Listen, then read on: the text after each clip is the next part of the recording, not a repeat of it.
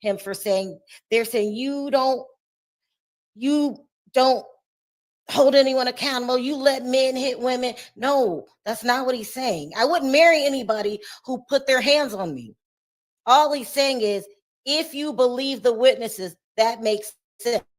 But these people have got together, got the same story. And so that's all he's saying. I hope y'all understand that, because he's really getting it, because he's not just going along with the other blogs, saying what you got to say to get an interview and stuff like that. Perry's just speaking his mind and being honest. People don't like that because it seems foreign.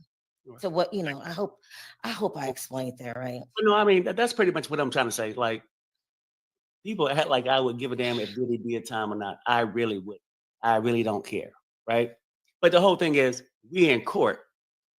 Say if we changed the name and it wasn't Diddy, it was just another person, John Smith. Then you don't have no personal attachment nowhere.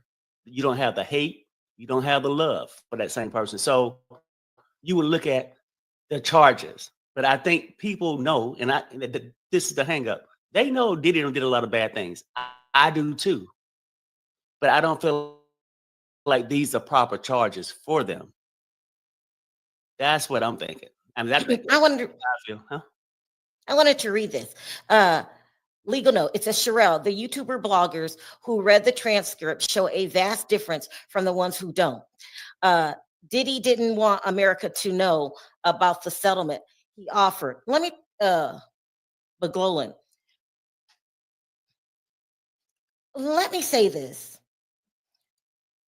Media is different now. It's totally different.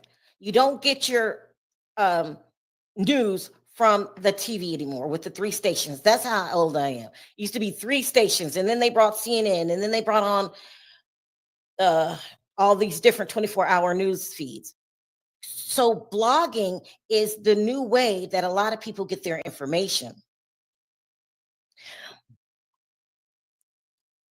And a lot of people blog for the numbers. They want as many numbers as they can get. And they'll lie. They will lie. They will twist. They will spin. I'm hoping you guys are aware of this. Like, I'm not telling you don't like your favorite blogger. I'm saying be very careful what they say. I've seen this happen. And then all of a sudden, with this new trial, we have a wave of people that came in and claiming that they knew Diddy, claiming that they know the story, and they start making hundreds of thousands of dollars from doing interviews. Those people have hooked up with bloggers that just want to get the numbers. I wish I could say names, but I don't want to be disrespectful because I don't give a damn about anybody but my channel. So also too, it crosses color lines. There are a lot of people that have entered the blogging atmosphere that are covering the Diddy case, but they don't understand the Black culture. And I hope that makes sense to you. So they're getting in and they're saying all this stuff and they're twisting things around and they're making good money and people are believing them. But all you can do is go with your gut, who you believe. And if it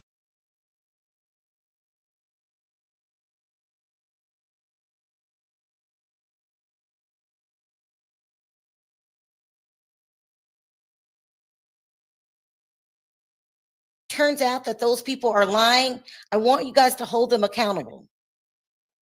Hold them accountable. Lying is unnecessary. Behind the scenes at the courthouse, the bloggers,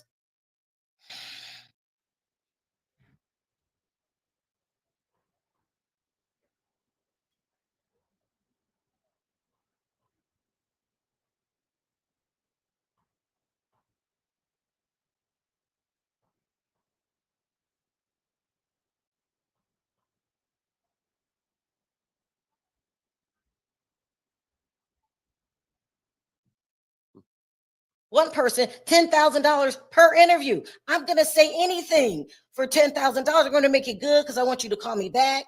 Right. And these people that you see over and over and over again claim they were there, claimed I knew this and that. I'm not listening to anybody that's not testifying. Period. If you knew so much, why didn't you do anything about it earlier? And two, how come you're not on the stand? Facts. And so that's the So we whole got to be thing. careful. I mean, because like, And I just don't want to get in it because I used to be the kind who will come out and say, oh, so and so is lying. The public's going to believe who they want to believe. So why put a spotlight on myself like that? Some people can know you're lying and still don't care. They love the action of it all. mm-hmm. So I'm just living my life according to my morals and worried about what's happening over here. But it's so many people you can call out. It's so sad because this is somebody's life and there are victims. Now, the guy this morning, I don't even remember his name, talking about he's seen Cassie put hands on Diddy. I'm not believing any of that until you're on the stand. Mm-hmm. So a whole bunch of people claim they were there, and a whole bunch of people, or not a whole bunch, a couple people being banned from the courtroom. Why are you banned? It's just a mess. I was gonna go. I said, ain't no damn way I'm going down there. And all that shit is going down between the bloggers, and people that say they knew the story, between the bloggers. A mess. It is. I don't need money that bad. And you have to think about the long-term effects on who you are as a person. If you lie, you might get away with it now, but lying always come to light. It always does. I never do it. I take a step back, and I'm not nobody's babysitter. You do what you want to do. And really, it's just a lot. It's just a lot. Yeah. Because I know a blogger, I was like, let's just stay out of it. And they were like, no, here we go. Okay, 1 minute ago. Here we go. Jury being brought in. Judge, all rise. Jane, you are still under oath. Comey, good morning. Good morning, Jane. Miss Comey said,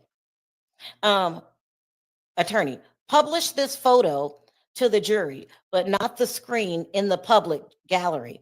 Who is this? She says, Sean's security. It's a lot going on, isn't it, Perry?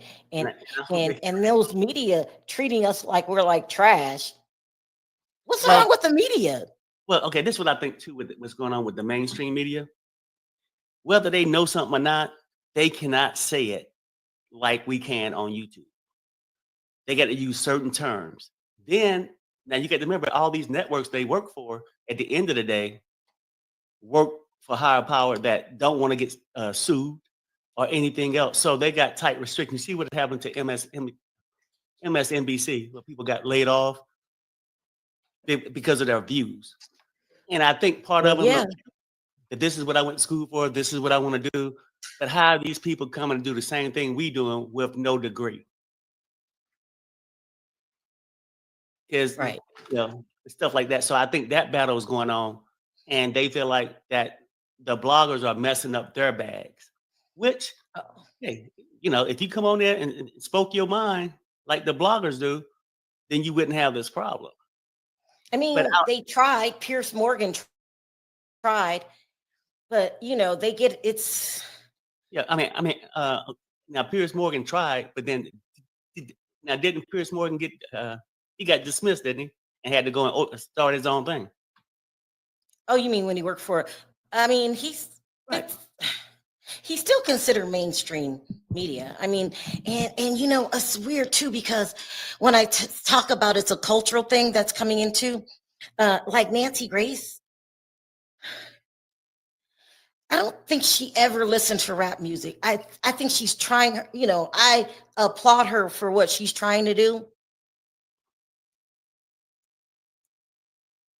But it's like me talking about a country western song, a star. I don't know anything about country western. Right.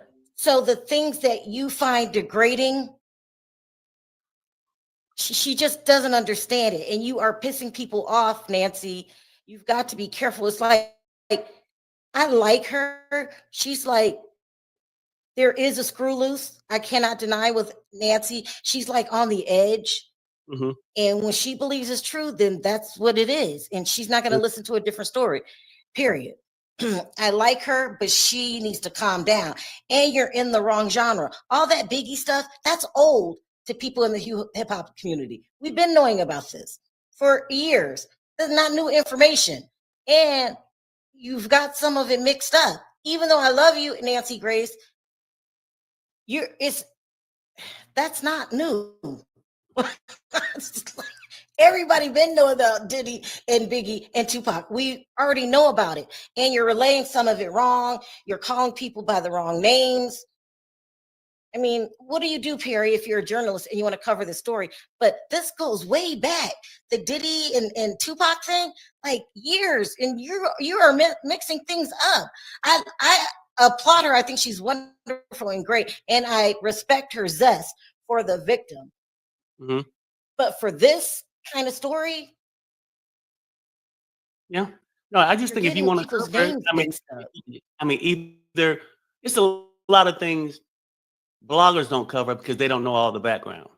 So either you can come in and just take what's on the surface right now, just talk about that. Don't try to act like you know what happened 10 years ago if you truly don't know what happened 10 That years was ago. 30 years ago. But no, I'm just saying just the time Yeah, frame. If you, I get it. so you sort of do that. But then also we get, Perry, you don't understand that because we basically getting a partial of the transcript. People just, um, tweeting things out that happen. I get it.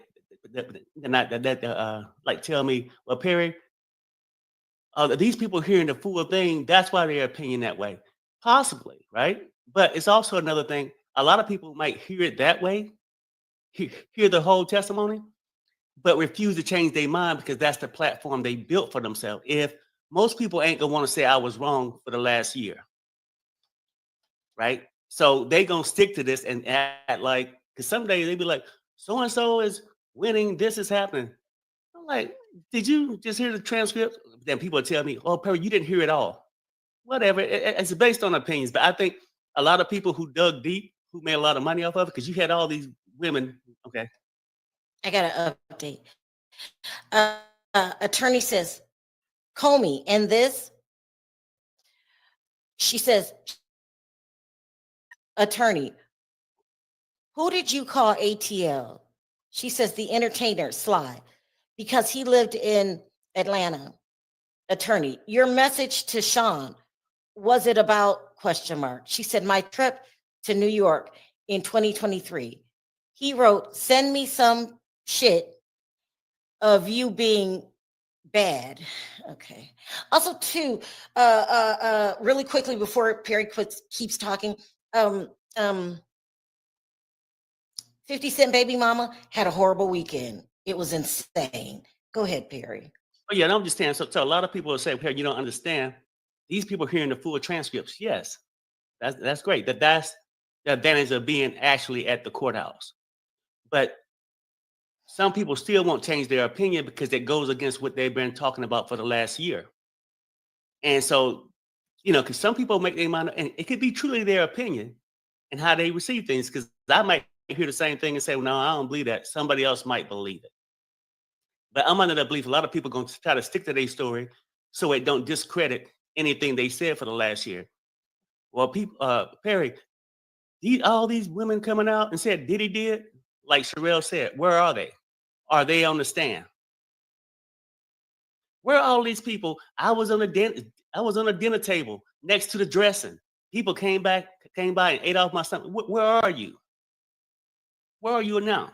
I mean, all these people had a story of something happening to them, and they ain't, well, at least the prosecution don't even feel like they're credible. Because I'm sure they desperate for help, in my opinion. They would have brung these people on, I think. But no signs of them. People made a lot of money off the wildness. Oh, it was a swimming pool full of baby oil. Now we seen baby oil, we ain't seen that damn much. Go ahead. Okay. I got an update. Jane says, then okay, so attorney says, and this, she says, John Deputy Butler. Jane says, the entertainer, they call him Sly because he lived in Atlanta.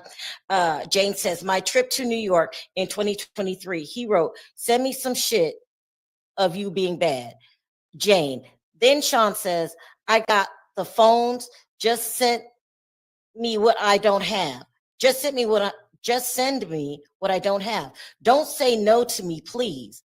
Attorney, what did you write? She said, I wrote, you are traveling with our phone.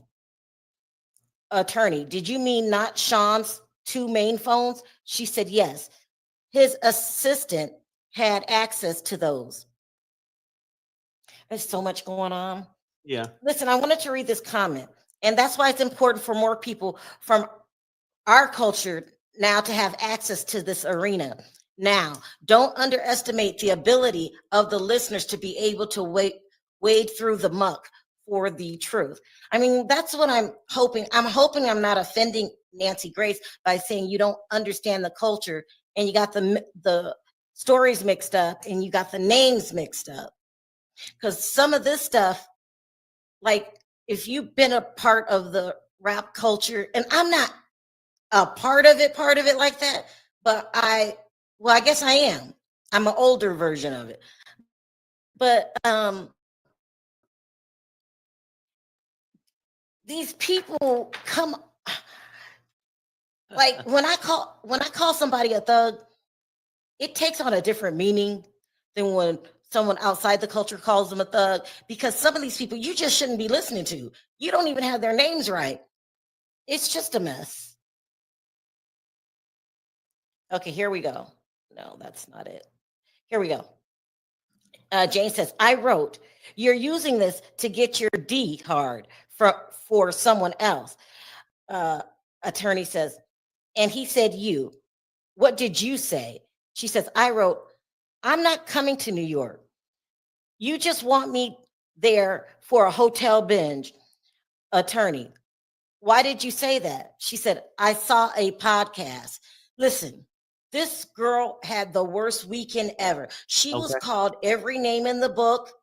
It's not a good look that you are with 50 Cent, you're his baby mama, and you are letting Diddy pay your mortgage. It makes no sense. She was belittled, called every name in the book, and pretty much tossed to the side by everybody. I don't think anybody came out in her defense.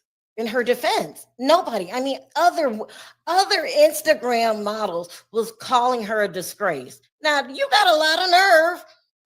And so here we go. Comey says, what about? She says, about Sean bragging about having X for 48 hours straight on a yacht trip to an island near Miami. Attorney, when did the podcast air? She said a month after Sean said he'd take me on that yacht trip. She's really coming across. People are calling her a gold digger, greedy. They were like, 50 Cent pays you handsomely. And I guess at one point, she got into it with 50 Cent about needing more money and stuff like that. But anyway, people are just dragging her for Phil. Perry, how do you feel about that? They are really seriously. I mean, like it's a lot of sympathizers in the chat. So I'm gonna say this. What else can we say about a person like that? Let's keep it real. If you change the name in the situation, you would say this person is loose, that this person jumped into this arena to make cash. This person jumped or doing these things to be a well-kept woman. You know, to benefit, exchanging her activities for stability. You know, I need, you know, most people say, hey, I got mortgage to pay, I got rent to pay. They typically get a job. Some people take this way because it still works. She's, you know, said she'd be on her in heels for 12 hours for the full shift or whatnot. I'm just saying what else can we say about this woman?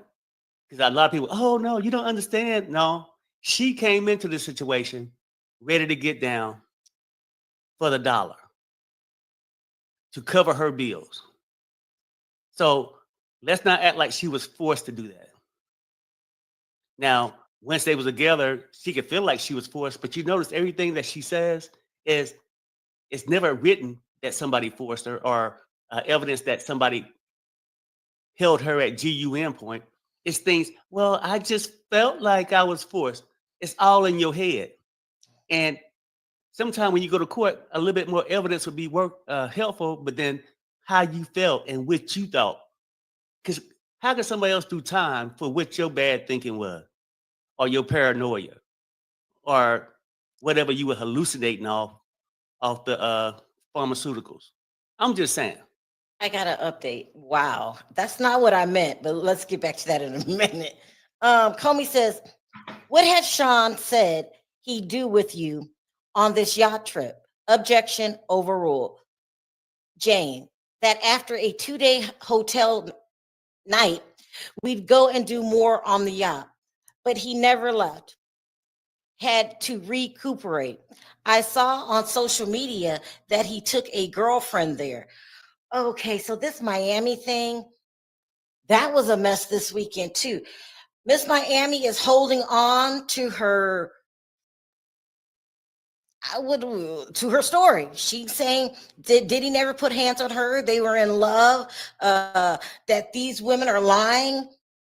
Um, she's just still saying that, and she called them liars. Yeah. What is going on? Do you think he never hit her? Well, you know what? I mean, I could say, I mean, haven't I'm gonna nobody pull. showed me no picture of it or seen anything like that. I can only take her for her word. But I think either got angry or something like that. I can't say. If she said it didn't happen, I guess I just go with that.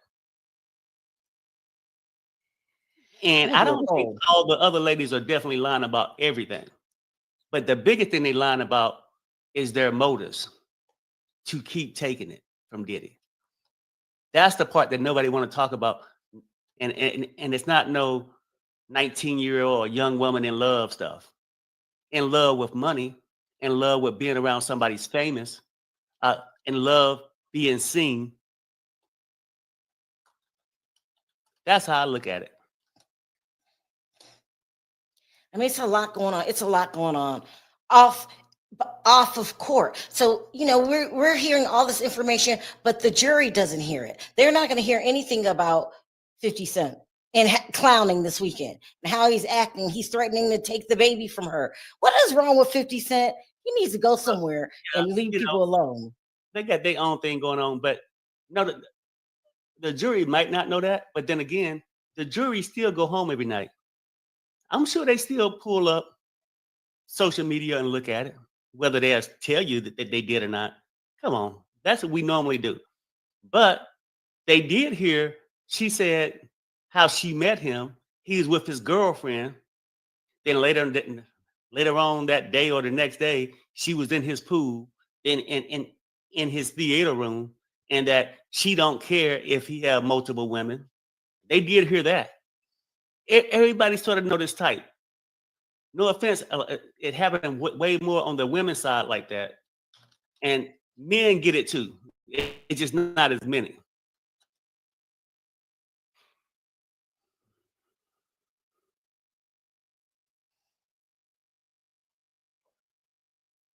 Because everybody in this chat know what that girl was doing. She was 304. Stop. Please No, stop. Stop. yeah. It's a lot going on. I don't think they're going to get the mistrial that they're looking I'm for. No, refreshing. this Renee is said not we got an happening. update. She said we got an update, but I'm checking. I haven't got mine yet. Oh, I haven't maybe got an update either was it 3 minutes ago? here. Oh, maybe it could have been the one 3 minutes ago, Sherelle. Or did you Okay. read that? I don't have one for 3 minutes ago. maybe Yeah. 4 minutes ago. Oh yeah, 4 minutes. What has Sean said he do with you on the yacht trip? Objection overruled. Jane, that after a 2 day, I already read this, after a two Okay. day hotel night, we'd go and do more on the yacht, but he never left, had to recuperate. I saw on social media he took his girlfriend there. That had to be Carisha. Also, too, oh my God, you guys, I should have wrote it down. I heard about another girlfriend. I should have wrote it down. There's another woman involved. Oh, geez. You know, when you get on the phone, you're talking to people,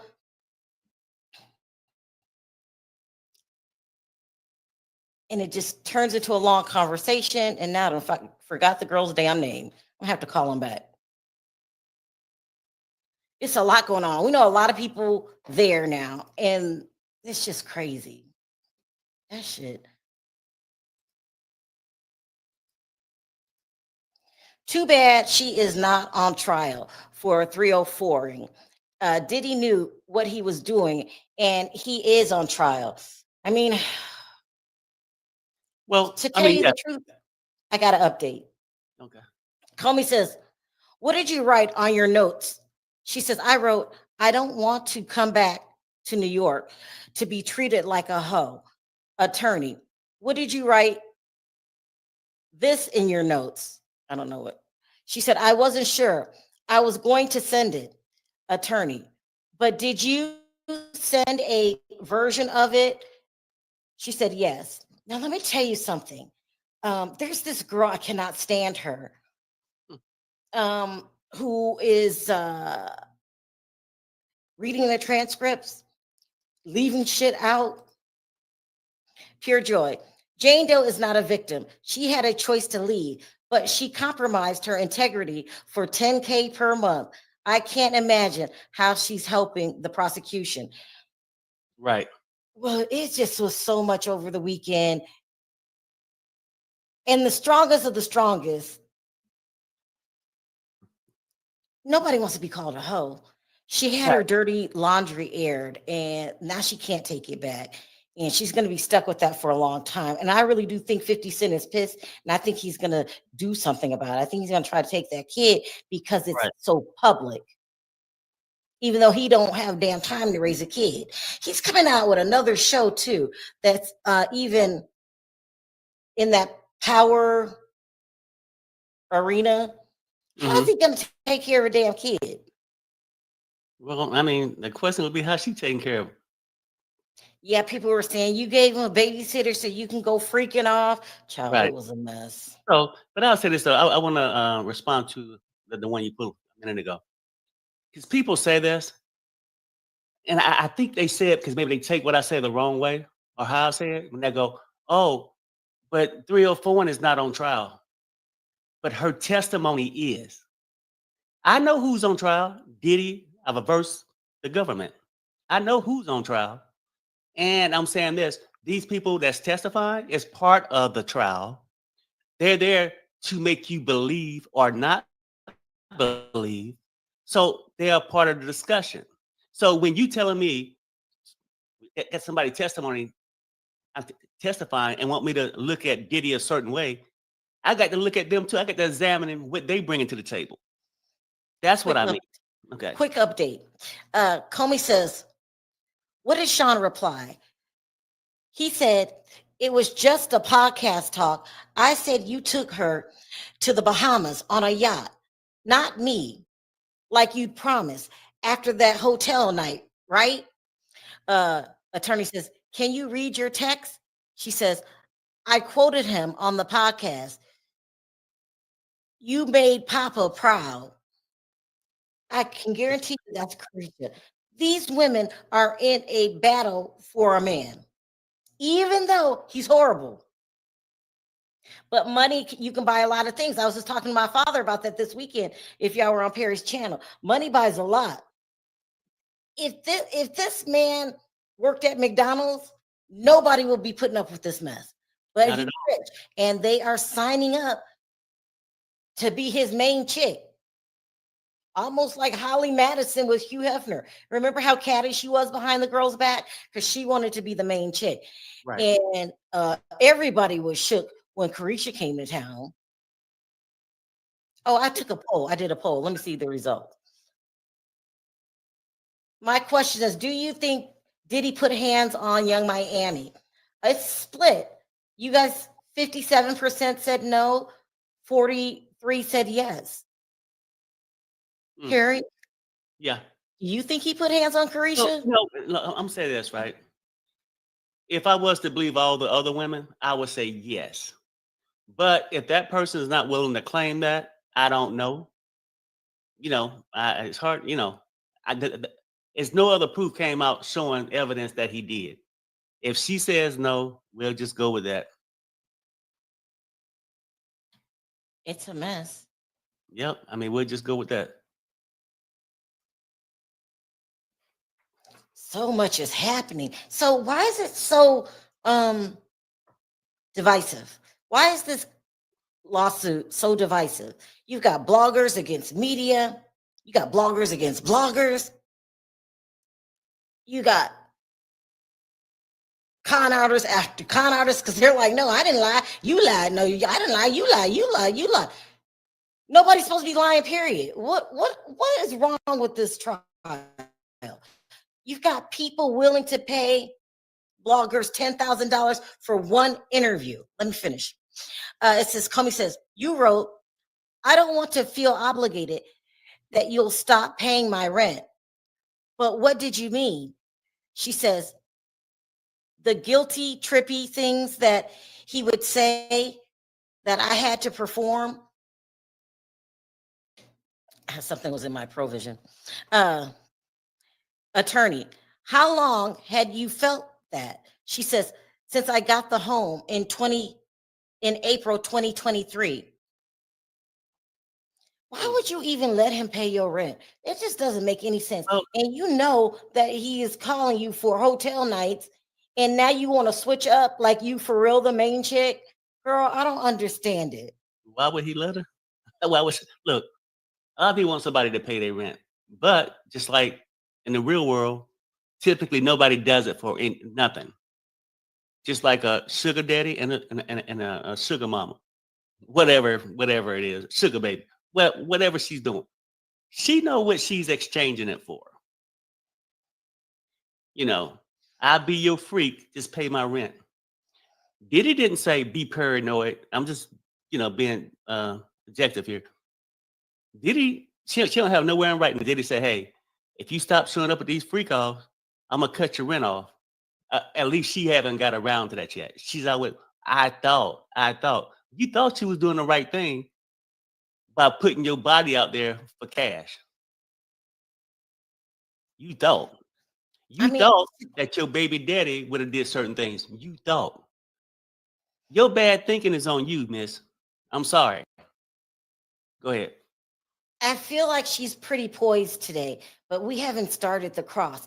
It's really weird because Diddy's paying her rent, right?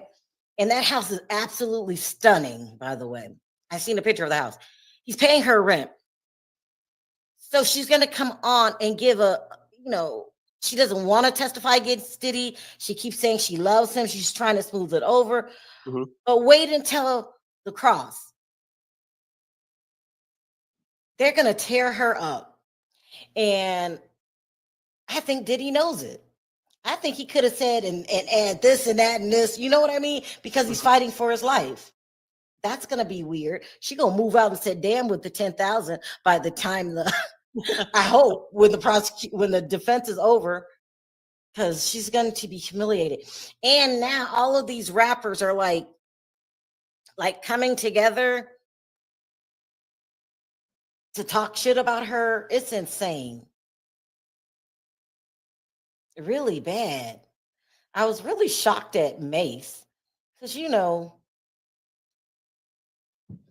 I mean, I still like Mace, but damn. Okay, so Sheila says this. They're not in a battle for the man. They are in the battle for the money. It's just that simple. And that's a fact. Just to be seen. Like billboard. They already think they're cute. They think they fine, and now the All world will right. see me So right now we're not listening as to Sherelle's Jane World, Doe, but as and Diddy's they're woman. talking about the The Diddy publicity case. that they get from it. Because to be honest with you, And I wouldn't have known about neither one of these what's women been going if on? they wasn't with Diddy. Let me I'm turn it just gonna down a keep it little real. bit. Having neither one of them. Well, But About here's Diddy's case, and so far they had the different witnesses on the stand, and this last witness is excuse me one moment. Goodness, my shirt all messed up.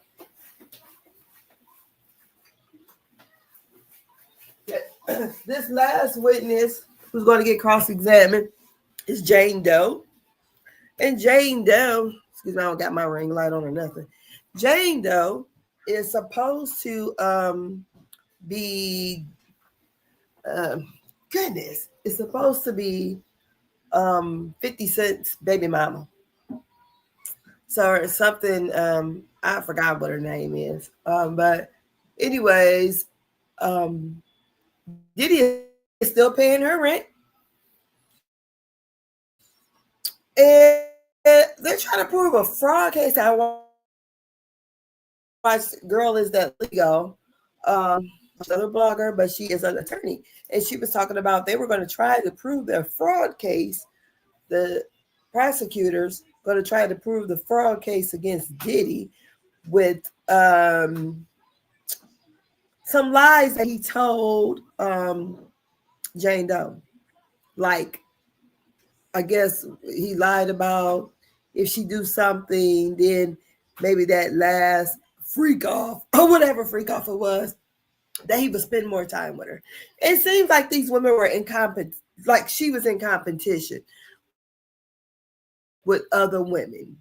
And her position in probably with Diddy was that she was just needed for that. They even brought up the City Girl up. She was upset that when he took the City Girl, you know who the City Girl is, the rapper, took her and her friends for like a vacation or something. I think for the City Girl's birthday. But then when for her birthday, Jane Doe, he only took her. He took her to an island and everything, but he had scheduled a freak off, and she was not happy about that. I think the relationship he had with the City Girl was a give and a take, where City Girl was doing things for him too, whereas buying him things. You know how when you're in a relationship, and this other relationship with Jane Doe, aka 50 Cent baby mama, it was basically a receiving relationship for her, other than the fact she had to do those sexual things. And some people were like, well, she's such a pretty woman. Why did this happen? Why? And somebody brought up in the comments, well, we didn't see pretty girls get trained in high school. So this is not nothing unusual. To me, for Diddy to still be paying her rent, and they're trying to say that the coercion was if she didn't continue to do the freak offs or whatever he wanted her to do, that she would stop getting the rent paid. Well, in that most relationships, if I'm done with you, you're not doing what I want you to do, and that's what we agreed upon, or because there was text messages or either audio where Diddy told her to move on. If you don't like it, move on. So you weren't forced to be in this relationship. You were being in this relationship because you wanted to be with him. But why you make yourself so cheap? Only $10,000 a month? Because they say 50 Cent pays her like $6,000 or $7,000 a month. They said I've heard tales that the City Girl was getting $250,000 a month. That was her stipend for being his girlfriend. So y'all tell me in this chat what y'all think about this trial so far. No, Diddy has, the myth of Diddy. Supposed to have been done all these things, but this witness here did not help the prosecutors. So she will be cross-examined today. I don't know. They should not have not lead with her, but for sex trafficking and all that stuff, and you want to pin fraud, I think it's a slippery slope. So when we can use fraud as something our man tell us, or dude we thought, that we were more into than they were into us, that we can have them go to jail, and because they're trying to put together this conspiracy thing. So it's interesting to see how it turn out. But the girl is that legal. She thought those jurors. She thought that would be a bit for the jurors to probably go along with that. I mean, because us everyday folks. I don't know. We see things. People are Team Diddy or Team Cassie or whatever. I try to look at a case as because I hate to see anybody to prison, especially falsely. So I like to look at it as effectively as I can, because what if that was me situation? So I wouldn't want to. Girl, I get fraud calls all day long because I run the business out my household. So, but I wouldn't want to be in that situation. I think if they had a chance to do an abuse case, they probably get him on prostitution. But it's I don't know, because this case is weird. That's why I was listening to Sherelle. I thought you guys might listen and like their commentary on it. Whereas Sherelle is really pretty much Team Cassie, and her husband, I don't believe he's Team anyone, but he don't believe everything that those ladies are coming up there and sitting and saying. Because they also had brought up the fact that the lady that was supposed to have been dangled over the balcony, that when the incident supposed to have happened, she was out of town. So like their dates are being mixed up. So I'm going to join back with Sherelle, and I'll pop on here in a bit to hear what she has to say. So oh my goodness.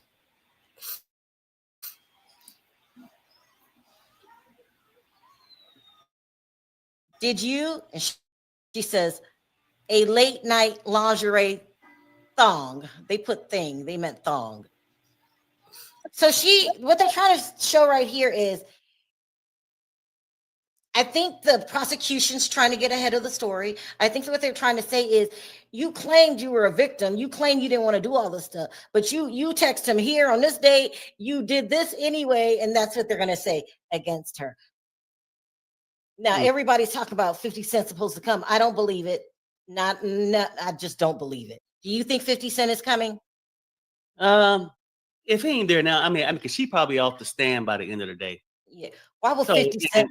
And I don't think 50 need to come. Well, I mean, he can come if he wants to, but I'm saying for his purposes, the transcripts are there. He just get the transcripts and know what went down. Attorney. I'm thinking about Dennis.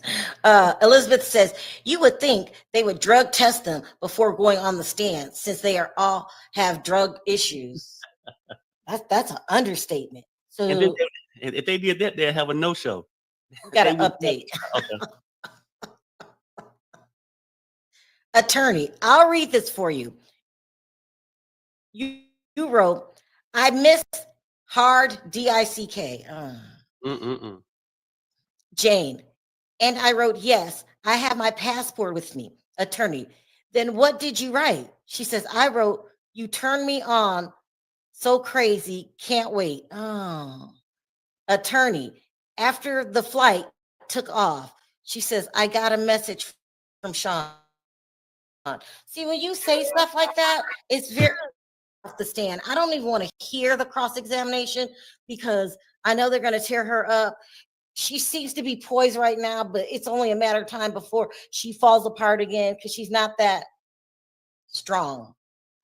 I need to hear the cross because it need to be made plain and clear to a lot of people that's gonna want to hold on.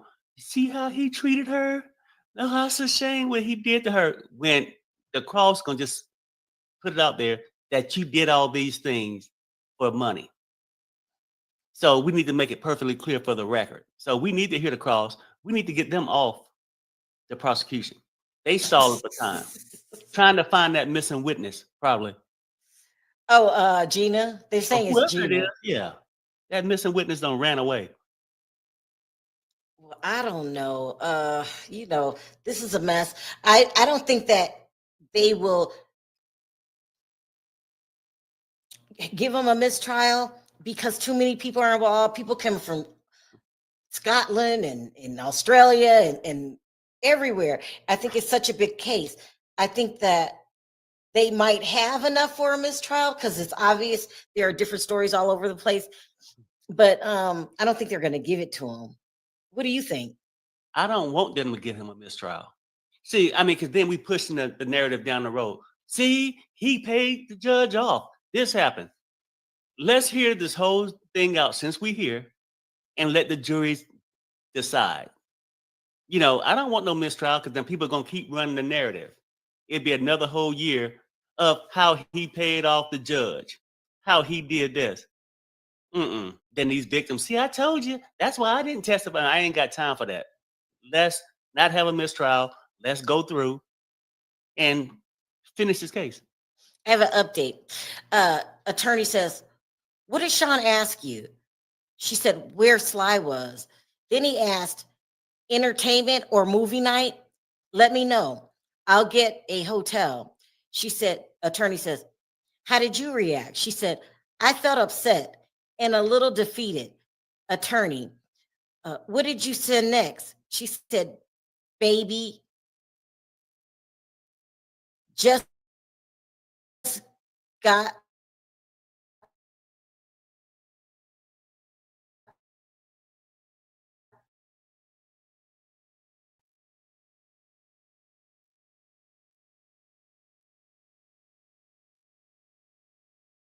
keeps contradicting herself. It's time for her to get off the stand.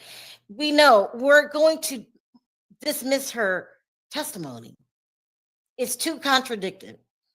Dorothy said, please stop putting words in Perry's mouth.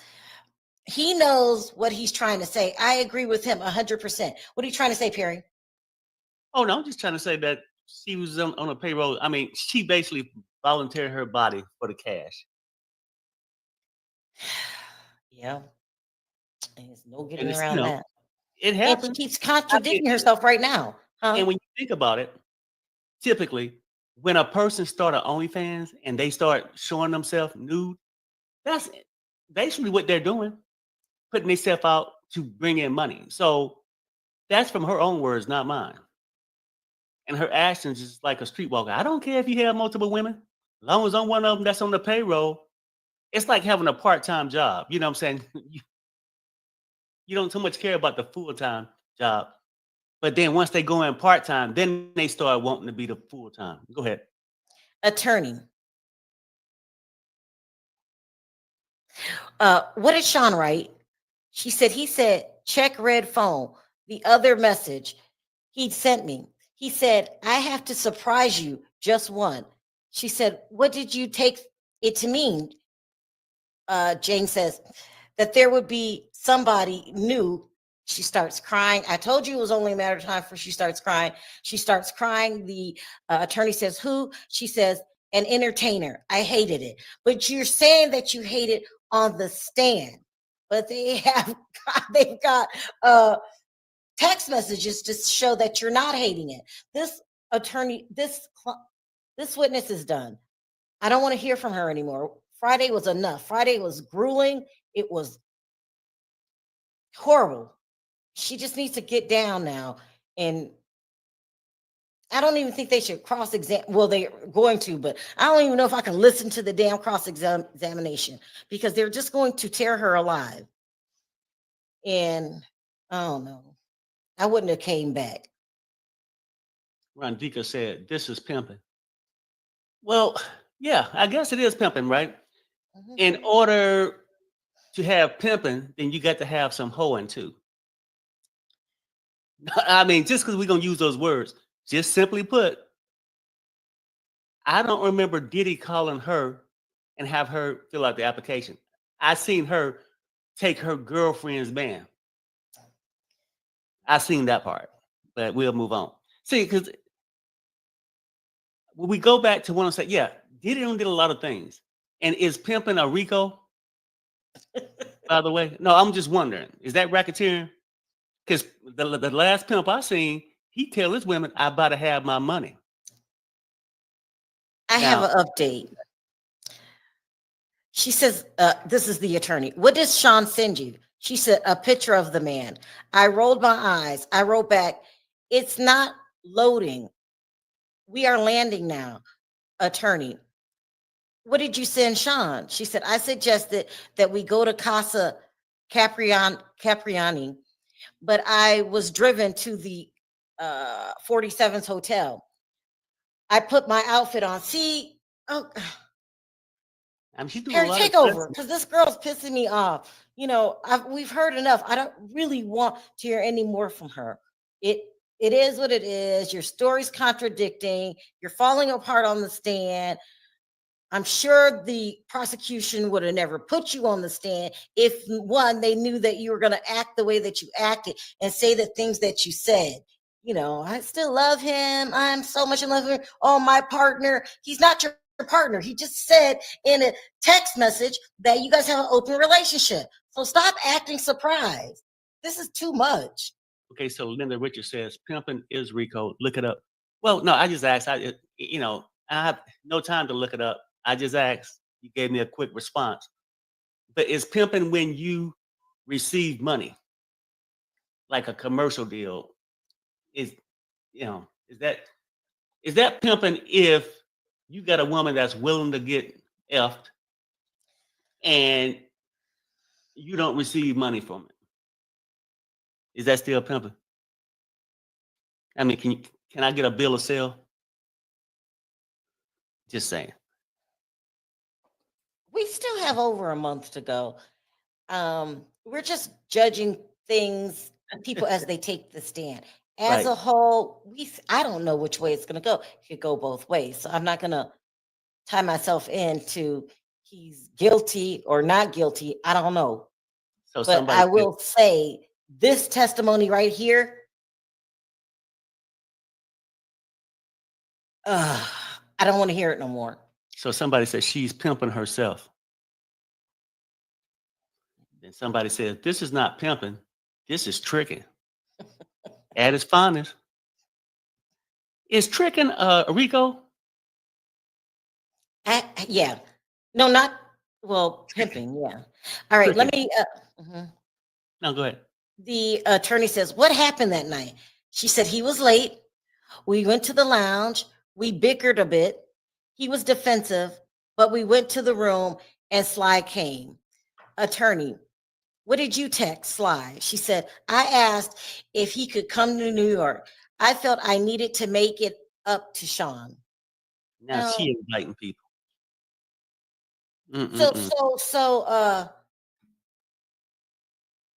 Somebody in the chat said that some people are reading the whole transcript and it comes off much different. Let me tell you something.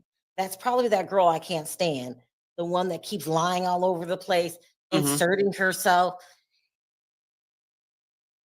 into African-American culture. You don't know what you're talking about.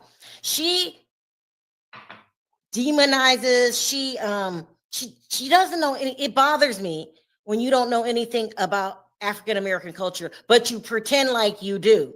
Just say, well, I'm not familiar with this, or I don't know how this works. I'm not Black.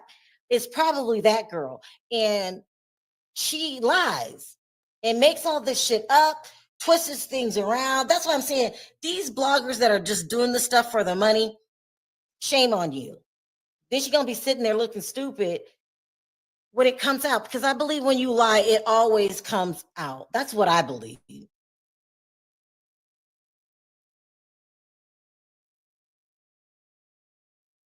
And also to Nancy Grace. What do you think about Nancy Grace?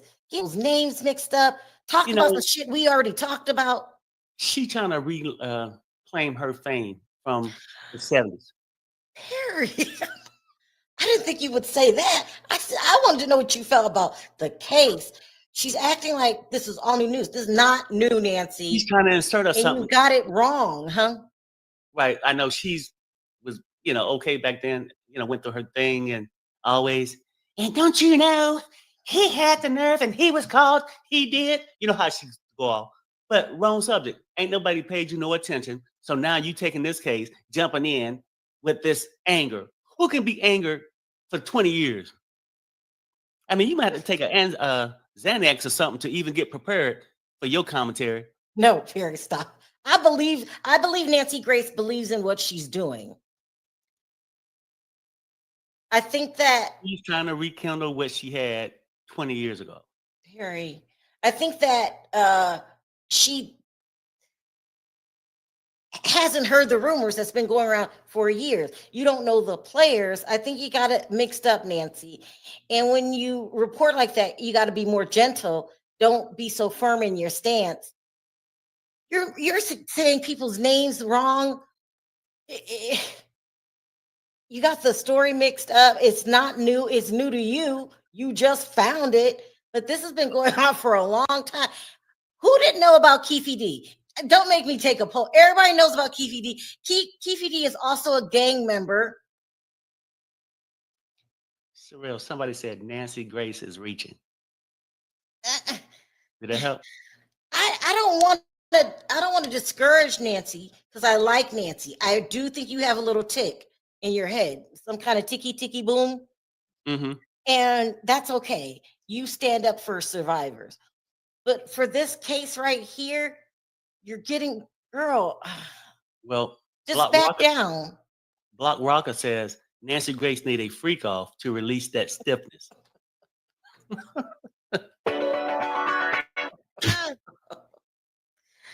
I don't know. She is seeing 50, Jason Derulo, Future. She's with Future too.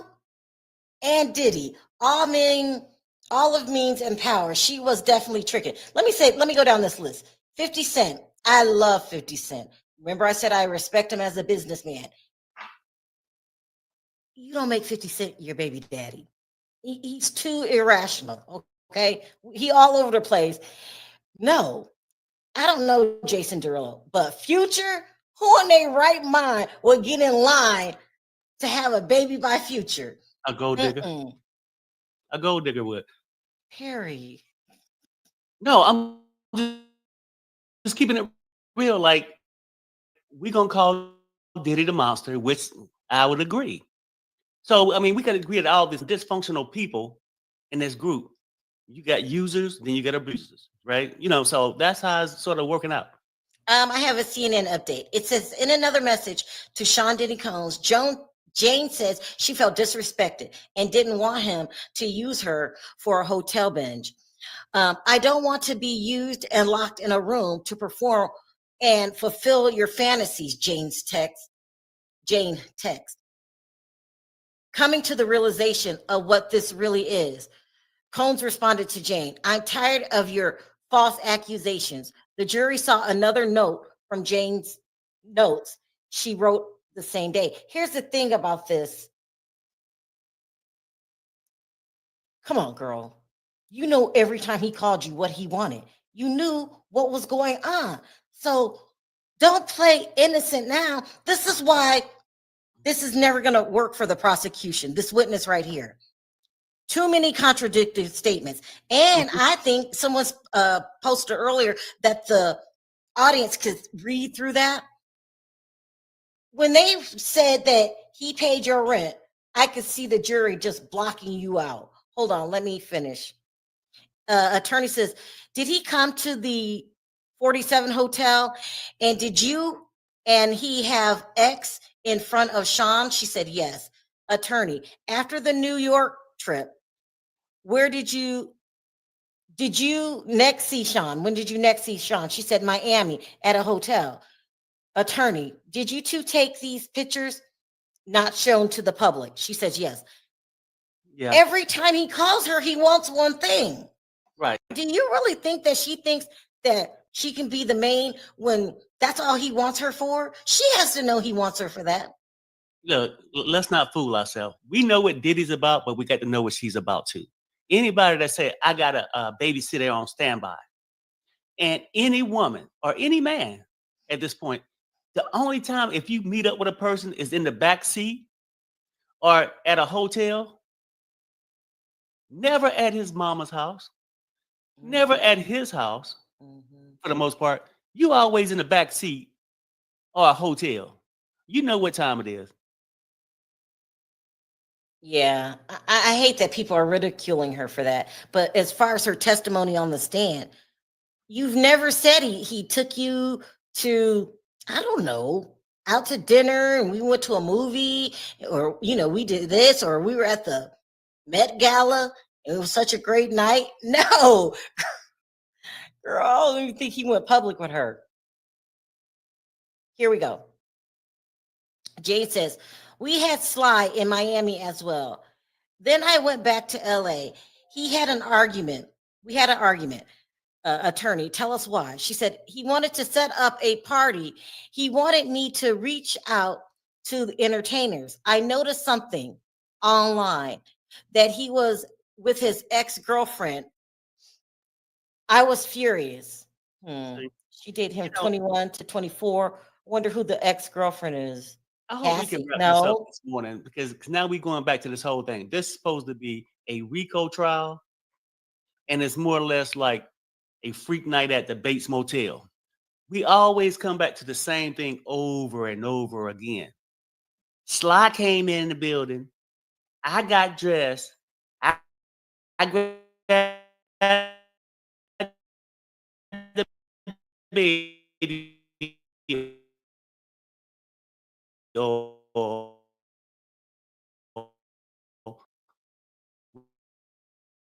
We did this West Coast, New York. And this is what we got to keep talking about from some addicts.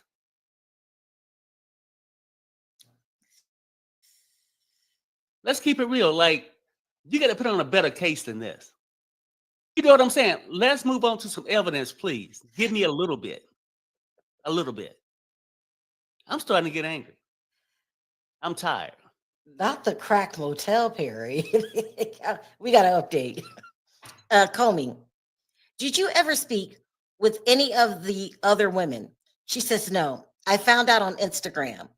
Attorney, these text messages, October 15th, 2023. Please read what you wrote. She said, I text, you got that girl next to you. Her, okay, I'm going to read it as it is. Her BS is already starting. Attorney, meaning, she says, drama.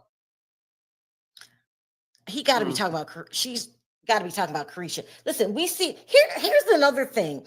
We've seen Diddy all over town with Carisha. I don't think before this trial, I even knew that she was with him in that kind of way. Did you? Who? You. Did I know if Young Miami was with Diddy? No, when he was with, when Diddy was with Carisha, they were all over town. Everybody knew they were a thing. Yeah, But I never knew about 50 Baby Mama. Right, because he only seen her in the back seat in the hotel. She's and just she would come in at midnight. Damn the trial. What do you think of yourself as a woman to let a man treat you like that? And people Girl, keep saying you was new just charges. a good night girl. I'm not sure in the chat. Somebody keeps saying new charges. I don't know what they're talking about. Where you see that? Oh, in the chat. They just keep saying new charges. They don't said it a couple times. Maybe they saying we need new charges. Oh, maybe. They're a little too late for now. I mean, they don't get it booked for this RICO. This latest CNN update says Jane is continuing to testify about a series of communications she had with Sean Diddy Combs before she visited him in New York in 2023. in which she says she felt disrespected and told him she didn't want him to use her for a hotel binge. Combs sent her a voice message telling her how sick he was and that nothing she was saying made sense. She testified. He didn't acknowledge her comment about feeling obligated to perform at hotel nights. She said hotel nights she previously testified were ex encounters that included a male entertainer. They then got a FaceTime call after that, and Combs calmed her down, and she said everything she wanted to hear. She testified. He promised they'd have a proper New York trip with dinners and shopping and didn't mention a hotel night, she said. Jane went to New York on September 17th, 2023, because she didn't think there'd be a hotel night to testify. She testified. Once she got on the plane, however, Combs sent her messages about arranging a hotel night. He doesn't have to tell you it's going to be a hotel night. That's the pattern. You knew it was going to be a hotel night. You know why he was paying your bills. You knew what your job was, the good time girl. So stop acting like you wasn't an escort. Girl, no, and not to knock escorts. It's a good paying job if you're in the right spot. Escort. It's a sugar daddy, sugar mama. Stop acting like he wasn't your sugar daddy. Mm-hmm. She was a sugar baby or whatever they call it. Anyway, something like that. Rondika says this. She said if the prosecutor weren't trying to protect the other celebrities, they may have a case. These women are being pimped. Good. Rondika, let me ask you this question. So now are you starting to see that he was overly charged with what they're presenting in court? Go ahead. You'll answer that right when we come back. Don't take it off. Jade says, I told Sean, introduce her to P. Comey says, who? She says, Paul, one of the entertainers. Then I wrote, I am not a porn star. These experiences are desensitizing X for me, attorney. And here on October 16th, 2023, the same fight. Please read these. So here's the thing. If you didn't want to do it anymore, you probably shouldn't have done it. And I think you did it because you knew your rent wouldn't get paid. And that's a sticky situation because it sounds like in the beginning, you guys were on the same page, you and Diddy, that it's an open relationship. I'm not really dating you like that, but I'll, put you up and pay your rent. That's just what it sounds like. And now all of a sudden you're saying, I don't want to do this. I don't want to do that. But you have to do it because you need your rent paid. You could have moved and settled for the $6,000 a month that 50 was giving you. That's good money in normal people's world. Here we go. Okay. Jane wrote, I don't want to be effed in these rooms. I felt there was more pressure on me than the others. There was an imbalance. I had to earn basic things for my romance, love and romance. He capable of it. He just looked at you one way. Go ahead, Perry. And not once that she's saying that he made her do these things. And then she's getting specific about, I am not this, I'm not this. How can you say you're not a pilot when you're sitting there flying a plane? I am not this and that, but let me go ahead and throw my heels on and go to that motel room. Stop it. Enough is enough. And then she don't even complain about the things. She just feel like the things not getting her promoted on the list. Other girls getting respect. I don't get enough. Think about it, Perry. I be getting it, huh? Try to put yourself in a woman's shoes. You think you're going to flip this guy and you're going to be his number one. And you see on TV how he's treating Carisha. I would be mad too. Well, no, I get it. But guys go through the same thing. You try to court a girl and you date and you taking out the nice meals and doing that, being respectful. But then she's still out humping with somebody else at night. Oh, hell no. Oh, you must be talking about Amber Rose. No, just kidding. Just kidding. There's a joke. No, I'm just saying. So, like, yeah, I get it. When you put it like any relationship, you can get rejected, especially when you go in with that. Like, I mean, sometimes you are what you are and what you present, and yeah, you might think it's money making, but that's as far as it may go. I I mean, mean, sometimes you don't want no gardener full time. she said, I wrote, it's been 3 years of me having to F strangers. He wrote, so we're breaking up? She said, attorney says, is that what you were proposing? She says, no. I wrote, I need a break spiritually. She started crying again. Attorney, what did you write next? She said, I wrote, X is scared of me. SEX is sacred to me, pardon me. She says it's sacred to her. When? Now she's telling Diddy that SEX is sacred to her and she's tired of sleeping with escorts and strange men. Well, that's why she has to get off the stand. How can it be sacred to you? And you've been doing this for some time now, years. What is she talking about? What is she smoking? Is she just upset because she realizes Basically saying that she was ready to retire from the business. Here, I'll be back. Keep your eye on the. You are a mess.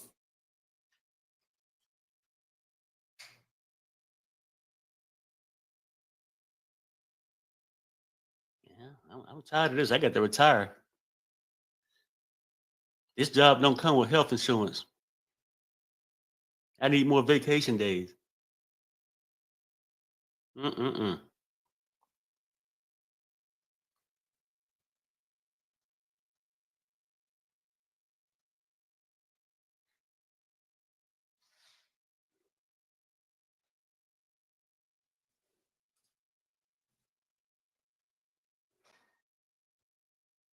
Well, anyway, people, that's where we at today. Oh, and Radhika, like, did you ever answer my question about that? Are you starting to come around to start to realize they don't have the evidence that for these charges that they should have charged them with something else? Because basically at this time, I know Diddy done bad things. That's all I'm saying. They overcharge him, and then they bring the crackheads on the stand. That's not helping. Now the trial ain't over yet, but so far I'm only judging it up to.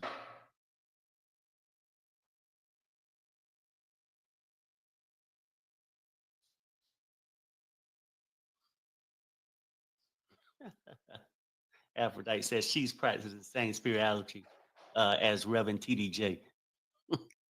Yeah. Mm-mm-mm. So anyway, let me check this, make sure. 'Cause my wife gonna get on my ass if I don't get this update.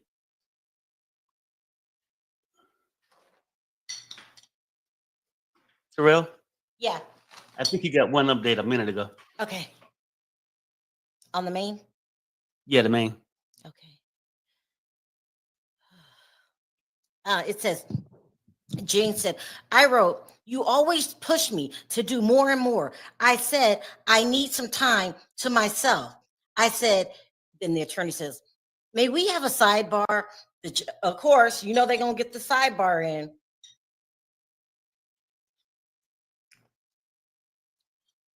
So you're the jury. You don't know that she dates 50 Cent.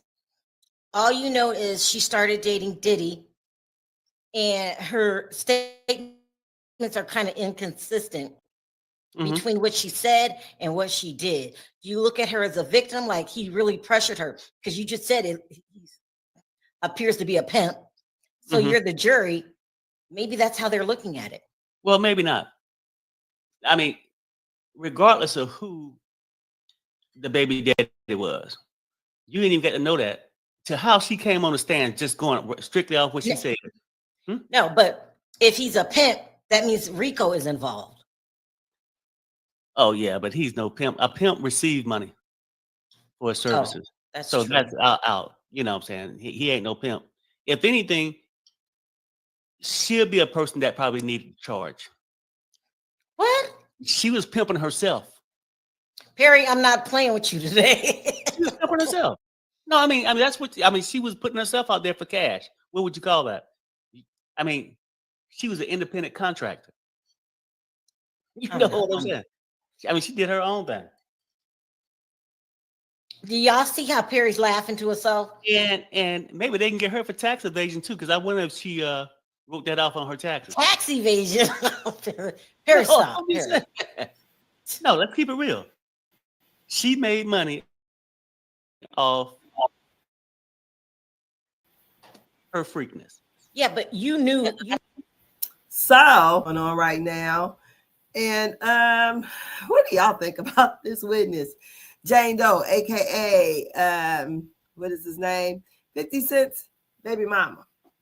Evidently, he was engaged to her at one time.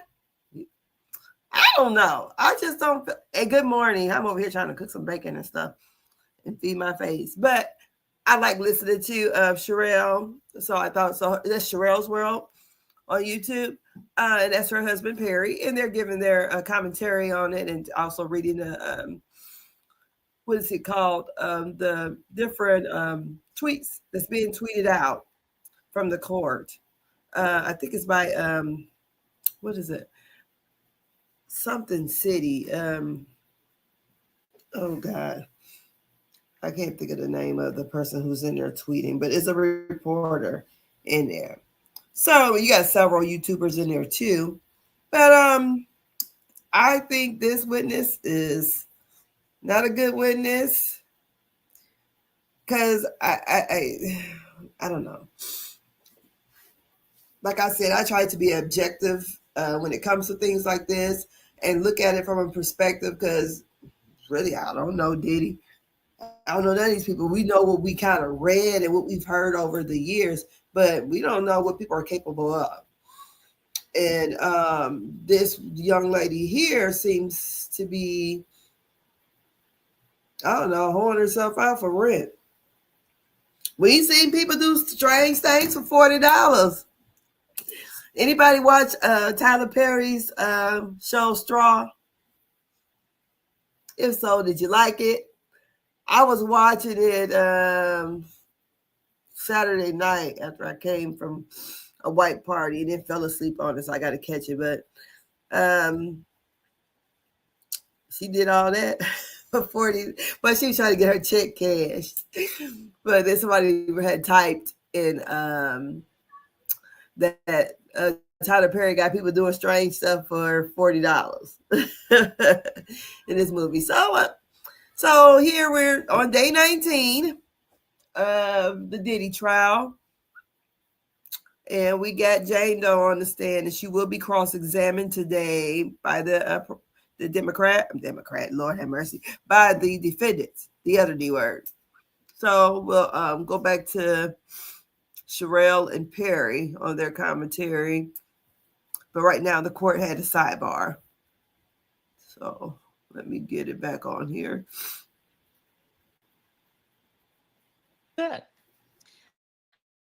mean, listen, she needs to get off the stand, especially if she starts crying again and all of that, because it just comes across.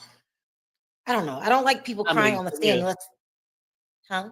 This is how the jury see it. Now, people think when she cried that they're going to give her sympathy, but this is how the jury, when she starts sobbing. Karen alert. Karen alert.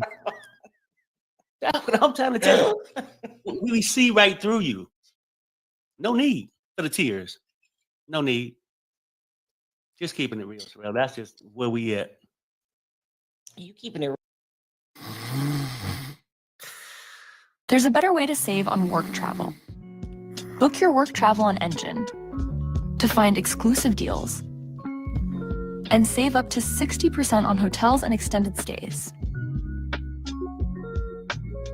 Wherever your work takes you, save big on work travel.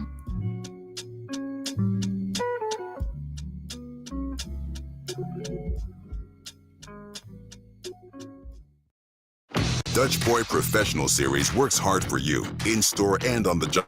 job site with top quality durable paints, knowledgeable field reps, and exclusive Prostitution or pimping, you can almost call it pimping, but you were right, is that nobody paid Diddy, he paid them. Right. So with that being said, I think they're just trying to show And then half the hookups, she requested it. She invited them because she wanted to make Diddy happy. See, people can make up all kind of shit with why they thought in their own mind. But you can't penalize nobody like Diddy. Let's keep it real. He's a monster. But if she got stupid thoughts in her mind, why should Diddy get penalized for it? Just saying. That's what I think. why don't you text your friend and see if he'll come up? Well, no, he's busy. Well, he's in trial in court. But Did he get inside today? Oh yeah, he always Oh, he get did? inside. He always get inside. Yeah, Oh, he's always inside? I didn't know. but then he'll come out to do his filming and stuff. Mm-hmm. Yeah. You should get in contact with him when you can and just ask him to come on later or something. Okay. Yeah, we had to catch him later in the day.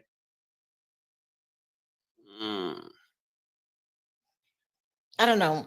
I just don't think this is good testimony, but I'm trying to cover all aspects as if I was a juror. I mean, They really. don't know.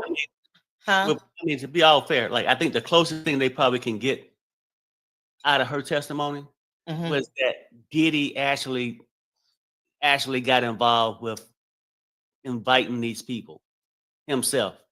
You know what I'm saying? Right. Requesting them and perhaps maybe paying for their plane tickets and stuff like that. But that part they ain't proved yet. Because to me, if we ain't gonna knock her, You don't even see the prostitution across state lines? Come on, Perry. You don't see that? Well, no, I see that, but who would get the charge for it? He did. I mean, okay. Diddy. She was the one inviting them to, and she's the one actually got filled in with that service. I ain't seen no proof. Diddy have an SEX with them? Oh, you know You what, understand Perry? what I'm trying to say? Well, yeah. Okay. I didn't think about that. Yeah. He was just a cameraman. No, you know what I'm saying? Mm-hmm. Yeah, I don't know. I didn't think about that. So you don't have Diddy paying them. And then somebody says escort isn't illegal, but across state line, I said, I don't know. I don't know. You're not all these things. allowed across state lines. But yeah, okay. But basically, what I'm trying to say this though, right? Even with that, if they charge him, wouldn't they have to charge her for doing the same thing? Well, but she took immunity. Oh, yeah, she has an immunity agreement. Okay, well, but then you ask yourself as a juror, why are they letting all these people go on all these crimes if they want to solve crime? I don't even know if the jury, you have to ask somebody inside the courtroom if the jurors know that they have immunity. I'm not sure that they know that.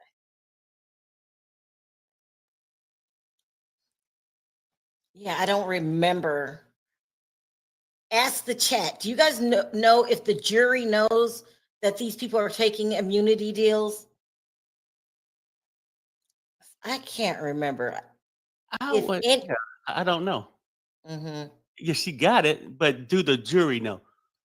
Like, I mean, wouldn't maybe because she ain't got a cross yet. Maybe they'll bring it out. I don't know. I don't know how this works. Somebody says yes.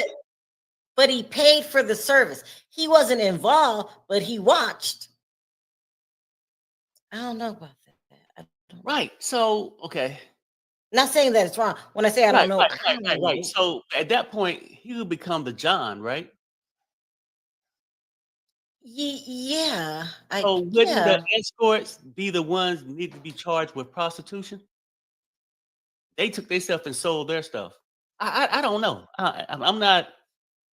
I've been married for so long and never got down to that prostitution business.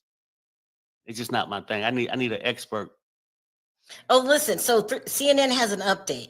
It said later messages from the same October 2023 conversation. Jane wrote, "Our experiences are desensitizing SEX for me. and that she didn't want to be mistreated according to testimony in court. She says, I don't feel like performing loveless, cold sex, she wrote. Jane was frustrated because she felt like Combs treated her differently than he treated others. She testified, I had to earn things from my relationship, like love and respect and romance, but I felt like he was giving it to everyone else. She says, I'm not a porn star. I'm not an animal. I need a break. I don't want to do anything. I've hit a wall, she wrote in the text messages. She testified that the request for a break referred to not wanting to give my body to anyone else at all. Then it says in parentheses, I'll only make love to you.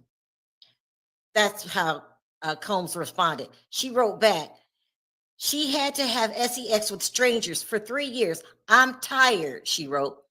So we're breaking up, Combs wrote. She said, Jane testified that she had not suggested that they break up in any of her messages in that conversation, but had only told him she wanted to stop participating in hotel nights, actual encounters that included a male entertainer. Girl, you can't stop now. From day one, he did. Y'all went on a couple dates, about 2 or 3 days before he started introducing you to the hotel nights, and you were all for it. Now here you are 3 years later because you see Carisha on TV talking about you don't want to do it no more. I wonder if a jury is sympathetic to that, because you're bringing in your jealousy or frustration with the other woman. I even wonder if the jury knows who the other woman is. We're figuring this out just by their testimony. The jury can't be that dumb. Yeah. Well, do they know it's Carisha? Not that it made a difference, but no. I mean, maybe they don't. Only thing they need to know, it was another woman. So look what somebody wrote. Don't say anything. Just look where it says, please go get y'all. You see what it says? Yeah. I can't. No, Michelle. I don't know what's going on, but no. I don't know what's going on. So Judge Wood says this. Government wrong. The word coercion, that's the case. Every man has coercion their woman before. Yeah, I mean, Mary, what was Michelle talking about? Is there anything going down outside? Oh, I don't know. No. I mean, because once we go live, I don't have time to go and check it. I just check it at lunch. I check it in the morning and then at lunch to see what's happening outside the courtroom. This is a messy case. It's a messy case. And what I'm concerned about and why everybody's getting mad at me, because they said, don't you see, is I'm not ready to make a decision. So much crazy stuff going on. It's just unbelievable. Just unbelievable.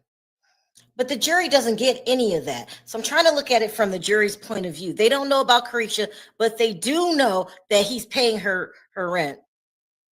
Right. And they seen the girl. She stated herself that how she met him, he was with her girlfriend. I mean, he's with his girlfriend. And she basically took him away from her girlfriend. So people see that. People see that she's volunteering, putting on the heels.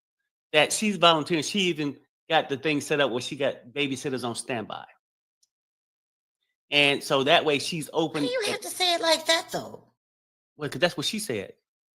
She said she had him on. She Y'all had him on. Listen, I don't want people disrespecting She had him on deck. She let you know her program is that great. Hey, let's take some comments because open 24/7. I can meet any man's needs because I got babysitters on deck. I don't know why she said that. I don't know why she said that. She shouldn't have said that. Well, I mean, she's just being honest, I think. Let's just try to be neutral and see and look at it how the jury will look at it. Are they going to feel sympathetic? I'm saying that's the eyes I'm trying to look at it as. If I'm Mhm. sitting here, basically, I'm sitting here, they hearing more details than I am. So I'm trying to be that juror, just saying, how would I maybe look at it? But you can have other people, like you might see it a different way, but I see you starting to come around. Well, no, I'm not going to say that it's good testimony and it's not good testimony. All right.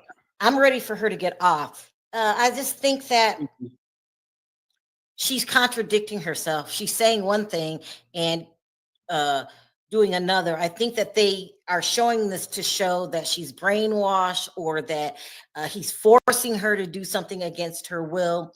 I think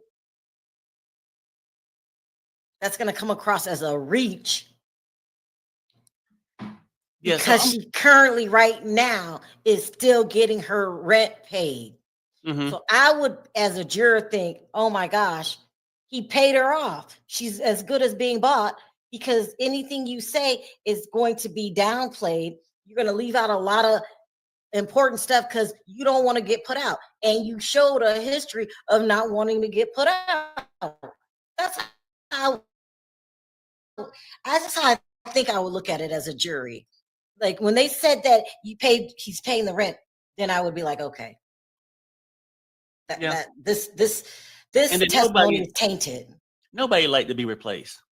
You know, being a side chick is a business.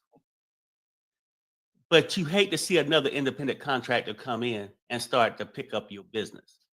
And that's why she's so angry. Rent's paid today, but if he stayed with this young thing in Miami, boy, he might decide to cut my payments off.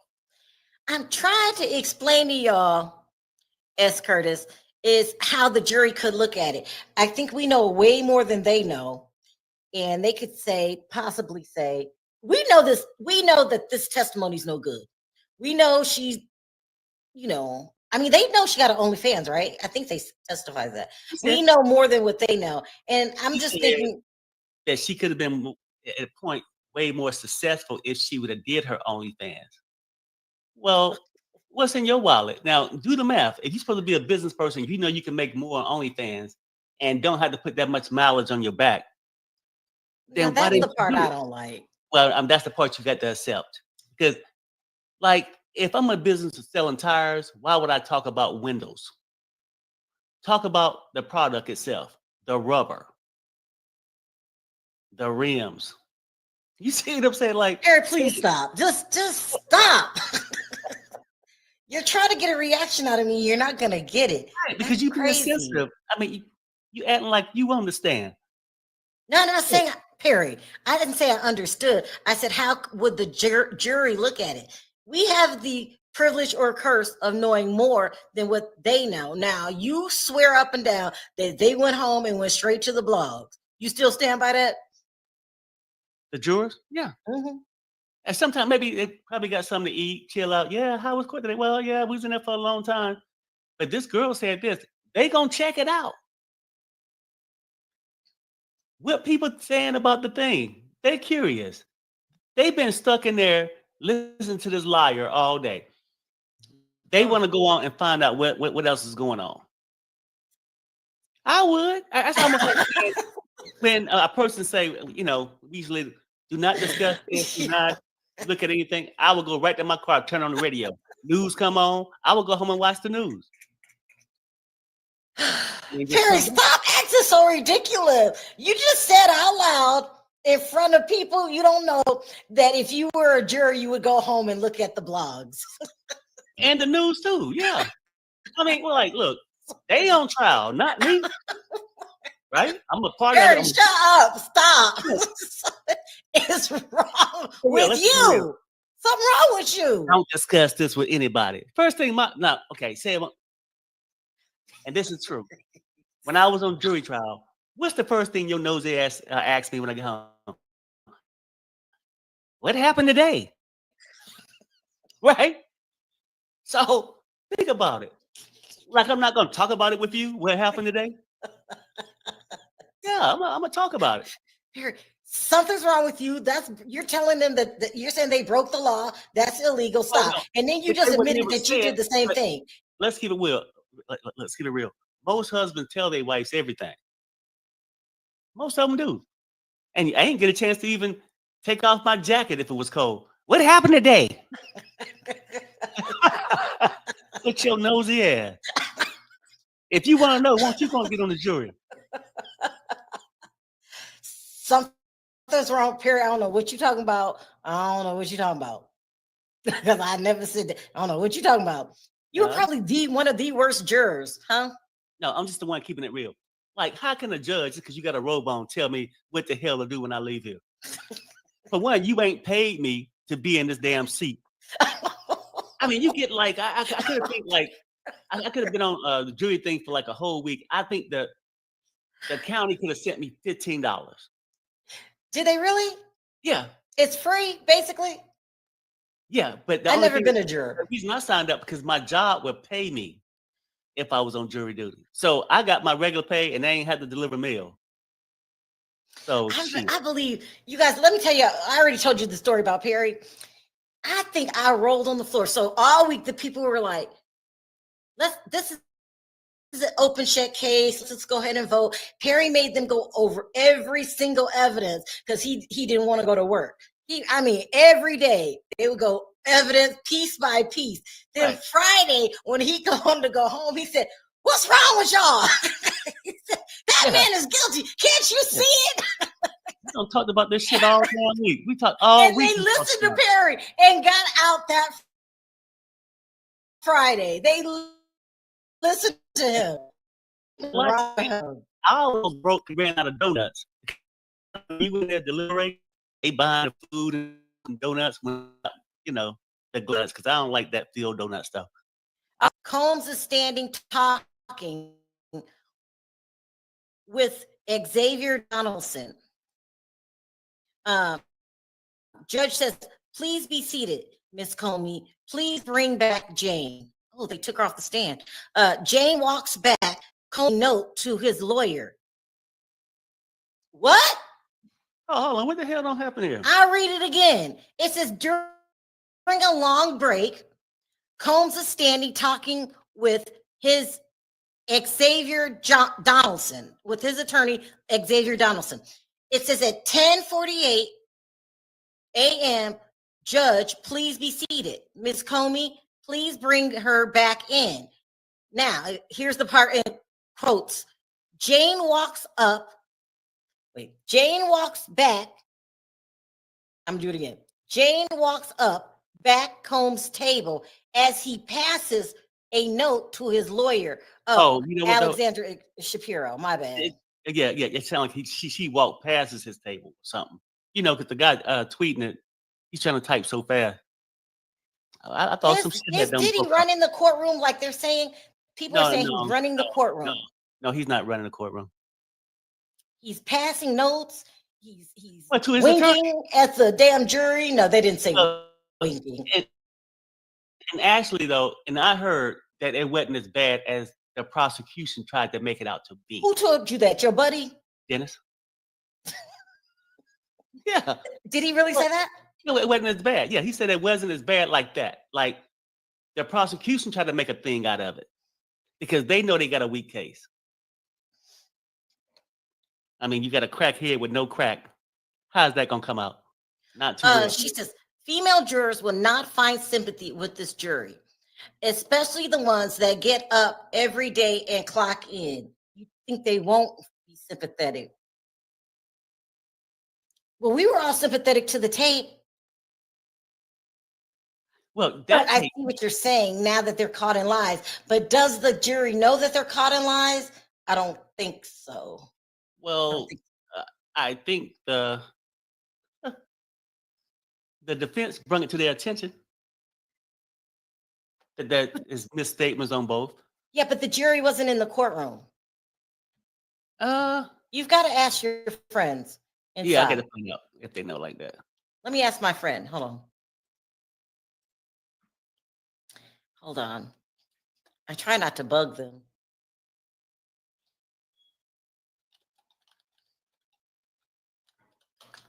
Yeah, this is a trip, though. But you see, the prosecution's just wasting time, just trying to keep her up there. Let's move on. Where is all the evidence that I know is not over yet? It's not over. Oh, my buddy. I see my buddy. My buddy.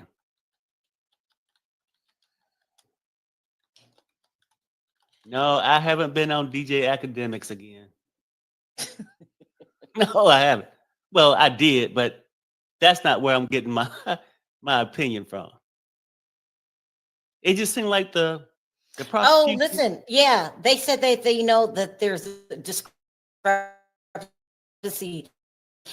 in their testimony between Cassie and Mia, so they know that I'm going on. Okay, here we go.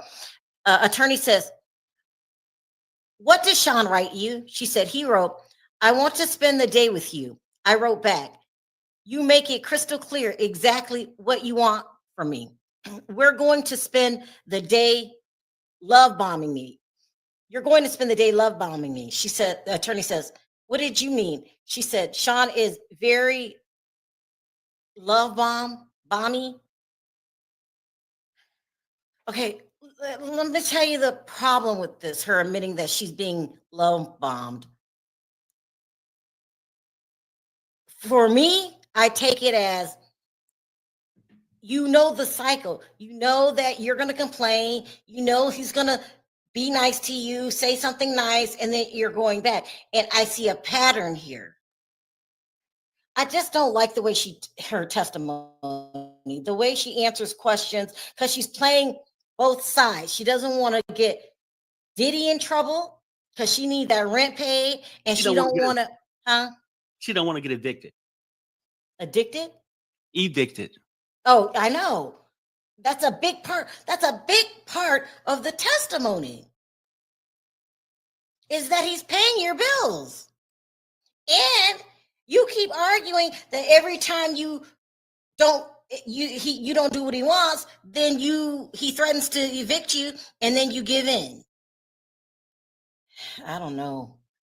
Did you get this last one a minute ago or no? Maybe you did. Yeah, I don't see none. I don't know. It's very contradicting, and I don't know. Did you get this last update a minute ago, honey?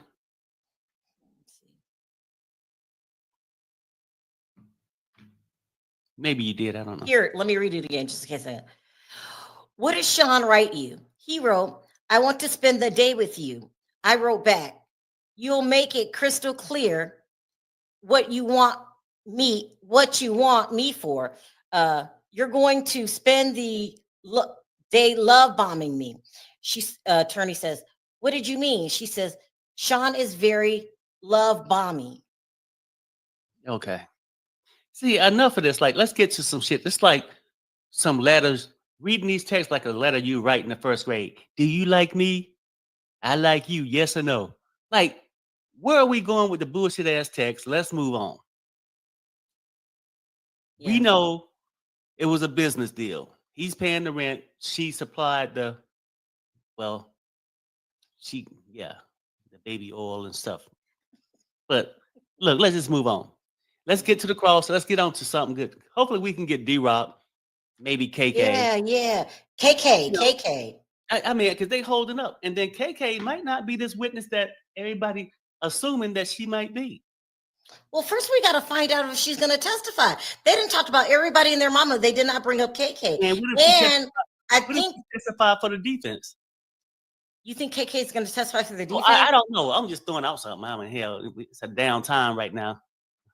I'm just throwing out spec. I don't know. I'm just saying, what if? What if?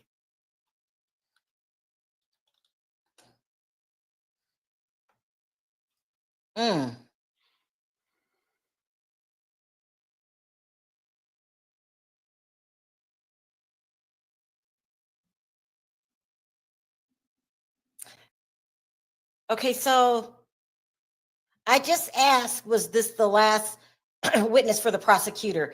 And I got a big no. Wayne says the update, honey. Oh, here we go. Jane, I said, "I'm not just an animal people can F on." He said, "You're crazy." Attorney, how often did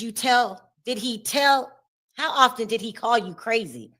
She said, often. I said, you want to have me suck some D so you can jet off with Gina. She just said it. Yeah. I said, I'm drained. He said, I'll leave you alone. So she broke up with Diddy because she's seen it with Gina and not Carisha. So it wasn't the BJs, it was Gina that she was really mad about. Yeah, that's how it comes across. Yeah. Ask the chat. Ask the chat. If you were the jury, how would you take all of this information? You don't know about 50 Cent. That's about it. They know a lot, though. They know about him paying the rent. They know about the hotel nights. Does it come across pimpish? Pimping is a RICO. Must money be exchanged to be a pimp? Let me hold on. Let me see if I can look that So up. somebody says KK might be Mia, just like Gina.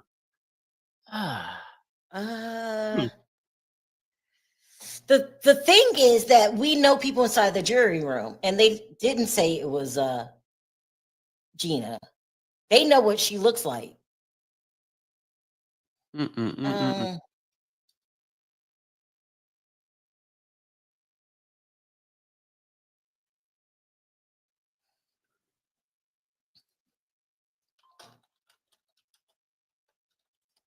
Yeah, it just sounded like a little jealousy. Like, down with the program.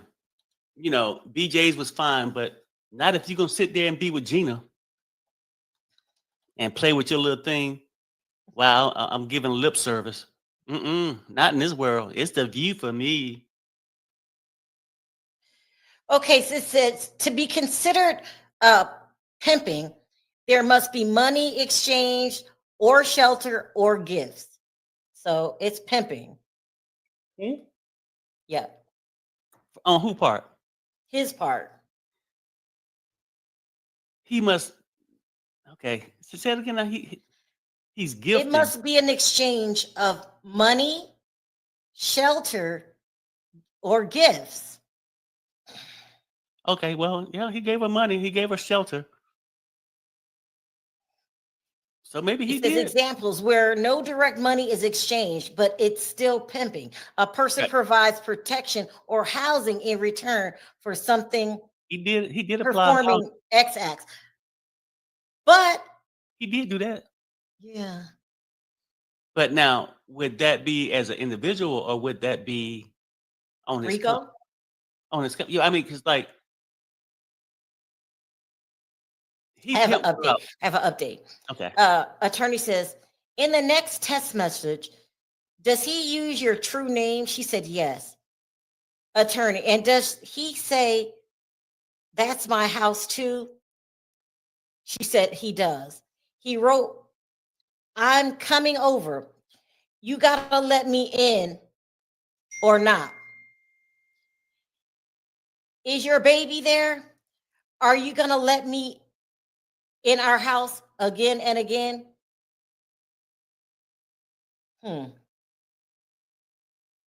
Yes. Well, that's pimping, Perry.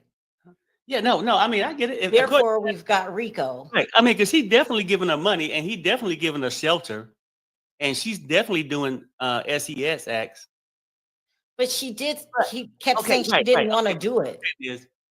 But I think he got to go back to the company, to the enterprise. Where are they doing it? Is it just Diddy himself pimping out this chick? I don't know. This is why this case is so tricky. Is he pimping her out? Somebody said forced labor. Is that? Well, but she's saying, I don't know. Yeah, I'm gonna go with this is Rico. Right now, I'm gonna go with it's Rico. Okay, well, I mean, Callie says no. He has to get the money, not give. Because he's definitely paying for the shelter. That's true too. So he's paying for the shelter. Well, yeah. And he's paying for the baby oil. He's paying for her flights, paying for her dinners. And nobody gave him any money or Mm-mm. shelter in exchange. And yeah, and it sounds like she rarely even give him any sex to him personally. I don't know. Jane did get played by 2 women. Girl, you should have ran. Well, what do you guys think? We got a Rico here? What's up, guys? Can she be pimping him?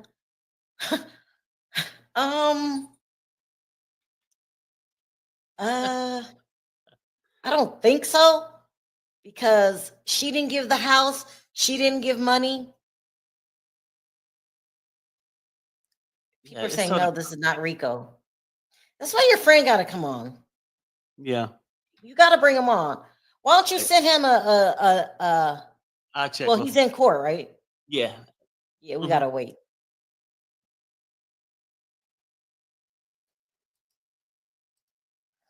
Imagine how many good men she friend zoned just to be a 304. Women never learn. Okay, I agree. S trafficking and drug charges because they're all high all the time. They're high all the time.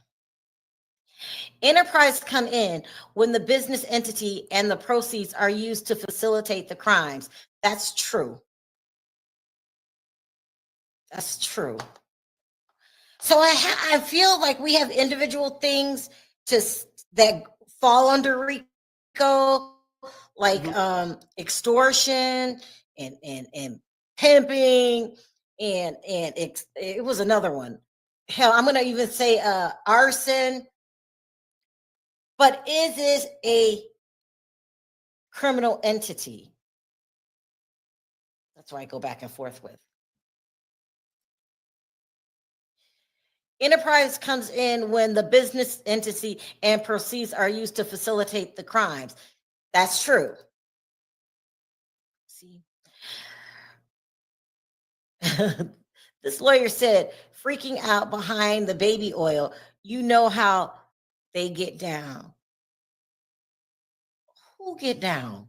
Them or they?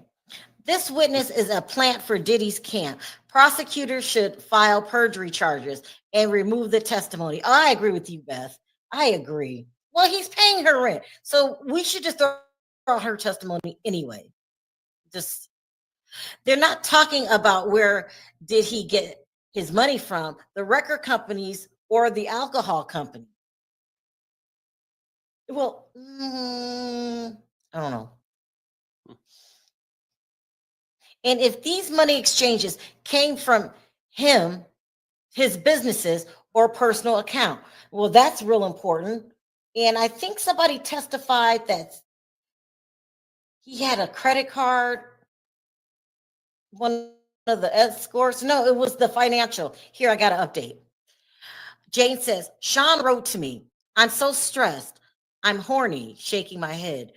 Attorney, what does SMH mean? She says, shaking my head. He said his knees weren't good. I said I was hitting up my mom. She was taking bone supplements is key. Attorney says, you saw Sean? She said, yes. I don't know. It's a lot of yeah. Sean wrote to me, I'm so stressed. I'm horny. SMH, attorney. What does SMH mean? She says, shaking my head. He said his knees weren't good. I said, I was hitting up my mom. She said, taking bone supplements is key. Attorney. Then you saw Sean. She said, yes. Because she goes back at the drop of a dime. Me so horny. I love you long time. Trina says, I read that Diddy is still paying Jane's rent. Yeah. Is that Right. true? That's true. That what she said. That's what I'm saying. She actually said it. Yeah. Yeah, she said it on the witness stand. Callie says the money exchange would be embezzlement. It wouldn't make the entire business a criminal enterprise. Well, that's true. Yeah. Nick says, I honestly believe that Sean was running an entertainment business like PORN, perhaps even selling the tapes, making money. Yeah, and that could make a difference because he was filming a lot. Well, He no, was I'm getting saying in he a was. lot of I know, trouble. yeah, that's what I'm saying. If they can prove that, then I I have can an look update. forward to something. Yeah. Jane says, we had the sobriety party at the hotel.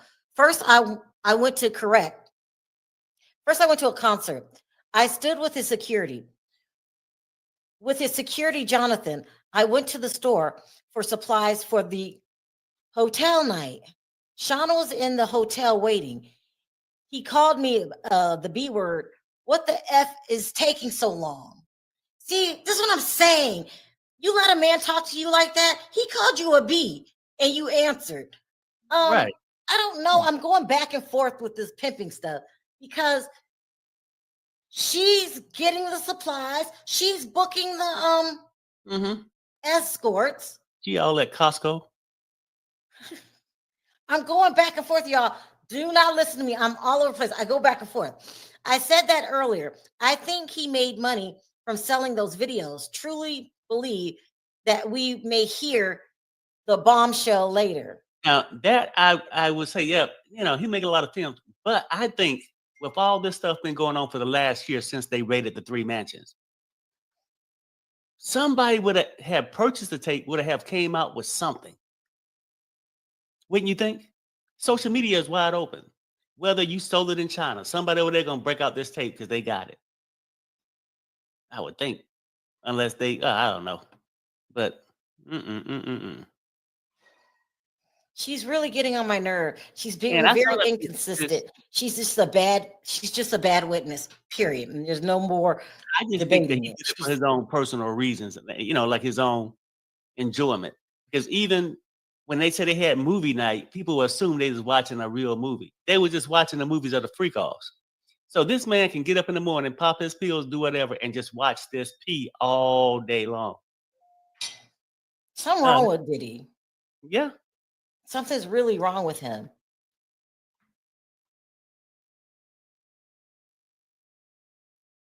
Yeah. I mean, Nobody says, I got there.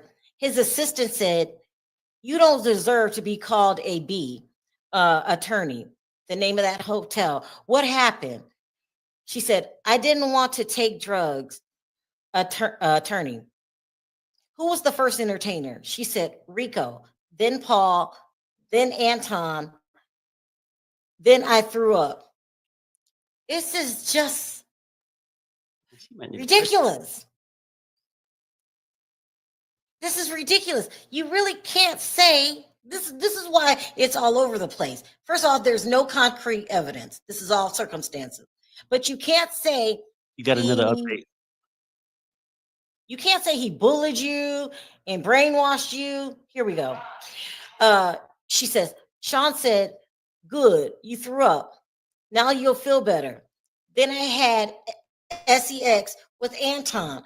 I left. I felt terrible. Attorney, whose text is this? She says, mine. I wrote, baby, I love you. Do you think you could put something in my hotel?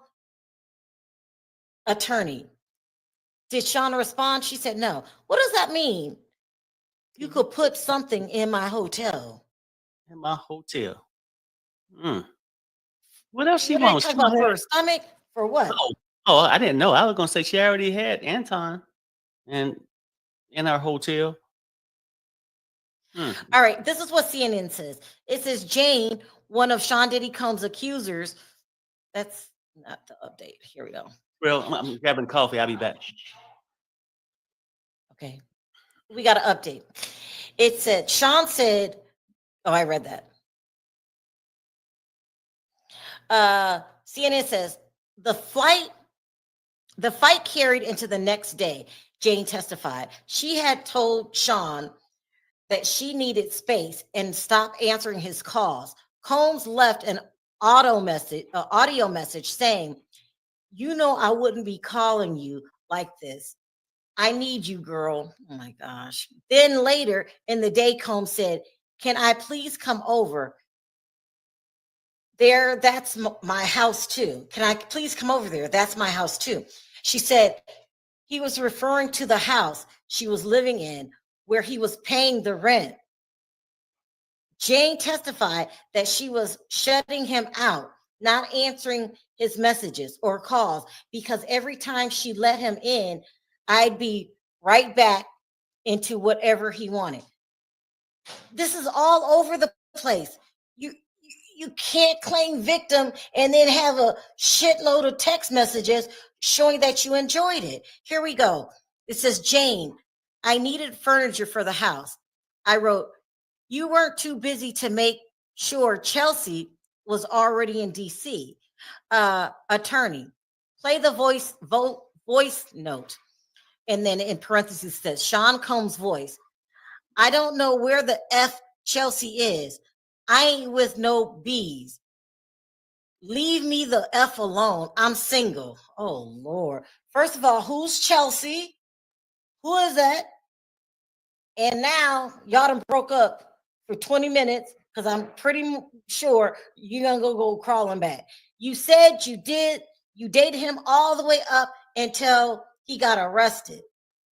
And I'm going to assume because of your behavior pattern, you kept doing what they call hotel night all the way up until he was arrested. And that's crazy because by then, there were rumors swirling around him. The Cassie lawsuit had happened, and he's still freaking or night, what call it, hotel night in it. This is just insane. And if I were you, I would move right now.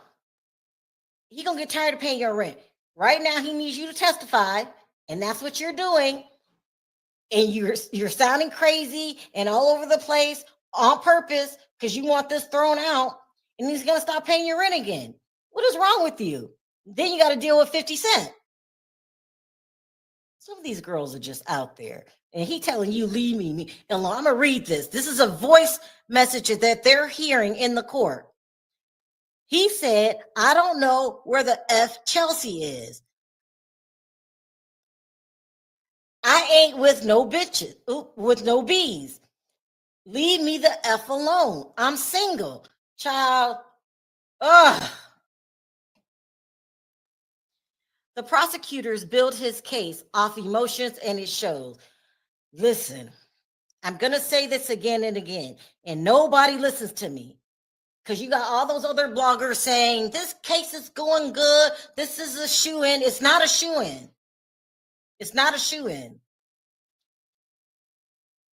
The Southern District of New York that has a 98% conviction rate is not the same people that are with the Southern District today. When our leader, 42nd, they convicted him of 34 felonies. When he became our leader, he came in and cleaned house, firing all the top attorneys. This is not the same Southern District that has the 98% conviction rate. And I don't care if Maureen Comey's father, James Comey, the head of the CIA, the ex-former head, making a lot of mistakes, in my opinion, with these witnesses. She's putting on a lot of hostile witnesses. We've had witnesses come forward and say, if you put me on the stand, all I'm gonna do is claim the fifth. Therefore, they gave him the immunity. But, you know, it was a hostile immunity. These are all drug dealers, and this is how their life is. I don't know. Plus, two, you're asking for somebody to put him away for life for being a jerk. He's a jerk. He's an a-hole. He puts his hands on women. Unfortunately, that's not enough. We've got to prove that this is a criminal entity. I don't even know why we argue over this is pimping or not pimping. That doesn't matter. We got to say this is a criminal entity to be considered RICO. Not just those individual things, not two off the list. You got to prove that it's a criminal entity.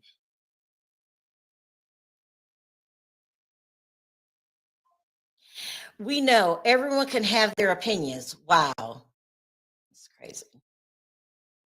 Jane isn't working now, and she's still getting paid for what? For this terrible testimony. She's just not a good witness. And I guarantee you guys, we don't even have to go back and forth with this. The defense is going to chew her up and spit her out. You know, the prosecution had to bring up some of these things so they can get ahead of the story. And it's terrible coming from the prosecutor. It's not good testimony. They're on again today cleaning house for Friday. Friday was bad. They went home. I don't know about the jurors, but they went home. They watched CNN. They heard the reviews. They heard people just calling her out of her name, and it just wasn't good testimony. They need to move forward. But I don't think they want to move forward because that means the defense is up and they've got to clean some stuff up. You say you love him. He's forcing you. You love him. He tells you to leave him alone, but you're forced. I mean, it's a lot. I want to make sure I don't miss anything. It's a lot. And then you always have, I'm sure, I'm telling you, you always have, if you're a juror, in the back of your mind that he's paying her rent. She's living in his house. So will she tell a fib or two? I would, because she just said on the stand she didn't want to get put out. She just said it. Let me see what CNN is saying. Here we go. I got an update. It says Jane continues to testify about text conversations she had with Sean Diddy Combs in October 23. Combs texts Jane a screenshot of a conversation he had with his doctor about his knees. She testified. He wrote that he was stressed, that there was a lot going on. And on top of that, I'm horny, according to the testimony. Combs texts Jane a screenshot of a conversation that he had with the doctor about his knees. She testified. He wrote that he was stressed, that there was a lot going on, and on top of that, I'm horny. They've said it twice. James responded by telling him to take it easy and giving him some advice about his medical issues. She hadn't agreed to see him before that message, but she responded because she cared about his health. See what I'm talking about? Stuff like that. Stuff like that. You always got a reason why you keep going back. It makes no sense. You could say she was brainwashed. They haven't testified that he was putting hands on her the same way he was Cassie. And I think that Cassie was in a true DV situation and it was a cycle of abuse. But this girl, huh? You got an update. Here we go. Attorney says, what frustrations did you feel? She says, not being heard about how I felt about hotel nights. Attorney, did you use names for the other women? She said, yes. If I was misdirected, yes, it was misguided anger. I asked, what does the house have to do with what I'm saying? It has everything to do with what you're saying because you don't want to lose it. She's just a bad witness. This is just a bad witness. I want Diddy to go to jail. I feel like Diddy was, I want him to go to jail for different reasons than Perry. I want him to go to jail because he's been getting away with this for a long time. He's been sending people to prison for a whole decade. When you knew you were the one that did it, you know, he's just been getting away with it a lot. But where I agree with Perry is you can't put him in jail if there aren't the proper charges. And that's my only thing. Yeah, go ahead. Jane says, I wrote, I'm not Gina or Cassie. Attorney, were you telling Sean you were going to speak out about your relationship? Objection sustained. Attorney, please read. Did you reference your child? She said, yes. I said, you got me effed up. Wow. She's so tough. And not only that, you know, I think that the prosecution had to ask her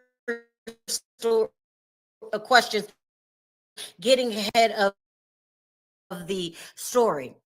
But they are the first people that brought up that she had, which by that point put everything together. Yeah, she 50 Cent baby mama. And then she said that she ain't Gina or Cassie. See, that's the thing. You thought you was better than them. You thought your milkshake was gonna keep his ass at the yard, but it kept you in a rotation on Freak Night. That's all it did. Yeah, you got your rent paid, but that's all. And for me, Diddy was it not takes going away to that marry a hoe. innocence. For me, it takes away the innocence. For me, it takes away, oh, he's just being so mean to her and so rude. When you expose that he was paying your rent and probably giving you other things too. Nobody's crazy. It just took away the victim for me, the victim status. Because you could have left. And you could have used that if you didn't tell us that he paid your bills. And you said you said under testimony, you didn't want to lose your home. I got an update. Jane says, I said, just complete what he promised about 2 years about the home. I said, don't contact me, attorney. What did he say in response? He said, I'm super clear now. I said, you had me on constant pins and needles. Now I'm sick.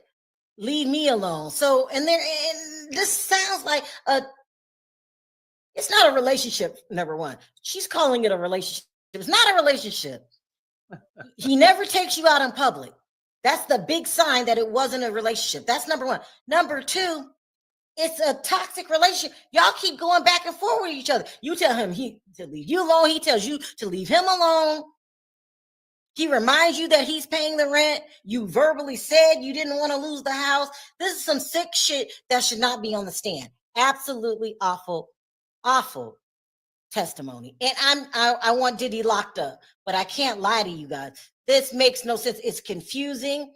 And I doubt there's any transcript. If you get the real transcript, we'll straighten this out. Where, he was the mean one and she was the victim. They're both toxic. She comes across money hungry. Plus, you're getting money from your other baby daddy. Girl, you were money hungry. And I don't believe that you couldn't make 10,000 on your own from your IG. Let alone, I don't know, people say they make millions off of OnlyFans. So you're just not coming across credible. And it's sad because I wanted you to be credible. We need a solid witness to get this maniac behind bars. But you're not it. Here we go. Update. Attorney says, does the next message reference a prior relationship you had? She said, yes. Then he says, I was told you were crazy. He said, you took it too far, baby girl. You'll see.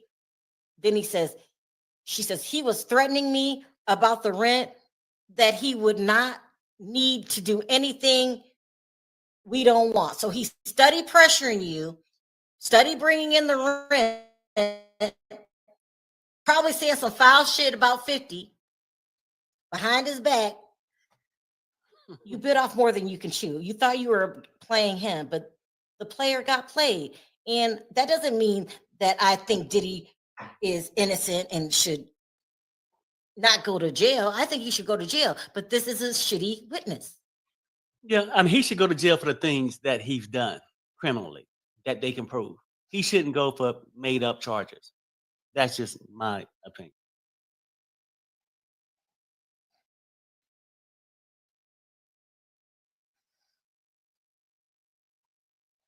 I mean, I don't know, y'all. Don't make me, it's not there in my heart yet where I feel there's, he's guilty, he's going to jail. And, of course, a lot of bloggers are reporting that. And I want you guys to take a look at those bloggers' history. And then you got people like Nancy Grace. I love her. Don't get me wrong. I love Nancy Grace. I love her tick, tick, boom in her head. Yeah. She's been ticking a little too long. I like her. Two things can be true at the same time. I love Nancy Grace, but first of all, your reporting is old. Everybody been talking about Diddy and Tupac for about 2-3 years now. That's old, and we've been hearing that Biggie was gonna leave. Yeah. I think back in the 90s we heard this. Yeah. And then you're getting people's names mixed up and situations mixed up. I mean, she act like we just landed on Mars or something. And the Diddy trial today. Don't make fun of my Nancy. All right, I got a CNN update. It says after their messages exchanged about his health, Jane met Sean Diddy Combs at his residence, and they ended up going to a hotel room for a sobriety party. On October 18, 2023, she testified. James didn't take drugs during the sobriety party. She threw up after having sex with 2 men, she testified. When she told Combs she had thrown up, he said, okay, that's good. You'll feel better now. Let's go outside. She then had sex with a 3rd man. Jane said at the end of the night, she felt absolutely terrible. Then it says, remember, and then ... Jane has previously testified that following about his October 2023 sobriety party, I don't know why I'm getting tongue-tied, at a hotel in Beverly Hills, she said that she wanted Combs to get sober around this time, and he agreed to stop taking substances for 30 days, but wanted to have one last sobriety party first. This turned out to be a hotel night that lasted 12 to 18 hours, she testified last week. She said that she didn't take any drugs, but Combs took ecstasy and the white powder. Prosecutor Maureen Comey asked Jane last week how she felt about doing that after hotel night without any drugs. She said, I was just disgusted. I was just repulsed. I was just mad at myself for doing that. Jane responded, I just deeply regretted that. Okay, you got to update on the name. Here we go. Jane says, I wrote, you're mad at me about a grown ass man? Comey says, stop right there. Was this referring to your prior relationship? They're talking about 50 cents, guys. Jane said, yes. I wrote, you wasted my time in this toxic ass relationship. Attorney, did you then refer to your previous relationship? She said, yes. Okay. The whole thing is so messed up, I don't even know where to begin. And I'm respecting Jane. I'm not going to disrespect her like the other blogs did and stuff like that. I don't get it. Maybe you got it. I don't get it. You have a child with 50 Cent. Why would you even think about dating his enemy? Why would you even speak to his enemy? Now,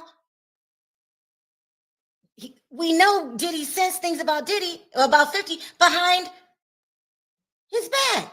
And then on top of that, so not only are you in your mind dating him,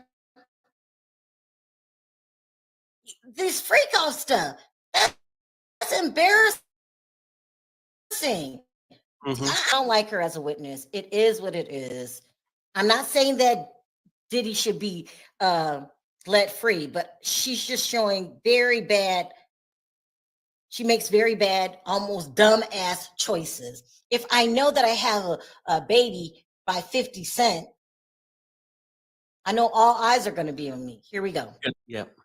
Attorney says, James says, you invited me to New York to pair me up with some random man, any M or F'er, for your own sick actual ... And then her attorney says, what were you talking about? She says, the 2 men I had chose for myself, Sly and Anton. Sean kept trying to say, I choose then. I had wanted it. He's saying that you chose one, so you must have wanted to do it anyway. Well, you got a point. This is just getting so ridiculous. Like, her testimony is bad.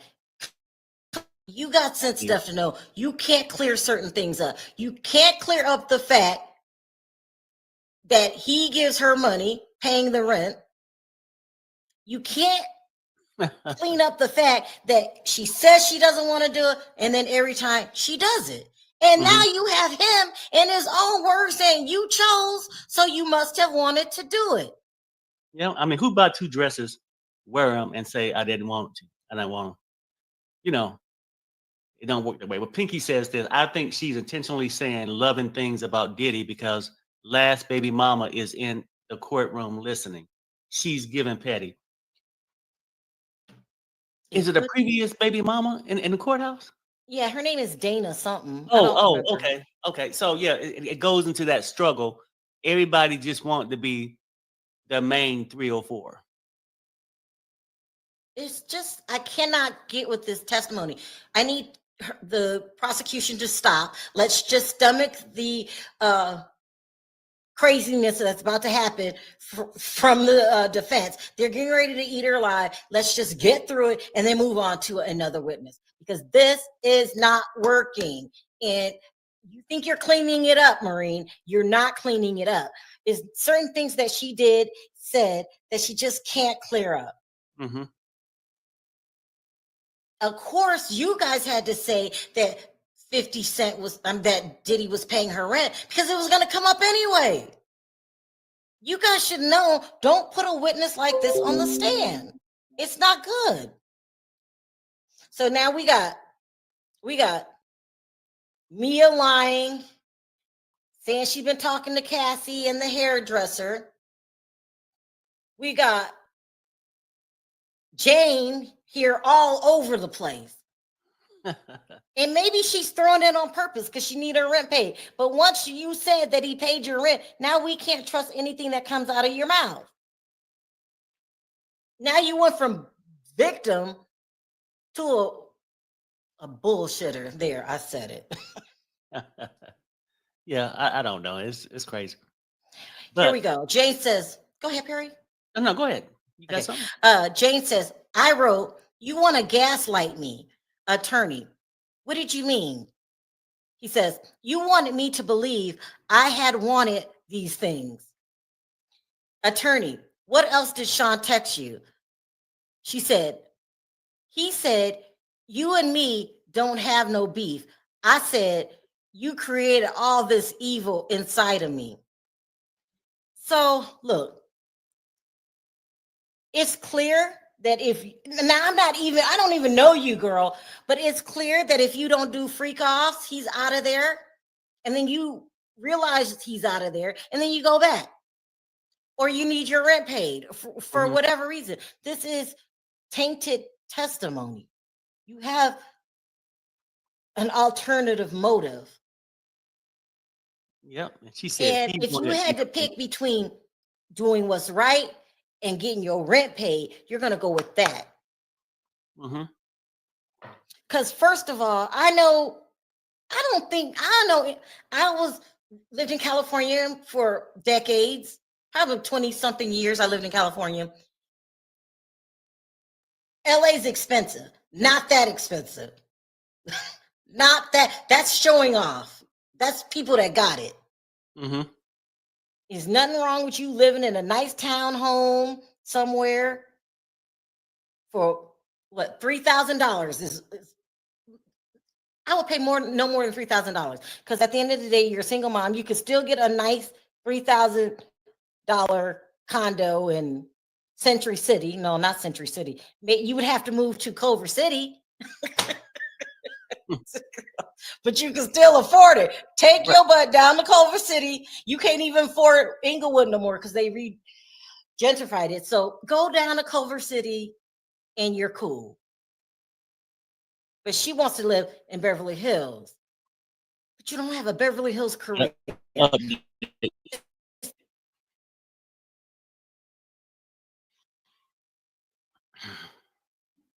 Okay, here we go. It says, I wrote to him, I regret everything. All this toxic shit which overran my life. He said, you are burning a bridge that you are going to need tomorrow.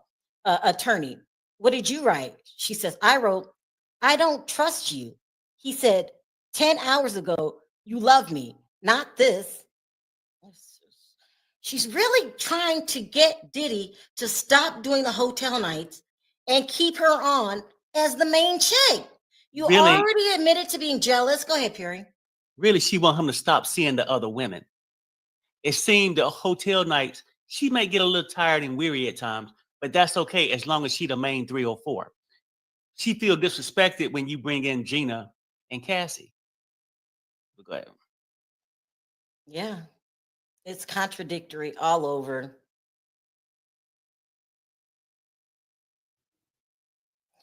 Hi, Deb. He said, but is that not manipulation? It is not. Let me tell you why it's not manipulation, Deb. Because every chance she gets to leave, she doesn't. She does. The last text message, he said, leave me alone. I'm single. So I don't know. I go back and forth. And also, too, because I know what's coming up. Girl, they about to roast you like you were a roast. This is not going to turn out good. Mm-hmm. Nobody here. We got to update. Jane says, he wrote, it's a free country. I'm an adult and you're an adult. You are winning a whole book. You are writing a whole book about what you hate about me. She wrote a book? Okay. We both made promises that we didn't keep. If you don't want to talk to me, there's nothing I can do. Attorney, did you get the phone? She said yes. He was asking for some phone. Y'all really think that she's brainwashed? And the reason I don't believe she's brainwashed, she said, I like to live good. Remember she said that? Mm-hmm.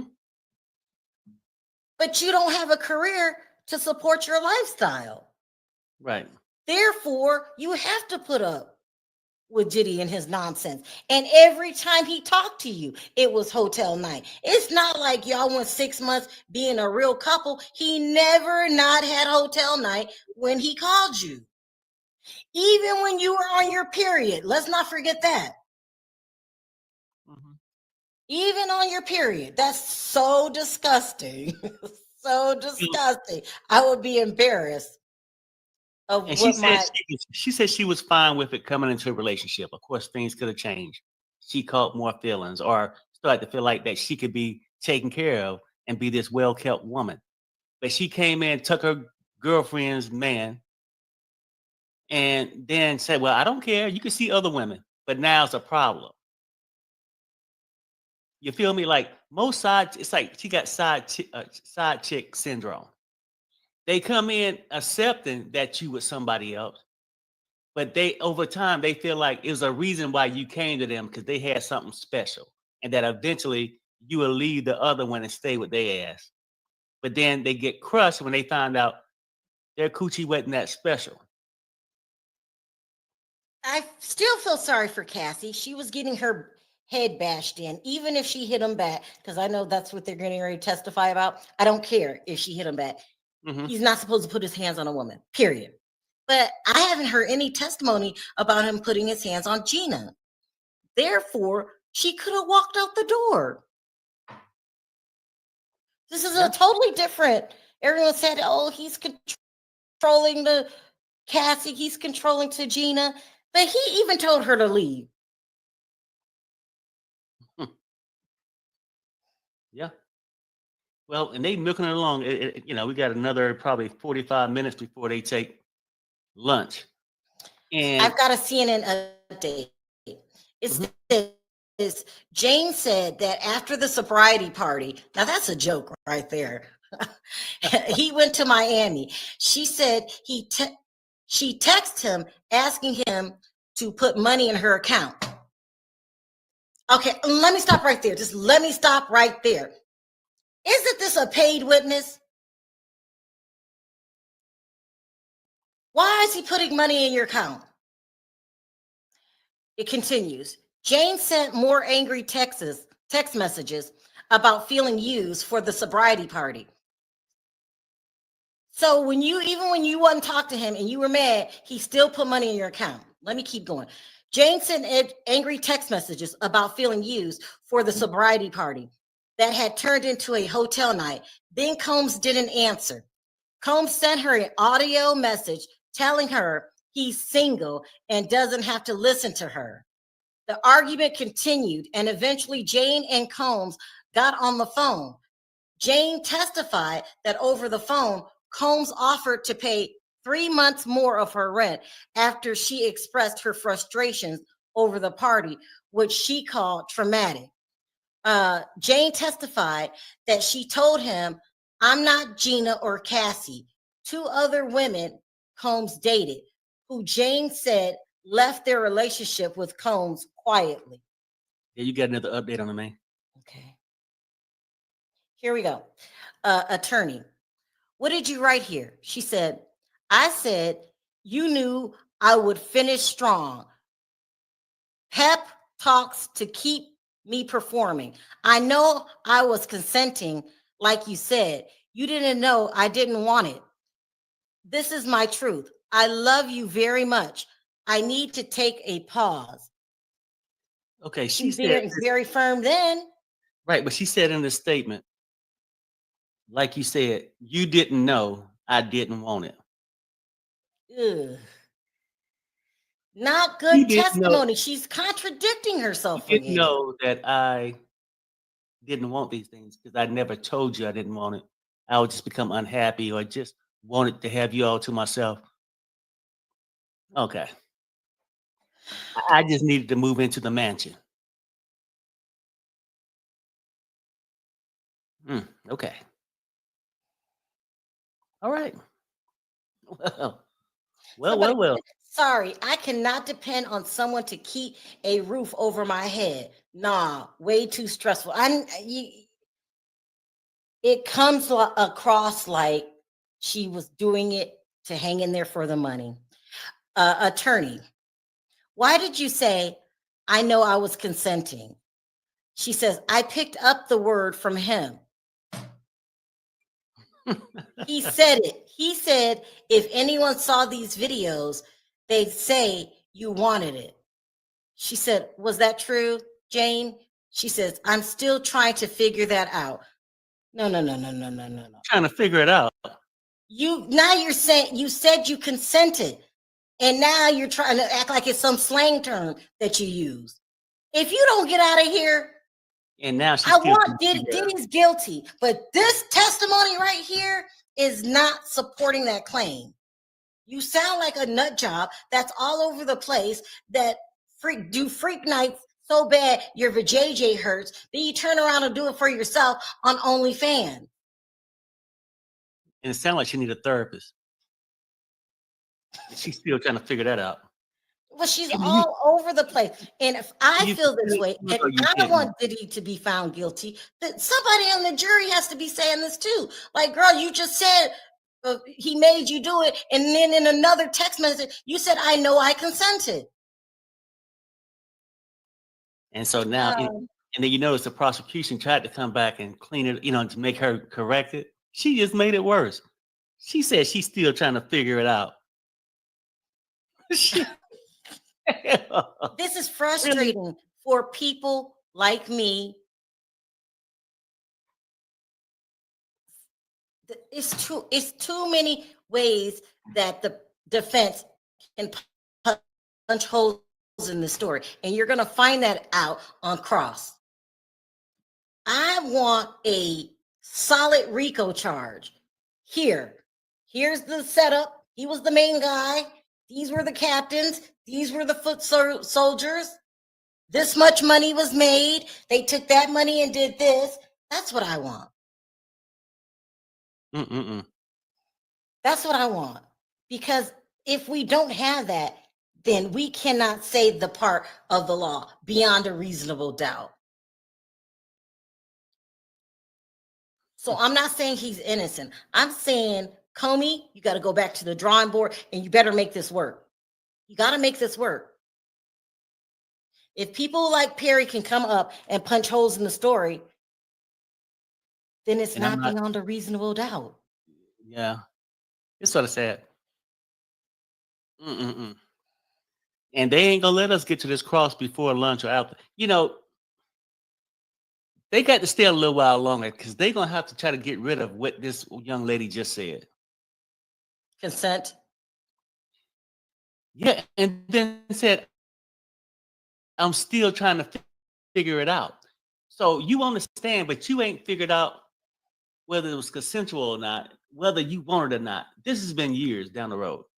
You don't know either. You on some things you didn't want it. I was tired. Are you sure that's what you was feeling? Well, I'm not even sure at this point because I did call in Sly and Antoine I'm gonna myself. take a screenshot of that. That she said it was it was consented. Right, and then she Because said, that's where she just put the nail in the coffin. mhm. So now you can't claim brainwash. And I'm not so mad at her. I'm mad at the defense. Come on, you're the Southern District of New York. You have the world watching you. The world. I screenshotted too because like those two questions, the last two things that was asked, the updates, says a lot. It's like you don't even know what happened to you. So why are you on here trying to say this? And as a juror, if you ain't sure if you wanted something or not, I might want it. You know, seriously. Well, I just had to screenshot it because somebody else will flip it to mean a different meaning. She was pressured. She was brainwashed. He was pimping her out. Mm-hmm. All of that, and it could be valid arguments. But when you have a case and they say beyond a reasonable doubt, if I can come back and put reasonable doubt in your head, then that's not a strong case.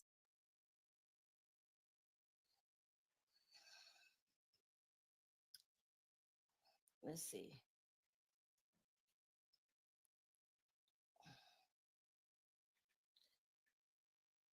$360,000 and still did not know she wanted it. Yeah. Mm. My. Okay, let's move forward. Here we go. Attorney says, what did you see in the videos? She says, I was high. I was just following a pattern performing. Attorney, exhibit, please read it. She says, it's from my notes. I wrote, I'm having PTSD from these nights. Attorney says, why in your notes? She said, I get my feelings out. So she's a person that likes to journal things. And I believe she had PTSD. I don't just believe her. I believe she didn't want to do that every night. What woman would? You could be a nymphomaniac, but you want to sleep with 3 or 4 men a night? No, Right. she had urinary tract infections, all of that. I believe that she didn't want to do it every night. The problem for me, just for me, I'm not telling you guys to believe this, is you kept going back. When he like Cassie, I get it. She didn't want to get.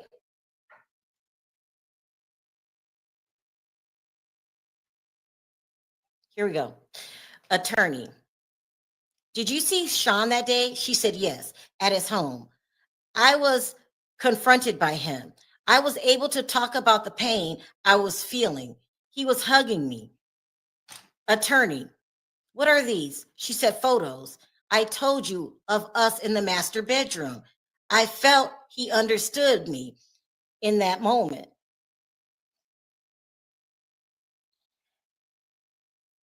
I Yeah. don't know, y'all. I But I would can't say this. use the DV thing as a cycle of abuse of her to keep going back, unless you guys are saying she was emotionally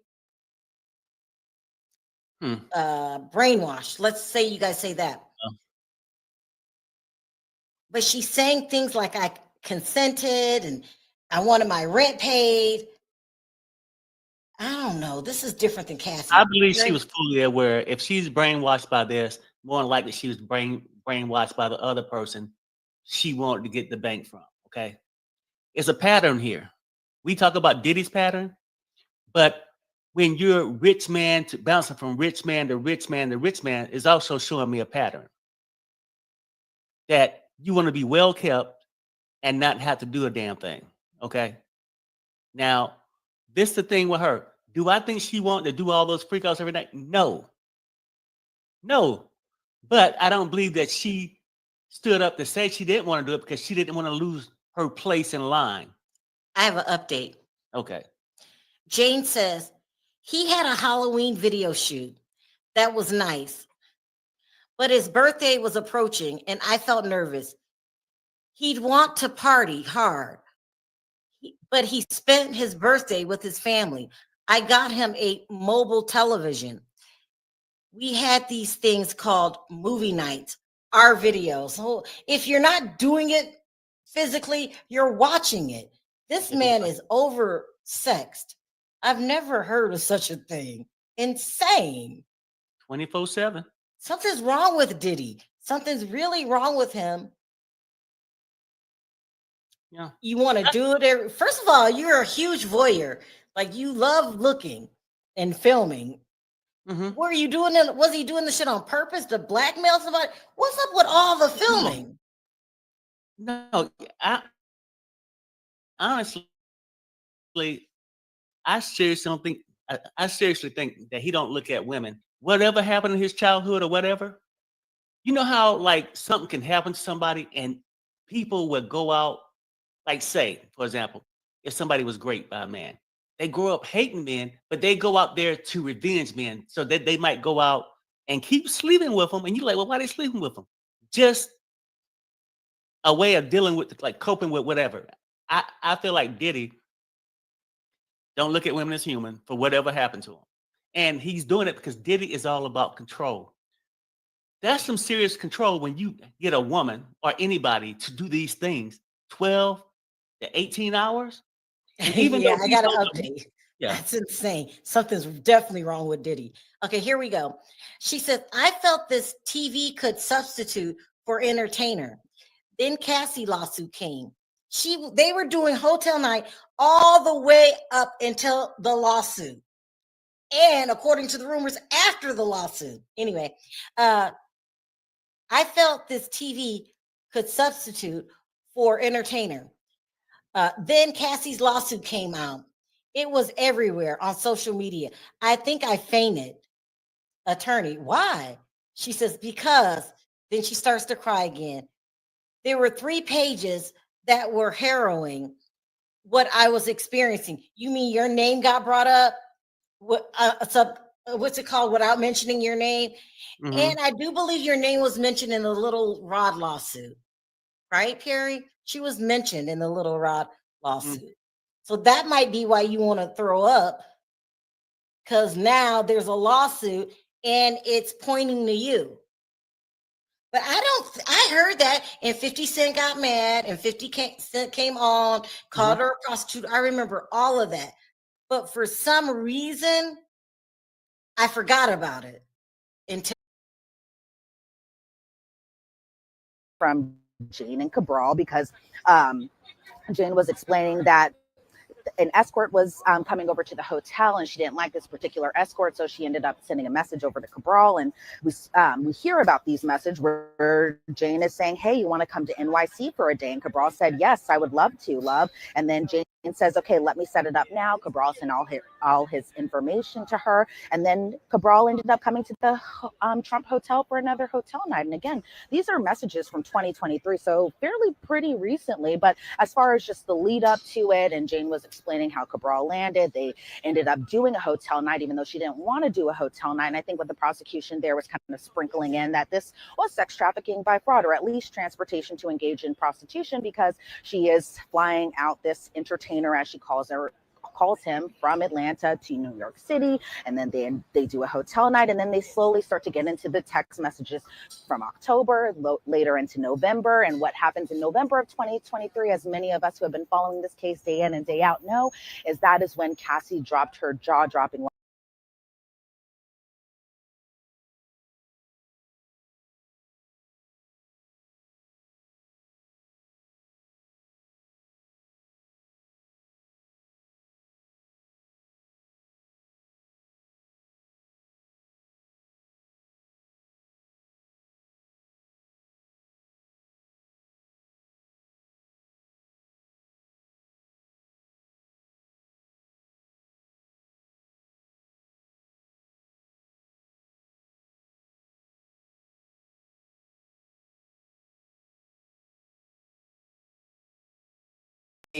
this was a bombshell. There is at least one message where she basically expressed to Sean Combs that she was consenting, that she goes, I know I was consenting, like I say on tape. Can you talk to us about that?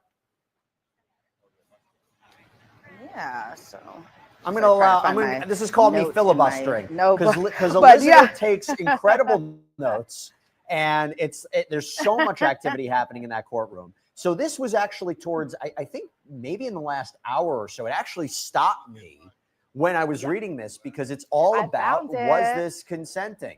Was this all consensual? And it seems the prosecution, they had to fix this up a little bit. So talk to us about the circumstances of this message and what the prosecution asked Jane about it. And there's one thing to read it in the transcript. How did the jurors respond to this? Yeah, so Jane was kind of explaining this after what had happened at this sobriety party. And again, this was essentially an orgy where Jane had to perform with various different men, about 4 different escorts. And even between escort 3 and 4, like I had just mentioned, that she had gotten sick, she got nauseous, she threw up during this, and Diddy kind of told her to keep on going. And so she was explaining that after this party that she had, she got a UTI from this. She said that she was having PTSD from these sex nights. She was feeling very triggered around this time period, because around this time it was October, so a couple weeks before Cassie's lawsuit came out, and that Diddy would just kind of throw it back in her face that she booked the escorts too, something that she admitted while even on the stand, and that Jane was explaining that she had told Diddy that he had placed these harmful men onto her, and she said and then Diddy had said to her, talk to God, I'm going to pray for you. You're burning a bridge you weren't prepared to pay for, insinuating that he was kind of paying her rent. That's what she interpreted it to be. And so Jane said in the text message that she knew that she was consenting on the tape, but she said that she was uncomfortable, but she kept doing it because she loved him. And she said that she knew that she appeared to be excited, and that Diddy would throw it in her face that she appeared to be excited on these particular tapes. But according to her, she said she was really uncomfortable. And even at points, Jesse, while she's testifying, I feel like just the entire grasp of it all, she's really kind of processing it to this day. And again, these messages from around 2023. And so Jane kind of wrote in her notes app, which she sometimes would kind of copy and paste, send them in a text message form, about her feelings about doing these hotel nights. So Jane wrote in her notes, for once today, I thought you were compassionate about this trauma. You have thousands of videos of me. I have PTSD. I'm feeling violated. And that Jane ended up seeing Diddy in person. Diddy comforted her at his Bel Air hotel. And so then Jane was explaining that there was an exhibit that was shown, again, that we can't see, but the jury saw it, the witness saw it, and the parties on both sides saw it. And Jane was explaining, in this moment, I felt supported by Sean, because it was a photo of her and Sean Combs together. She said that he understood me in this moment, and it was one of my favorite moments. And then afterwards, the two ended up spending time together. There was no drugs. It was just the two of them. But then Jane said that she was feeling anxious about Diddy's upcoming birthday, because when that note was sent, it's late October. And as we've been following this case, we now know Diddy's birthday, of course, to be November 4th. And so kind of leading up to this, she was saying that she was feeling anxious because she felt like she might have to possibly perform in another hotel night or debauchery night. But what she ended up doing was what she ended up doing was spending the night at home by herself, because Diddy ended up spending that birthday with his family. But I think what's interesting, and I think might be a point that the defense will kind of talk to her about whenever they get that time to cross-examine her, was that during this particular birthday that Jane got Diddy a mobile television, and this mobile television was so that way he could watch their videos together, their sexually explicit videos together. And she said that this television could suffice as entertainment for Diddy. And so then then that's when we start to kind of get into Cassie's lawsuit. But as far as just her saying that she consented on these tapes and told Diddy this, I definitely think it's a point the defense will pick apart whenever they do have that time to cross-examine her. So it's pretty conflicting. And as far as the jurors kind of watching all of this, I did see jurors, because we did have a different seating switch up, I should say. And we sat on a different side, so we get more of a view of the jury. And I feel like at times the jurors were kind of like, okay, this is another text. I'm seeing them really kind of intently like look at the exhibit screen right in front of them. And so they were just kind of, from what I could see, really just digesting all of this testimony. Of course, there were, I think sometimes I did see one juror kind of making a face, and I'm not sure if that was at the sexually explicit stuff that she was sending him or that he was sending to her. But for the most part, from what I saw, they were definitely overanalyzing these text messages, or not overanalyzing, but at least digesting them and really kind of interpreting them for their own mind. And I'm curious how Diddy's behaving, because we know last week he was scolded by the judge for allegedly nodding at the jurors during a key piece of cross-examination. There were reports that he went up to the sketch artist and complained because he felt that the sketch artist, and we're showing these sketches, or part of the sketches, make him look like a koala. By the way, we put up a poll and we asked our viewers, what do you think? Definitely a koala or don't see it. 55% don't see it. They don't see a koala. But how has he been reacting during the course of what is, important testimony and arguably points of the testimony that may help his case? Yeah, from what I saw of him, he definitely isn't doing that thing where he's looking at the jurors, he's nodding along, because also the prosecution is giving this line of questioning right now. It's not his defense attorney. So it might switch up when the cross-examination begins, but possibly not, also because of what the judge had told him last week. But as far as even the jury entering and exiting the courtroom, either for a break or for the lunch break, as we saw just a few minutes ago, it's a little bit different. Before, he would kind of turn around, watch them all go off of their seats. But this time I really saw him just laser focused on the judge, or just straight up looking down. So I think trying not to make eye contact. I don't think he wanted to get in the judge's crosshair, not one bit. Now, as far as the koala thing goes, I have to say there was this time where I did see Diddy talking to Jane last week, and I did see him kind of doing this. And I think as far as the koala goes, I think it was really kind of like talking about playing up the beard just a little bit as far as what you could see inside those drawings, because it is pretty cool to see Jane kind of in her work really kind of drawing everything piece by piece. Sometimes in testimony, when like it gets a little redundant, I am kind of looking off to her to see how this is all coming along. And so it seems like, yes, Jane Rosenberg, and she does a great job. She does a fantastic job, and she really is very diligent when she's putting her court sketches together. Okay, we have a question for you, Elizabeth, from one of our viewers, Tamara Trudkowski. Apologies if I mispronounced your last name. Elizabeth, were any potential upcoming witnesses mentioned today? Unfortunately not. From what they tell us, and they being the prosecution, they say that they're still going to continue with Jane's testimony at least till the end of the day. Then we'll have the cross-examination for Jane. But the thing about Jane is she has to be off the stand by Thursday evening, because she has a flight to catch, because she is going, I guess, on this trip internationally, either for business or for something else. But as far as just who we can expect for the next witness, they've been keeping pretty mum on that. I'm hoping they'll tell us at least at the end of the day today who that next witness may possibly be. But for right now, they've been pretty tight-lipped about it so far. Have they mentioned, I thought I read something, is there a conversation about recalling Dr. Dawn Hughes, an important witness, to maybe explain some of the behavior of these alleged victims, which the prosecution might need? There's been a lot of witnesses since her testimony who, texted Sean Combs loving messages, posting loving messages, seemed to act in ways that were contradictory to being abused. You're listening to the complicated testimony of Jane, who, again, was in a relationship with Sean Combs up until his arrest, apparently still paying her rent. And these issues of, was she a willing participant or not? Anything about whether Dr. Dawn Hughes is going to take the stand again? So the prosecution did file a motion to recall Dr. Don Hughes. However, the defense has yet to respond to that motion. And so the judge said, okay, the defense, you want to take until end of day to respond to this. He's totally fine with it. So the discussion hasn't happened on whether or not this will actually happen, that being Dr. Don Hughes being recalled to testify. But it seems like it is something the prosecution wants. We're just waiting to hear what the defense has in their filing about, obviously opposing to that. But it's interesting, if Dr. Don Hughes was to retestify, will we see Jonathan Bach again? We have not seen him since he cross-examined Dr. Don Hughes a couple weeks ago. So maybe it'll be exciting for him to come back, but we'll kind of wait and see what the judge has to say and what the defense even has to say in their response. Also got a question from RSS real quick, Elizabeth. What went on with this mistrial situation? Didn't the defense file for a motion for a mistrial? I think it had to do with what they believe is false perjured testimony of some of the witnesses, right?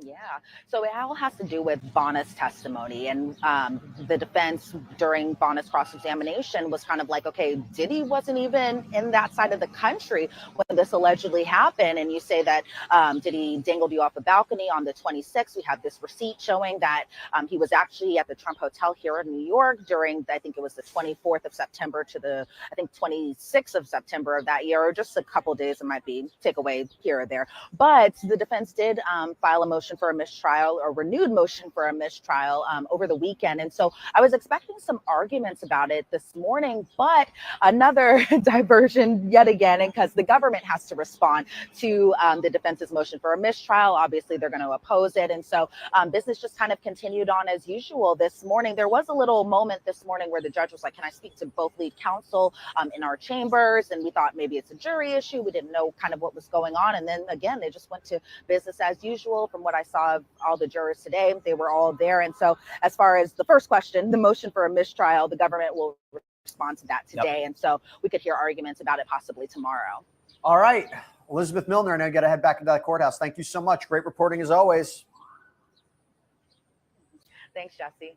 All right, we're going to continue the conversation. We're going to continue taking your amazing questions back here with Candace Kelly, Tyler Bailey, William Corman. Okay. Thanks so much for being patient, guys. Okay, got to get back to this. So let's talk about this. We have an interesting question. I'm trying to find it right now. Tyler, I'll throw this to you. Where is it? Big question in this case. Was this sex work, right? For purposes of sex trafficking, for purposes of transportation to engage in prostitution. Tyler, this is from Jason Hewitt. Has anyone testified to Diddy paying them?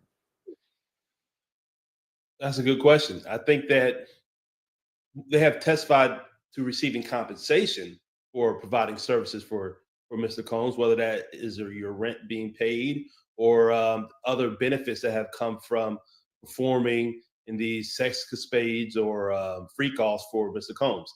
Now, nobody's testified to receiving, as far as the victims being paid, but you also have these escorts who've clearly been paid to provide and perform sex work on the women and victims who have testified in this trial so far. So you have that. They weren't doing it for free. And then you have also the survivors or victims who are also testifying to an extent to receive some compensation and being coerced or manipulated into performing freak offs. Well, look, Jane has testified that she was receiving gifts and cash, like wires, and that she was also getting her rent paid. But I don't recall the testimony of the Punisher.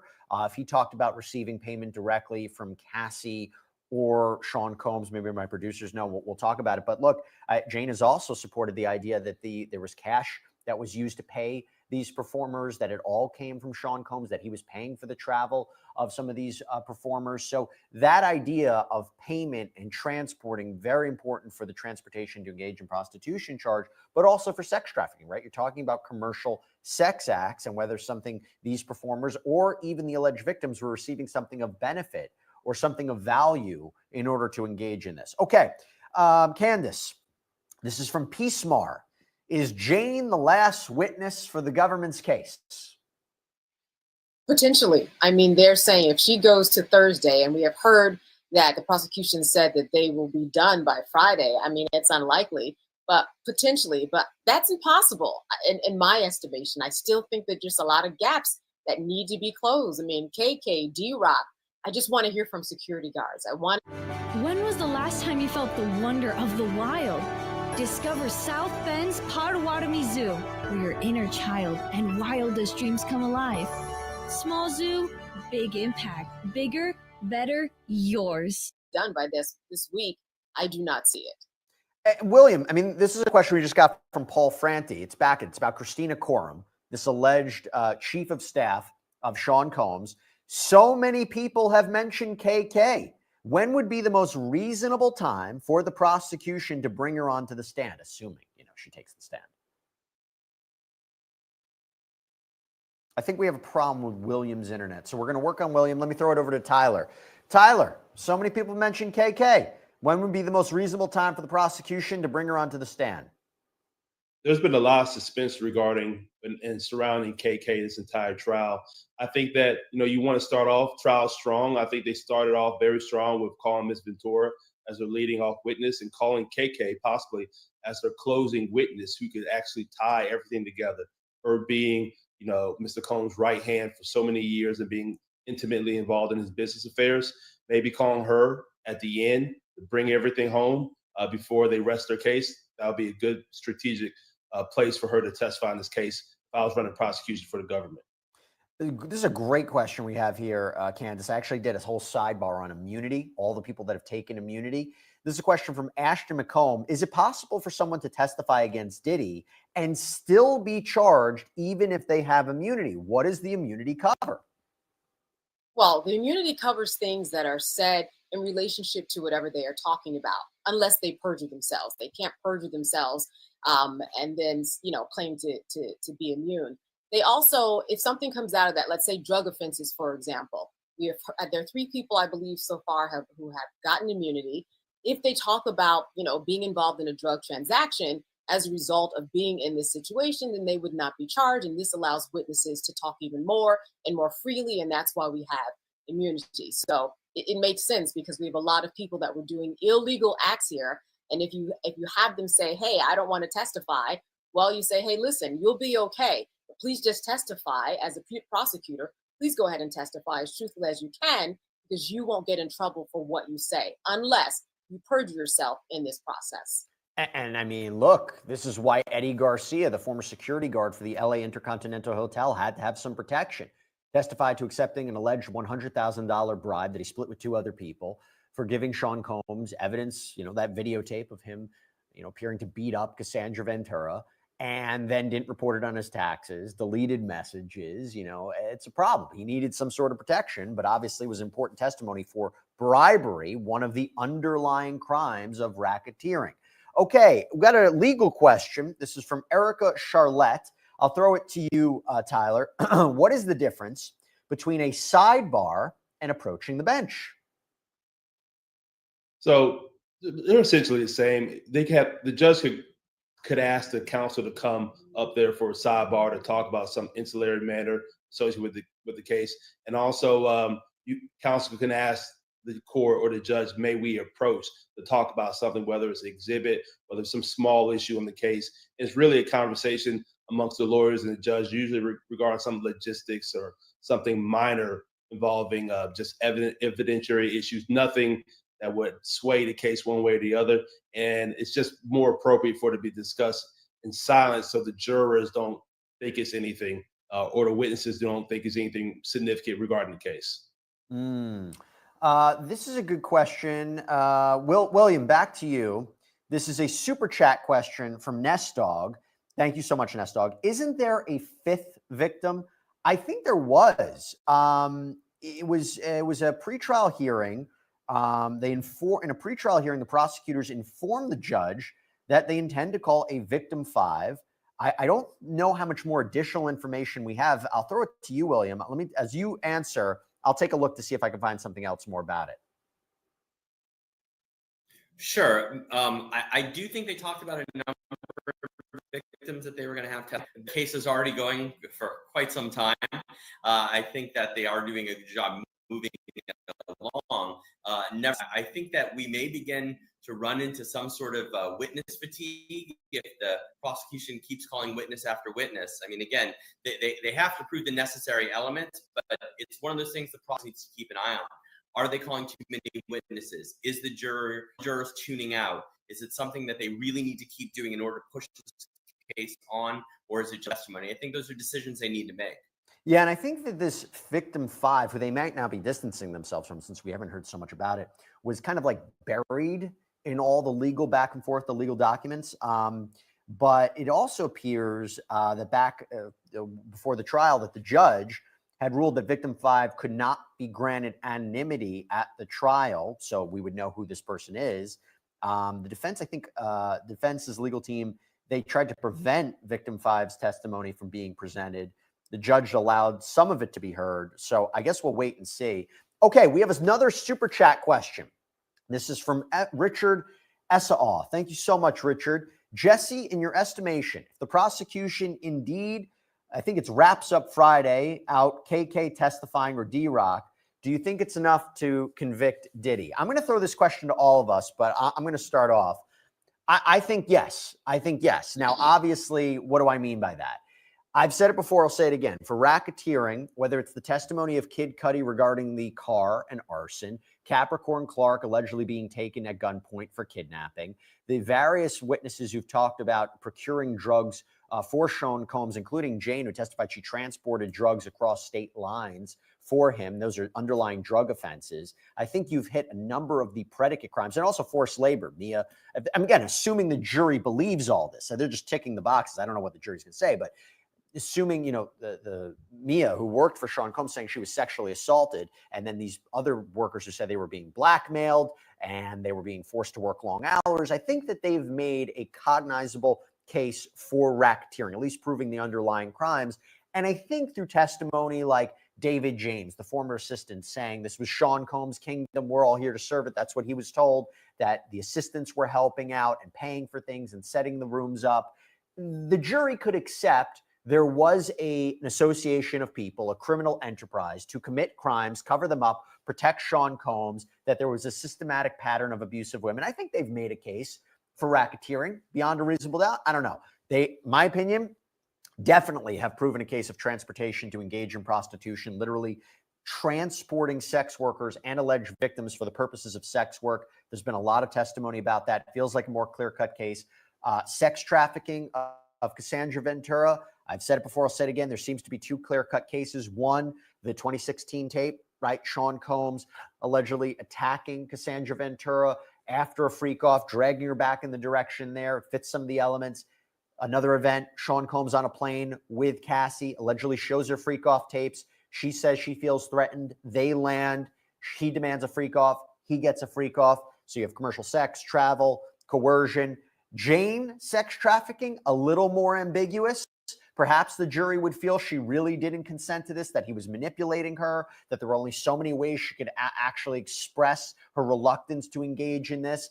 But the jury could also say, her engaging in these sexual activities for a prolonged period of times, how on earth could she actually consent? But not so clean, not so clear cut based on her messages. And again, I think she helps with transportation to engage in prostitution. So if they rested, maybe even after Jane's testimony, even after KK or D-Rock, assuming they would testify, I think they have enough to convict. Tyler, you agree? Yeah, I agree with you 100%. I think they have enough to convict on a lot of these charges. And, jurors are weird when they get in that room. Sometimes they think they could possibly throw a bone to the defense by finding not guilty on one of the counts. I think Jane's testimony has been a little more difficult and not as clear cut with just some of the things that have come out that she's said regarding consent. But you also, like I mentioned earlier, I think that audio recording with Mr. Combs is powerful for the prosecution. But they've done a good job in really narrowing down the facts to try to prove their case beyond a reasonable doubt. Now, we're talking about a conviction after we've solely heard the prosecution's case.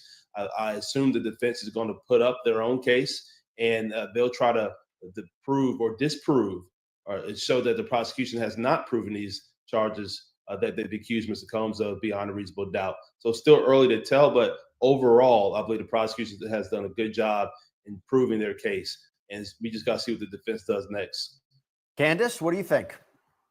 Listen, I think when you add up Eddie Garcia, Capricorn Clark, as well as let's throw in Regina Ventura and that extortion, which we had a corroborating witness from Bad Boy Company talk about how that $20,000 was given to her and taken back. Even though it was taken back, we've got the extortion there. You can look at a culmination of various witnesses to get to this RICO charge. But as you said, will the jury believe it? Do they think that this rises to a RICO charge? That's one question. On the other hand, the door is still open. On the defense, I'm sure we were going to hear about the fact that Sean Combs was a drug addict. Sean Combs was a sex addict. We're going to hear all types of information to contextualize how he treated Cassie, how he treated Mia, how he treated everybody within his orbit. But I think that they have done an amazing job. And I think that crossing state lines for the purposes of prostitution, I think even the defense has said, you know what? We know that's a given, that he is going down for that, but that's up to 10 years. And they can kind of deal with that because he has time served. But these other charges, sex trafficking, extortion, bribery, obstruction of justice, I think that we're there. Well, that's okay, because William Corman, criminal defense attorney, is definitely going to say they haven't done enough, right? He's going to say, no way have they been able to prove any of these crimes. I'm defense inclined. I always am, but the state has done a brilliant job in setting forth, the evidence regarding RICO, which, as we've talked about before, is very confusing and very difficult to understand. But I'm echoing what my panelists have said. Between the kid cutting incident with the car, Jane has provided testimony about drug trafficking. She's wrapping up packages and bringing them, I think it was ecstasy, bringing them across state lines on an airplane. They really have hit all the high notes. They've done a brilliant job, a Katie Schultz level brilliant job in order of proving these individual elements. So I think they've got a problem. And again, as Tyler said before, this has just been the prosecution case so far, and things could shift when the defense gets up there. But I don't know, there's a lot of ground to make up, and I don't think they're going to be able to do it. I think this is going to be a long deliberation process. There is so much for this jury to consider with respect to each one of the alleged victims. Think about it. We put up a poll. Which victim's testimony has had the strongest impact on the government's case? 74% say Cassie, 15% say Jane, and Mia, 9%. Those are really, really interesting numbers, Candace, right? Yeah, it really is. Honestly, Capricorn Clark was the one that really kind of had my head spinning, sitting there in court and just her throwing bombshell after bombshell. But we have to look to Cassie. We have to look to her as this tree in the middle that firmly is the foundation for everybody else to kind of branch off of. And for people in that poll to say, hey, listen, she's the most influential. If the jury believes the same thing, well, then again, the prosecution is doing its job because she's the center.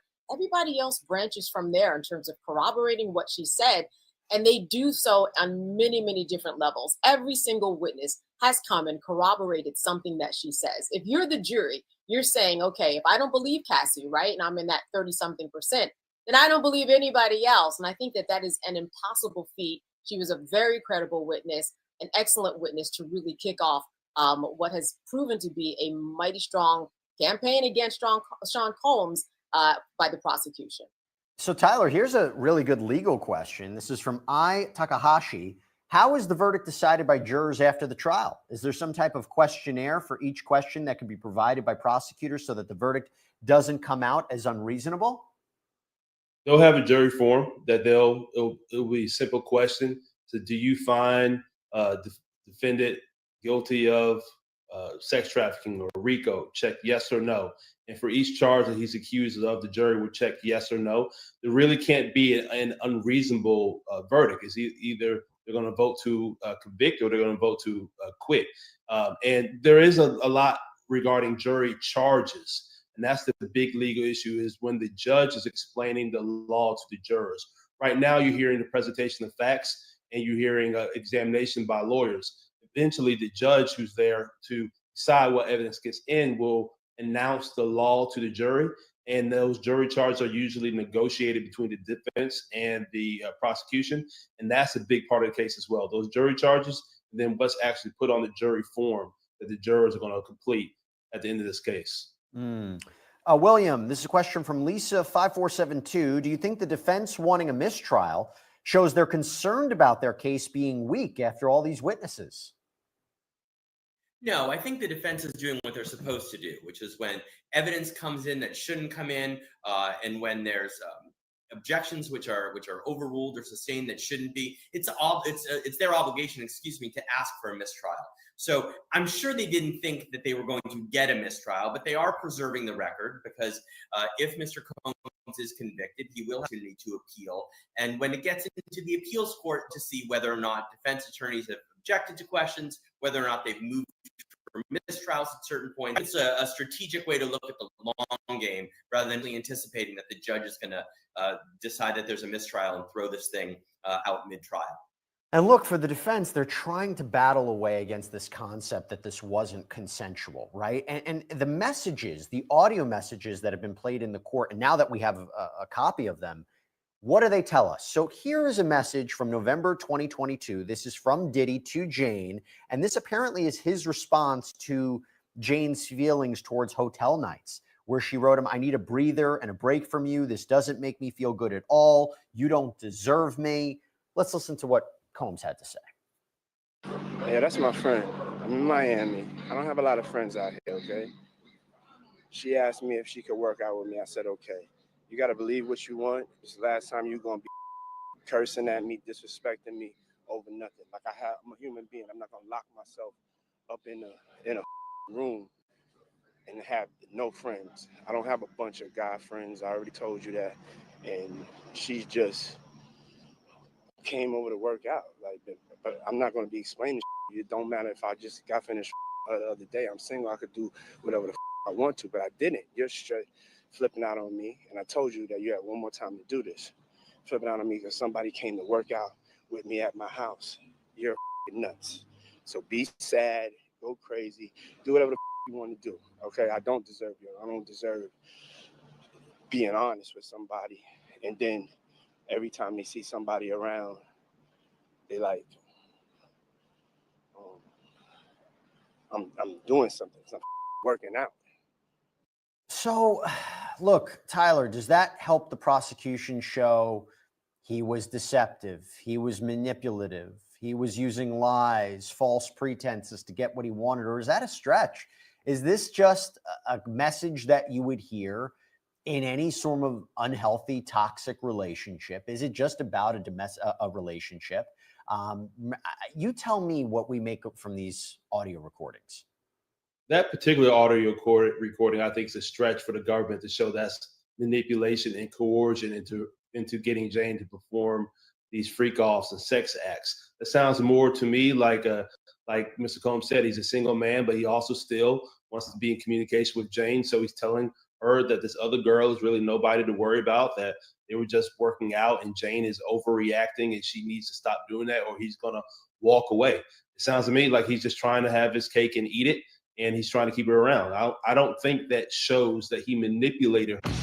Dutch Boy Professional Series works hard for you with top quality primers, durable interior and exterior paints, or audio that we heard was more powerful, but this one seems more like a nothing burger, if you ask me. Question for you, Candace. This is from Blessing Eek, and this is a fair question for Sean Combs being charged with racketeering conspiracy. And yet he's the only one charged, right? He has to have a criminal agreement with somebody, this criminal enterprise. But this is the question for Blessing Eek. If Christina Coram doesn't testify and doesn't get charged as a co-conspirator, wouldn't it be viewed as an unfair prosecution of Diddy as a solo defendant in a RICO conspiracy case? Well, not necessarily. Why? Because you have other people that have received immunity that have conspired and have been a part of this. Okay, so in that case, you have people that are really a part of the RICO that we're talking about. On paper, it's just Sean Combs. And when we think about the RICO statute and why it exists in order to kind of get around that crime boss loophole and get to the crime boss, well, RICO has done what it's supposed to do. Prosecutors have used it the way that they are supposed to use it. So it doesn't necessarily. We've been hearing weeks of people who have been involved. They've gotten immunity or made other deals in order to make sure that they don't become a part of this, RICO on paper, but two different things, and both can coexist. It is okay that he's the only one on that paper. Yep, it's interesting what the jury might take away from it, but we'll see if KK testifies. Okay, William, over to you. This is from Miss Robinson. Does anyone know how he can be guilty on the prostitution charge if he didn't profit from it? Or did he? And the women were willing participants? That's a multi-layered question. I think that we have heard testimony that while he hasn't actually profited financially from it, he did engage the services of these escorts, these male escorts, to have sex with people like Jane, have sex with Mia, have sex with people like Cassie. So I think that certainly did engage in prostitution. He's not necessarily charged exclusively with sex trafficking, but he obviously engaged in prostitution. He was giving money to these folks in order to have them engage in sexual acts with Cassie and Jane, as we've heard.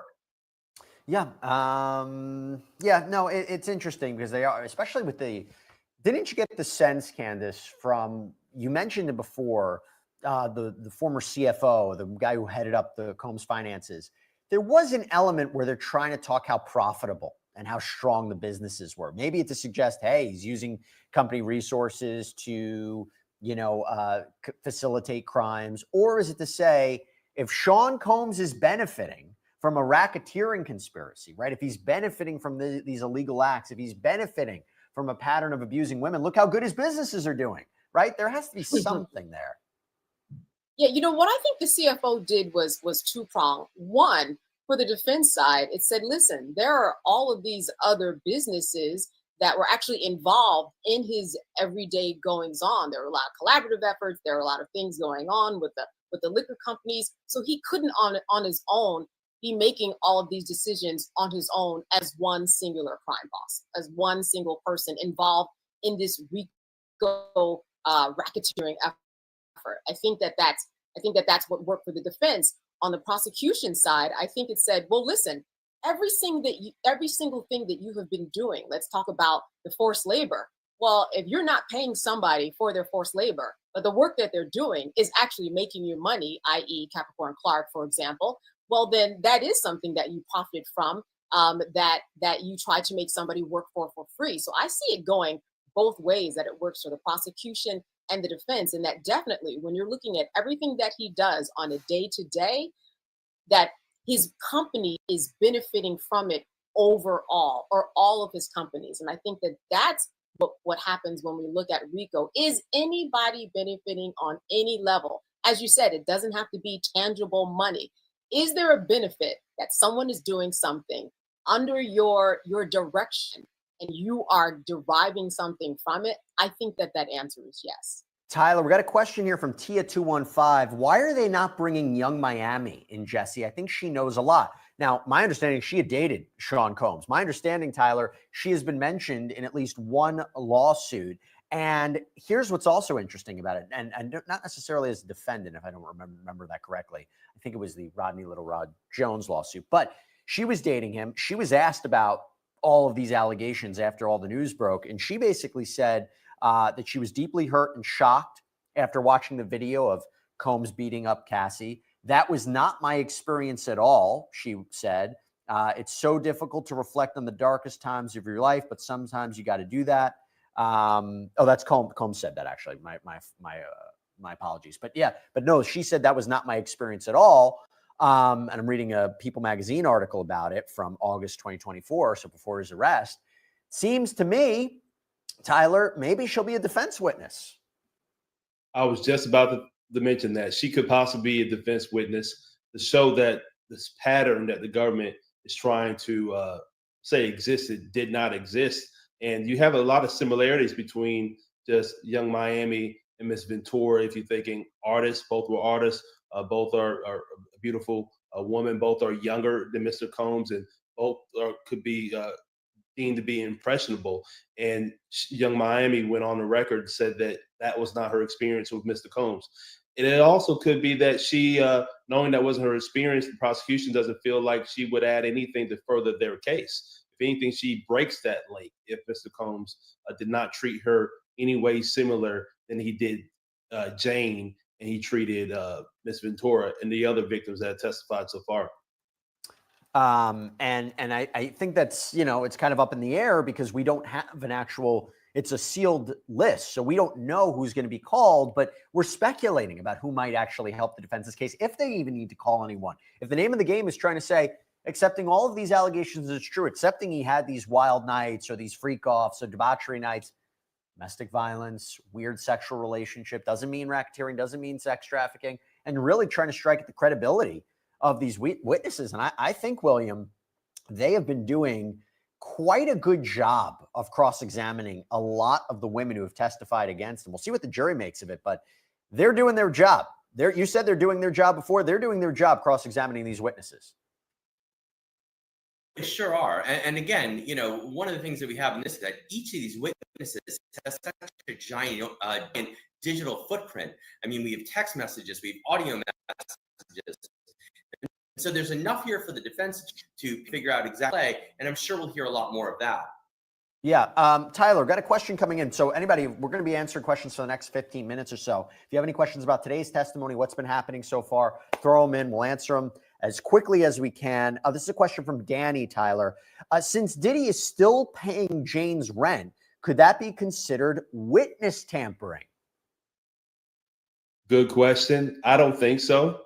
If this is witness tampering, then Diddy needs a refund of his attempt to tamper with her, because she's still saying stuff that's hurting him. I mean, her reluctancy to say that she actually consented.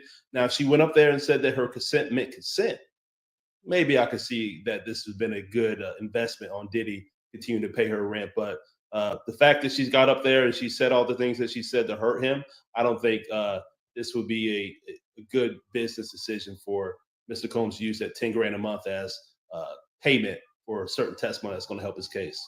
Candace, question from Never Be. Is there a reason they didn't call Aubrey? I mean, I'm assuming they mean Aubrey O'Day, right? Oh, sure. Well, you know, she may not have been needed. You know, sometimes overkill is just overkill. If you've made your point, why water it down even further? And you never know what a witness is going to say. She could ended up being like another Jane, where you have this ambivalence and you leave thinking, well, wait, I'm not sure exactly what she's saying, and are we there yet? So if they think that they've made their point already with the other witnesses, why call even more? It's kind of the same reason why people are asking, well, where's Neo and where's Usher? Sometimes too much is just too much. Have you made your point? Well, then that's enough. Let's not take a chance. Got a question from Stella. How long till we see the witnesses for the defense? Love this coverage. Well, thank you so much. We're waiting to see the end of the prosecution's case, and probably at the end of court every day, we'll get an understanding of how much longer the prosecution's case is, who they intend to call next. And there is going to be a day when they say we have one more witness or two more witnesses. We expect to end by this day. Then the defense will try to end this case, right? Right, William? They will try to end this case immediately. Make sure it doesn't even go to the jury. Explain what that is, and also explain why I think I'm confident in saying that's not going to be successful. But what happens after the prosecution ends their case? Sure. When the prosecution rests, it is incumbent upon the defense attorneys to ask the judge to declare that the Commonwealth didn't, or the government didn't prove their case. Essentially, you're filing a motion for what's called a directed verdict. And what you basically are arguing to the judge is, look, even in the light most favorable to the government, even if you're taking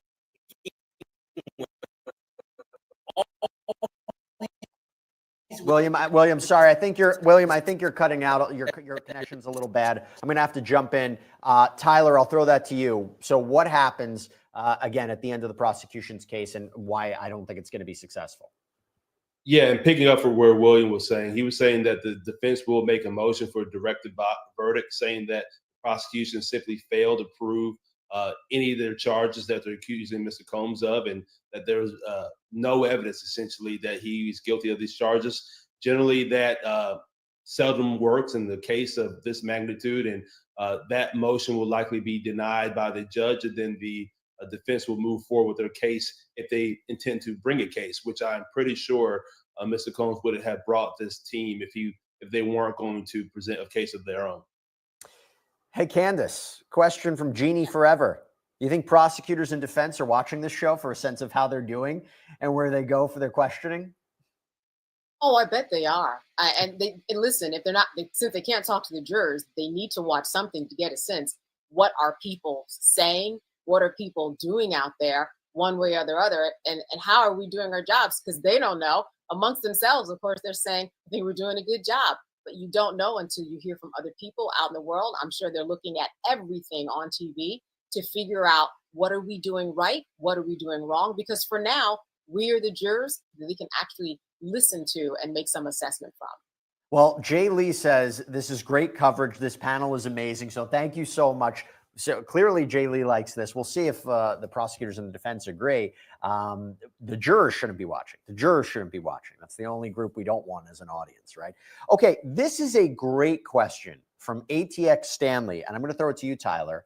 So far, have you seen any issues in the last 19 days of trial that could possibly be used in an appellate brief if he's convicted? So are there potential appeal issues that you're seeing that you say, you know what, that is going to be a prime issue to bring up? His rights were violated. This was an unfair trial, something prejudicial. Anything you say? The biggest issue that I've seen would have been the video when Mia, I believe, was testifying on the stand, that they said would lend others to believe that she's completely acting as a different person on the stand that day. And me saying that is just the assumption of what I could draw inferences of from the sidebar arguments that you heard from the lawyers as to why the evidence should have been admitted. That evidence, I believe, ultimately was precluded from being presented in the case because the court found it to be duplicative of all the other social media evidence that was entered into. But it seemed like the defense wanted to use it for a different reason. And I think that was the biggest piece for appeal that I've seen so far, outside of some other issues I may not be aware of. Well, look, I think the idea that what they filed for the mistrial, basically saying, oh, the witnesses, the jury is considering perjured testimony, it's just completely unfair. I imagine that's something they're going to say. But look, that's their opinion of the testimony. It's a matter of fact if the jury believes when any of these witnesses are not telling the truth. Which is, here, I got a follow-up question for you, Tyler. This is from Blessing Eek. Can the charges be split between directed verdict and jury verdict? Again, the idea about taking the defense jumping in and saying this shouldn't go to the jury. Oh, that's a good question. I mean, they could move for a directed verdict on particular charges. That could be specifically done. Generally, what happens on the directed verdict, though, you have a defense lawyer make an argument for a directed verdict on all the charges. Strategically, it could be favorable, I guess, to try to split it up if the prosecution just has not done a good job, or that they don't believe they've done a good job, for example, on RICO or sex trafficking. They could do that, but generally, more times than not, it's just a directed verdict on all the charges that the government's bringing. We have a poll up. Who would you want to see on the stand next? 76% say Christina Quorum, 23% say D-Rock. But clearly, you have two individuals who seemingly play major roles in this saga. I do believe KK, Christina Quorum, is somebody that is very, very important, just based on the fact that the prosecution hasn't missed an opportunity to bring her up in every witness who's testified. All right, this is okay. So this is from Cecilia Boggle. I throw this to you, Candace. Will Sean Combs testify? Well, you mentioned Christina Quorum. That's a very good segue into answering that question. In that if Christina Quorum testifies, I predict she's going to throw it all on Sean. And at that point, I think that he will have to think even more seriously about testifying if he isn't already. Obviously, it is not a good idea. I mean, think about his testimony in a sense already in terms of his apology tape that he had time to prepare for. How did that come off? He would not only have to answer to that, but he'd have to answer to every single thing that a witness says. But I think that if she testifies once again, if she pins it all on him, he might think this is going to be my only saving grace. Because now you have this woman over here who has been there at every step of the way, probably going to make a very good witness too. That's just my guess. And he's going to feel on the defense. I think his ego would probably kick in. I think that he probably would much more strongly consider testifying if she goes for the jugular. and puts it all on him. You Absolutely. you gotta wonder his judgment though. Like you said, the judgment to make an apology video on Instagram 2 days after CNN published that video, it painted his defense, it painted his arguments in a corner. So you wonder if it really would serve him to do this. But I'll throw up another follow-up question to you, Candace. This is from Ray Bishop, goes to the idea of the defense. Will they use the lack of violence with Jane, which, by the way, there's a caveat. I would say as of yet, we don't know what's coming out in the next course of the day. Will they use the lack of violence with Jane as a way to poke holes in Cassie and her friend's story by making it seem contrived? I think they definitely will say, all right, there was no violence when you compare it to all these other people, the hanging out of the window and Mia's door her being slammed in the door. But I do think that saying it was contrived, I think that that's a long way to go in terms of just continuing to say, oh, they're lying, they're lying, they're lying. I think at first, when the defense would say, okay, aren't you lying? Isn't this a money grab? Isn't that not the truth? It worked a little bit, but I think that that's kind of worn off. The fact that there is no violence, as you said, we have yet to see that with Jane, but Jane is just one person. Every single other person, every single witness almost has testified to some violence who was in his inner circle. And I think that they've already made the point. So Jane, she goes either way. I think that even if the jury does not believe her at all, I think they still have enough and that it may not even make that much of a difference. Okay. So by the way, there was no court update. They still haven't started back up again. So that's interesting, but I'm going to get some final thoughts and let me throw it to you. There's a better way to save on work travel. Book your work travel on Engine to find exclusive deals and save up to 60% on hotels and extended stays. Wherever your work takes you, save big on work travel.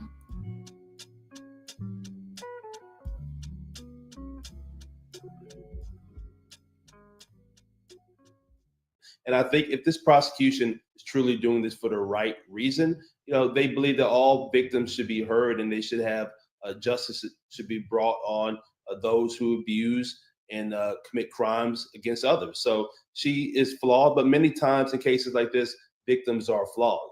They're not Cinderellas. The story is murky. And oftentimes I've seen it where prosecutors have dropped cases when they're deserving victims, despite how flawed they are, drop the case and not allow them that opportunity to bring their story to a jury. So despite how flawed she is, I do commend the prosecution as the defense lawyer for still giving her an opportunity to have her voice heard and the jury making the decision whether they believe her or not. Candace, I'll throw it to you. Final question. This is from Enlin DK. Why are the prosecution not pulling up his apology video to show he lies? We haven't seen it yet. I'm not sure exactly why they haven't done that. That would be a very strong thing to do. However, we have other information and other witnesses to show that he has lied, right? So, and it's something that they may not even need to point to. I'm surprised they haven't pulled it yet. It's not over, but it's something that the door is still open to. All right. Well, the conversation continues. The debate continues. First of all, I want to thank William Corman. I'm sorry we didn't get a chance to ask him more questions, tech issues. Internet was not great, but appreciate it, William. And Tyler Bailey, Candace Kelly, thank you so much. As one of the viewers said, all-star panel, great panel. Thank you so much. Really appreciate your insight. And everyone out there, thank you so much for your amazing questions. As always, we plan to do this lunchtime show for you each and every day of this trial. We don't want you to miss anything. I'll see you next time. I'm Jesse Weber. Have a great rest of your day.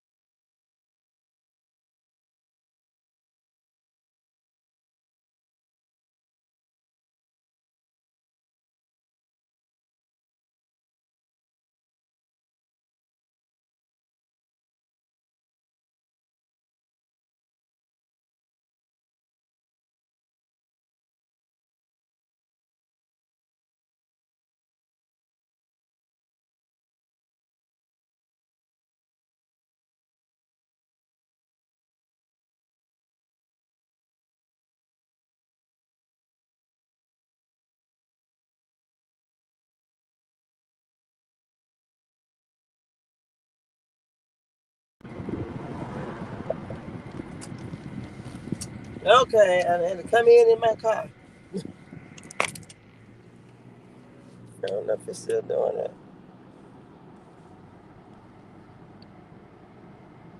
Can y'all hear me? Make sure I'm taking this off.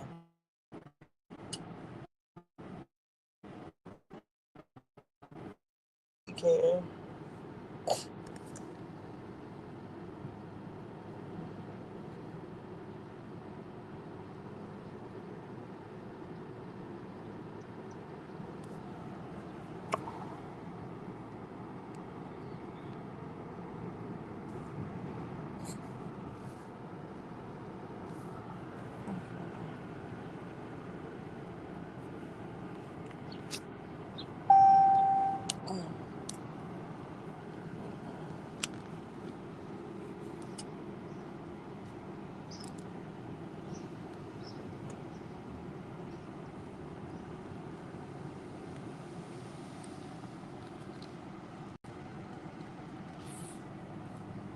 Okay, I don't know if you can hear me or not. I had to leave my house. I forgot I was online in my other room. So my daughter came over and I was downstairs. So that's what's going on with Diddy Trial. Every so often they're still getting new tweets. So that's the outside of the court. And so those attorneys seem to think that the prosecution has a good presented a good case so far. So we'll see if that's the way that the jurors take it. Because a lot of times we'll be thinking one way and the jurors will see it a whole nother way.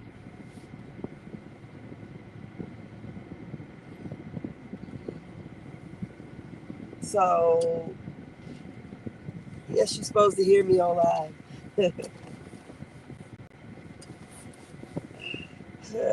So that's what I'm thinking, that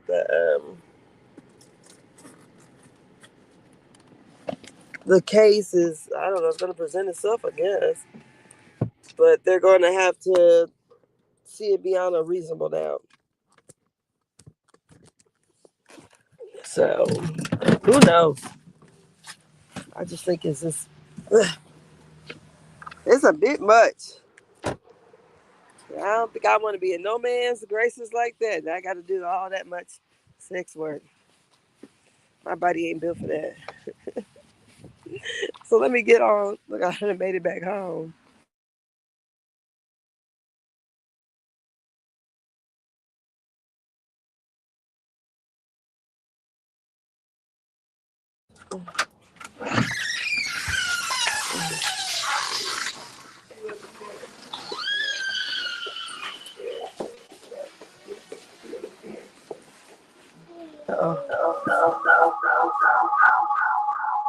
Let me check her out.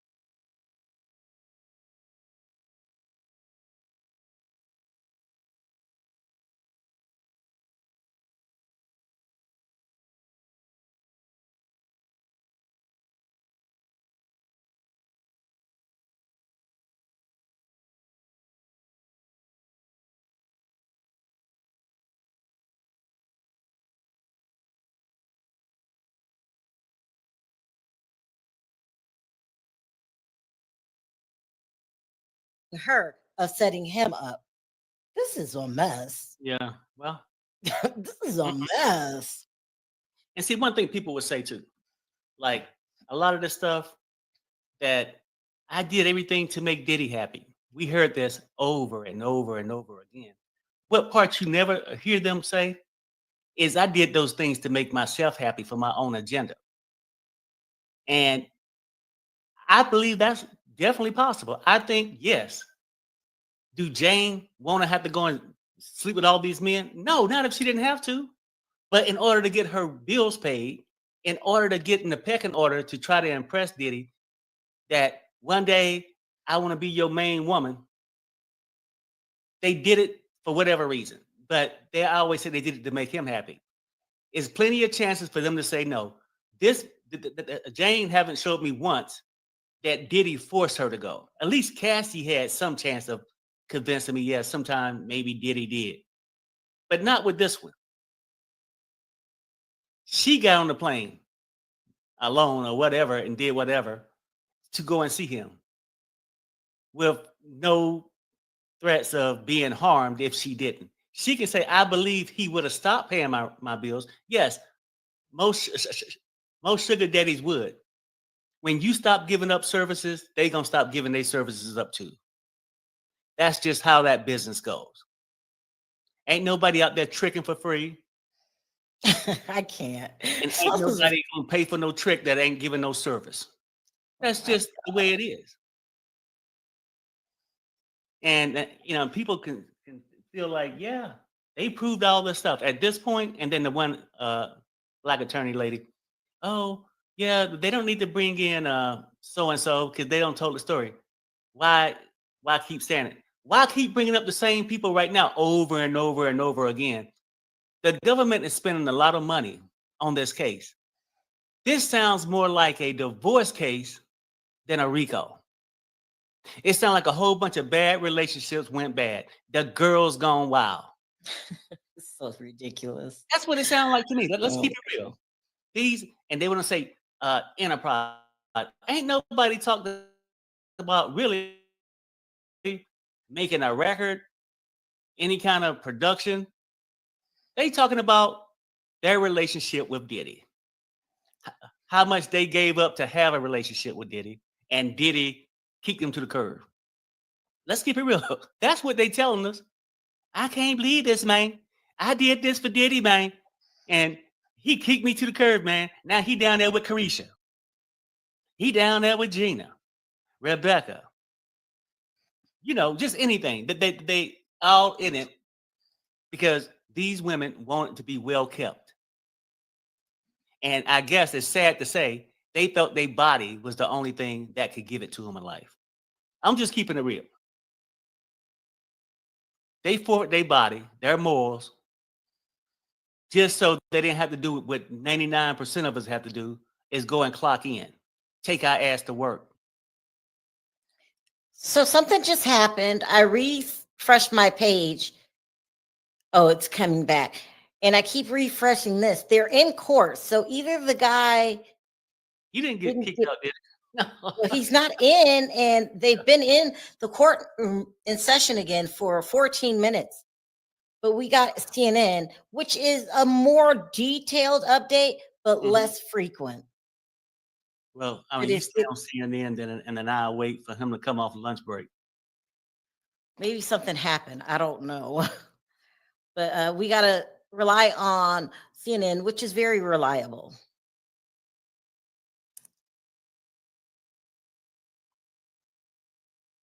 Okay, this is one. Here he goes.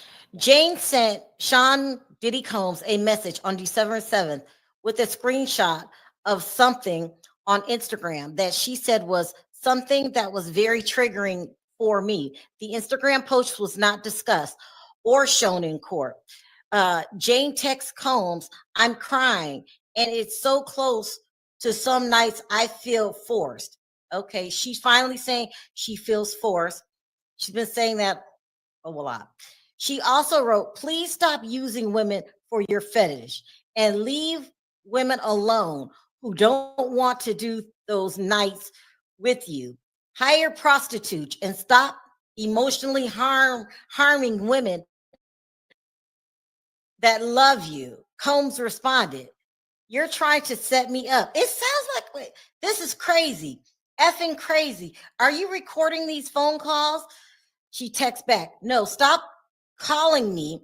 You will never understand because you're so deep in your own lies that you tell yourself. She wrote, I set up with the men for myself because I didn't want to be set up with any more strangers. It was a protective instinct for myself. All right. Let me go back, read the other. I was commenting about the girlfriend of another rapper. I said she is so beautiful. Attorney, was this rapper an old friend of yours? She said yes. I was flown to Las Vegas where there was a party and he went to a strip club. I recognized Anton. So she's at a party. She sees her stripper friend. I don't know if you, or escort friend. Oh my God, I dropped my wedding ring. Hold on. Perry, you keep going. Yeah, get that. Yeah. Because I don't need you to be going to Dubai. No, but people, I'm just simply saying this too. Like, we got to get a grip to things. Yeah, we can try to create these charges, but does this really sound like a RICO or bad relationships gone bad? It sounds like it should be in divorce court, something like that. And most of them wanting money. And most of their feelings, but I feel like he was forcing me. That's a feeling. That's a feeling. Did he force you? You can fit, like, I'm sure you felt like you want to be a gold digger. You felt like you can get with this man and get his money. I have an update. His wife. Oh. Jane says, oh, I already read that. So she's in Vegas at some party by some rap guy. And oh, you got another update now. Recognizes the escort. Attorney says, other than that time, had you ever seen Anton other than the hotel nights? She said no. Attorney, this friend, was it platonic? She said yes. In the hotel room, Anton was having sex with a woman. The rapper and his girlfriend were there.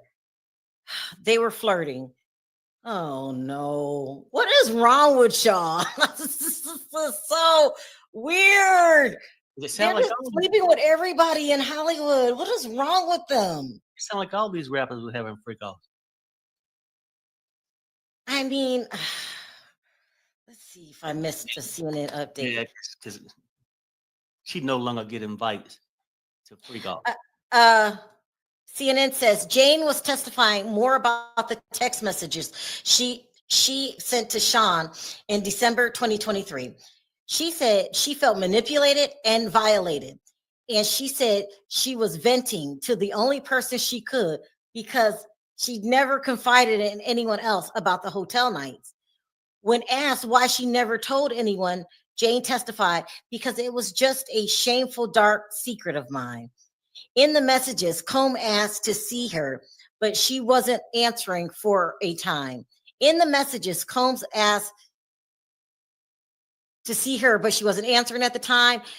Jane testified that she was trying not to answer Combs because he would gaslight her in a way that warped her sense of reality. Every time I would speak with him, speak my truth, or I would be really feeling really, Sean would just give me a different version of it and say, it wasn't this, it wasn't that.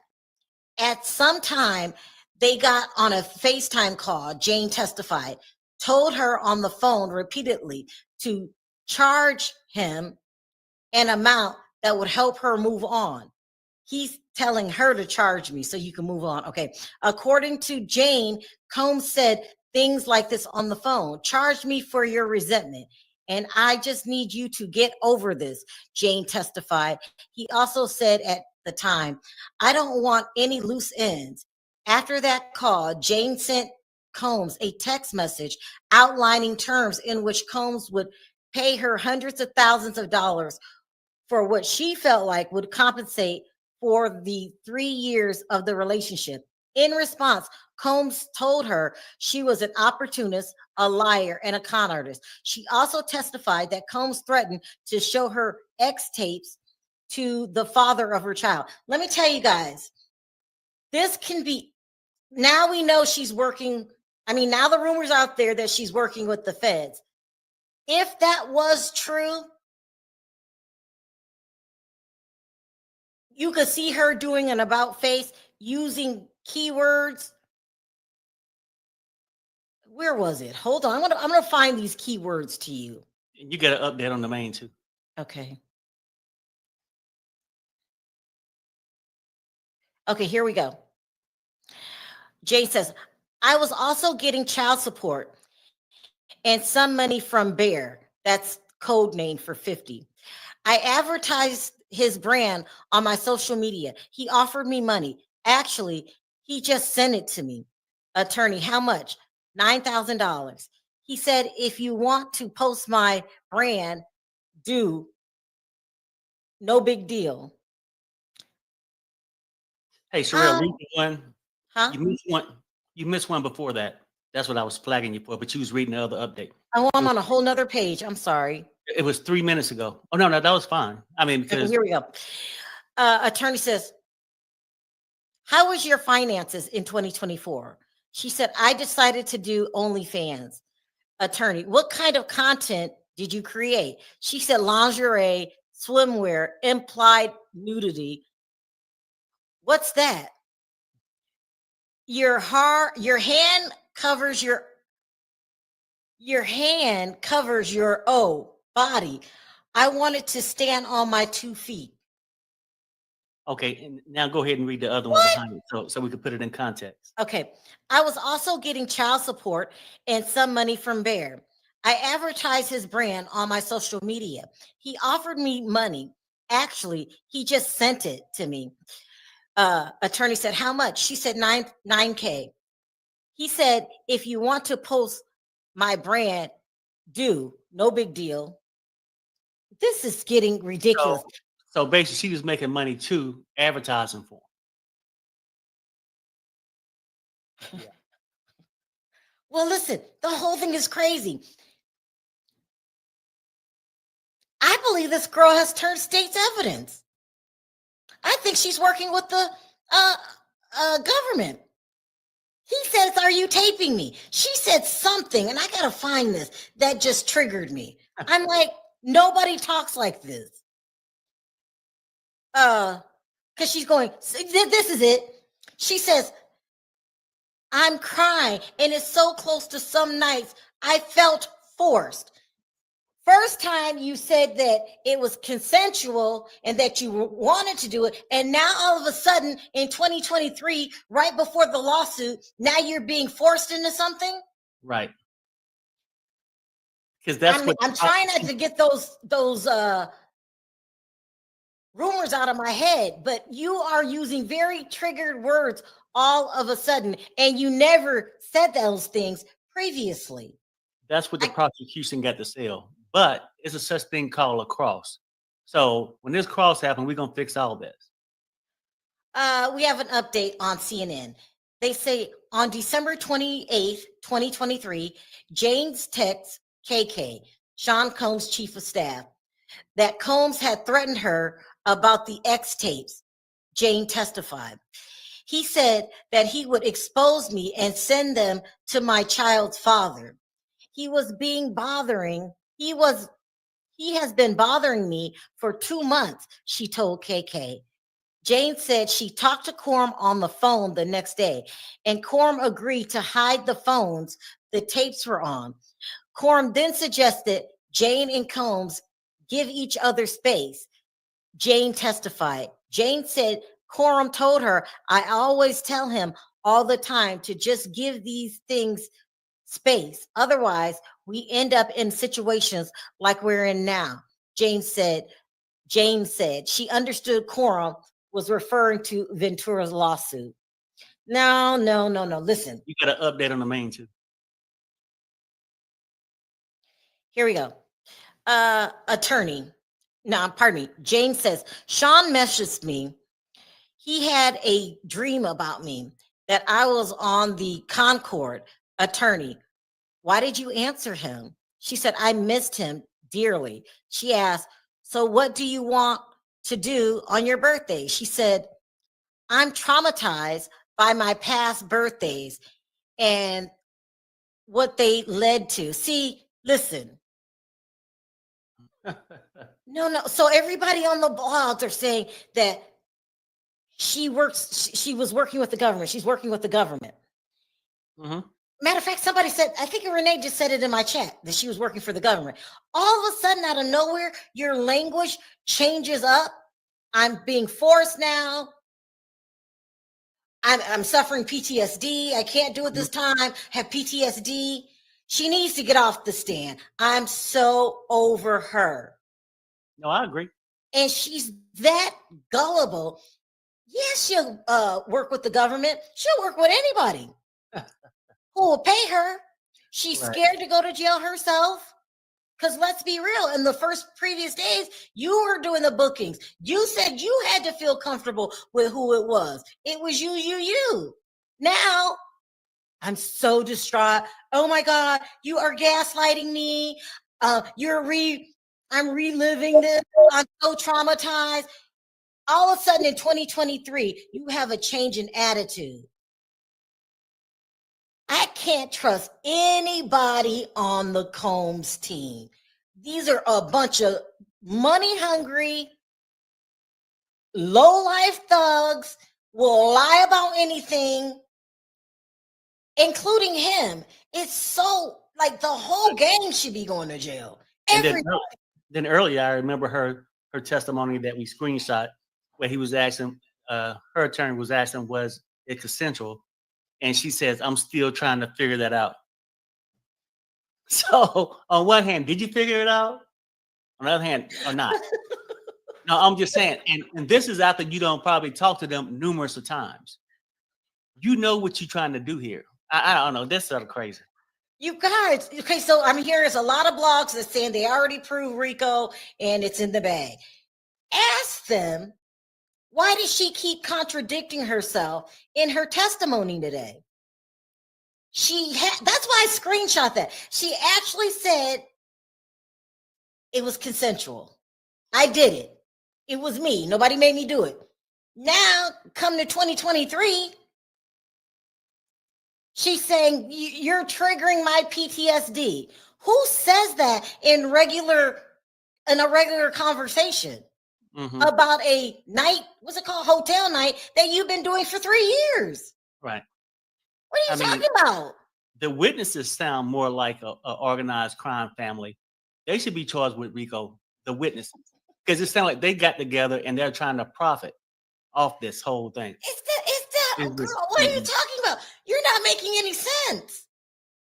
Let me take a screenshot of this because I'm going to need a screenshot. What is that? Did I read this? He said that he would expose me to send them to my child's father. Yeah. And now all of a sudden, that's a problem. 50 and Diddy have been beefing for years. And I don't like the way they keep bringing 50 cents into this without naming who he is. Listen, you want the jurors to know everything. Now he's that guy. I think it will make a big difference if they knew who it was. Yeah, I mean, they act like it would look like you're very, very greedy. You just said you're getting money from Diddy. You're getting money from 50. You're getting money from your OnlyFans. You're getting money from your IG. And now you want to scream broke and that he's not going to pay my rent if I don't do these things. If she doesn't get off the stand, let me see. I wanted to, something she said. Yeah, look for it now. Keep refreshing. Okay. Der Club.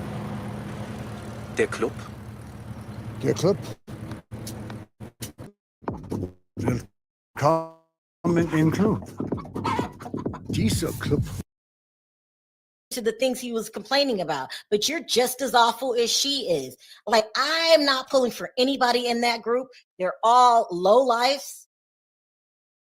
And I believe you are a plant. You're Update. working for the government.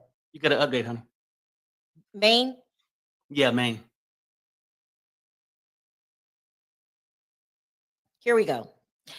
Attorney says, what did Sean write? She said, he said, if you change your mind, I miss you. Stay happy, love. Attorney, what did you write? She said, that I'm just being mature. I don't think I'm ready to see you. Attorney, did you see him for your birthday in February of 2024? She said, yes. Now, we know what happens every time she sees him. Now she's going to complain about a night. What's it called? A hotel night. Hotel night. She's going to complain about that. This girl needs to go.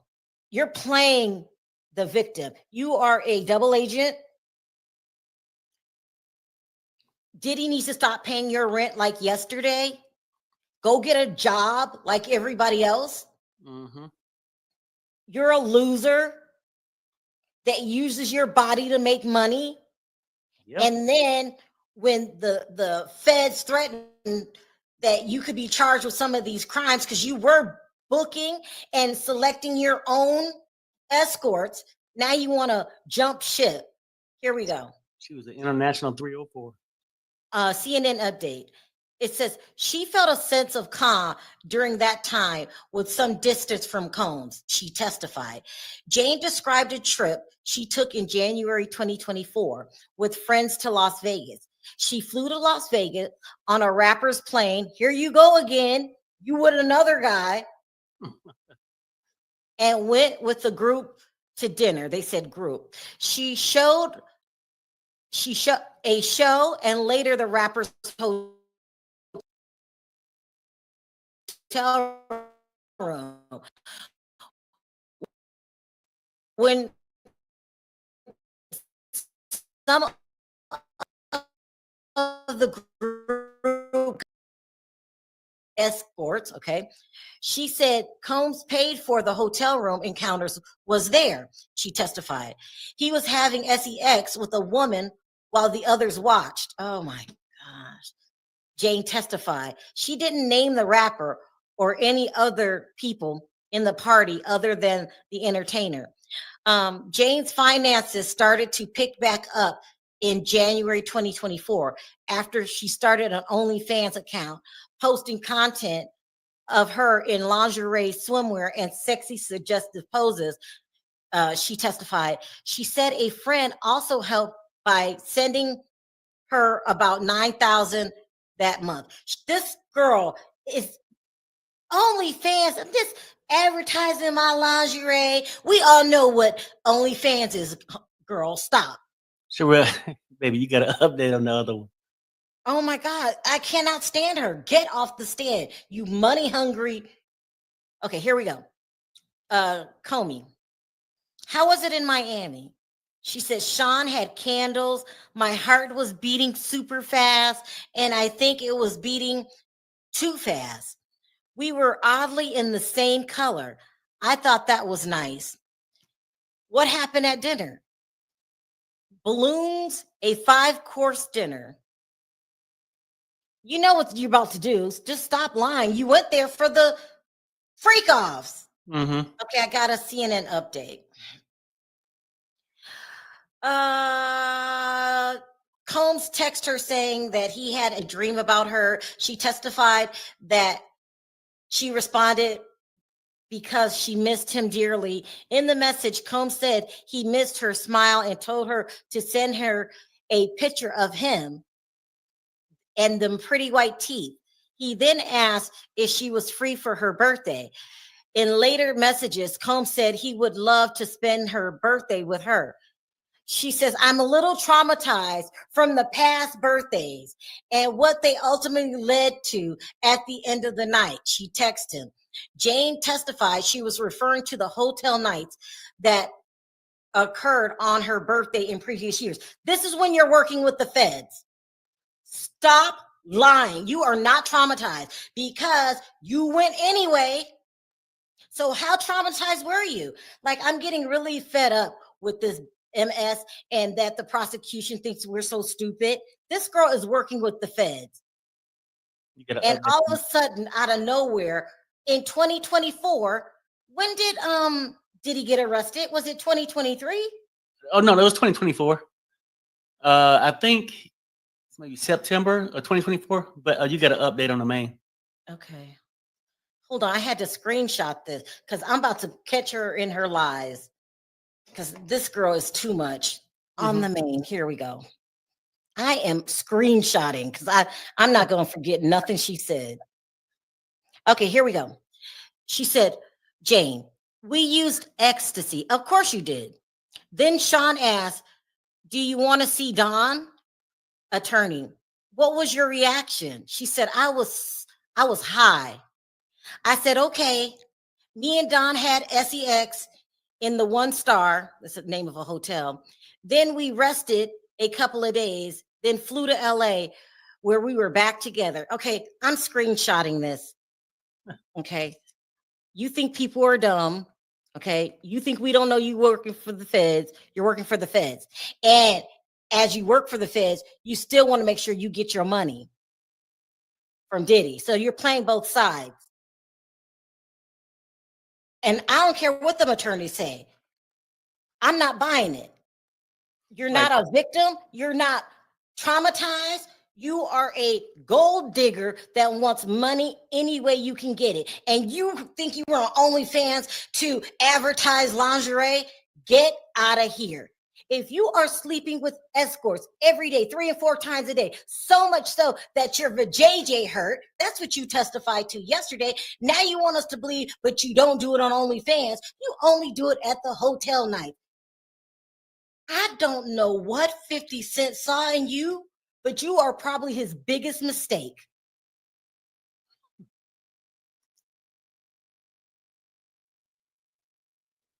You are his biggest mistake. You're an embarrassment. And you think you're a con. So now all those rap guys that was making fun of you yesterday, because some of them probably been with you. Update. Yeah. That's what it sounds like.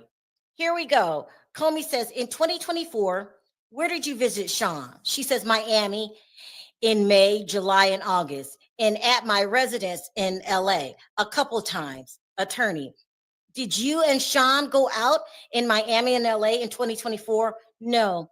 Things had really hit the fan. A lot was going wrong in his life because at that time, he was under investigation. It was slipping out to the media, and they came to talk to you, and you cut a deal.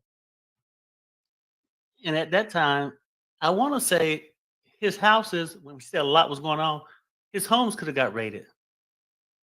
This girl is so full of S. She's trying to save herself. I'm done with this case. It's so tainted. It's so tainted. Nobody can be trusted. They're all drug addicts. They're all living the life. Mm-hmm.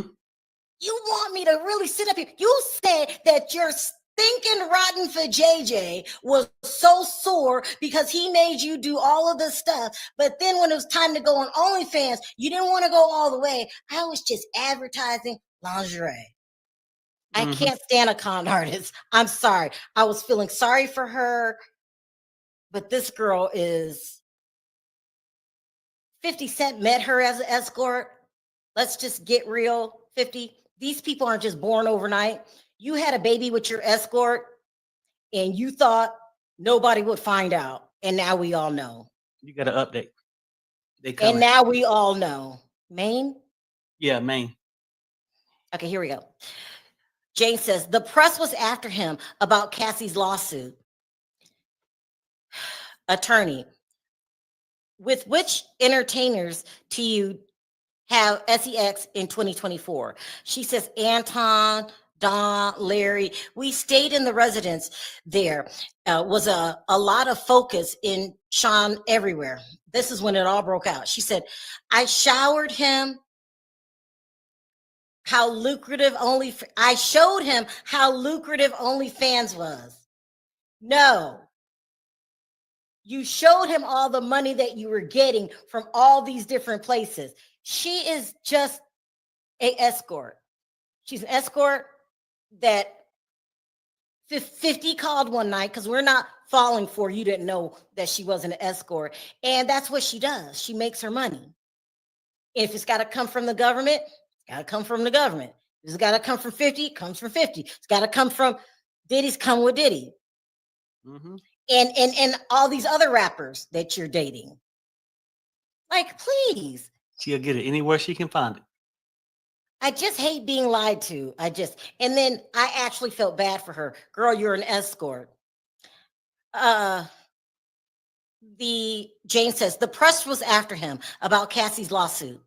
Which entertainers do you have X with in 2024? She says, Anton, Don, Larry, we stayed in the residence where a lot of focus on Sean elsewhere. I showed him how much lucrative OnlyFans was.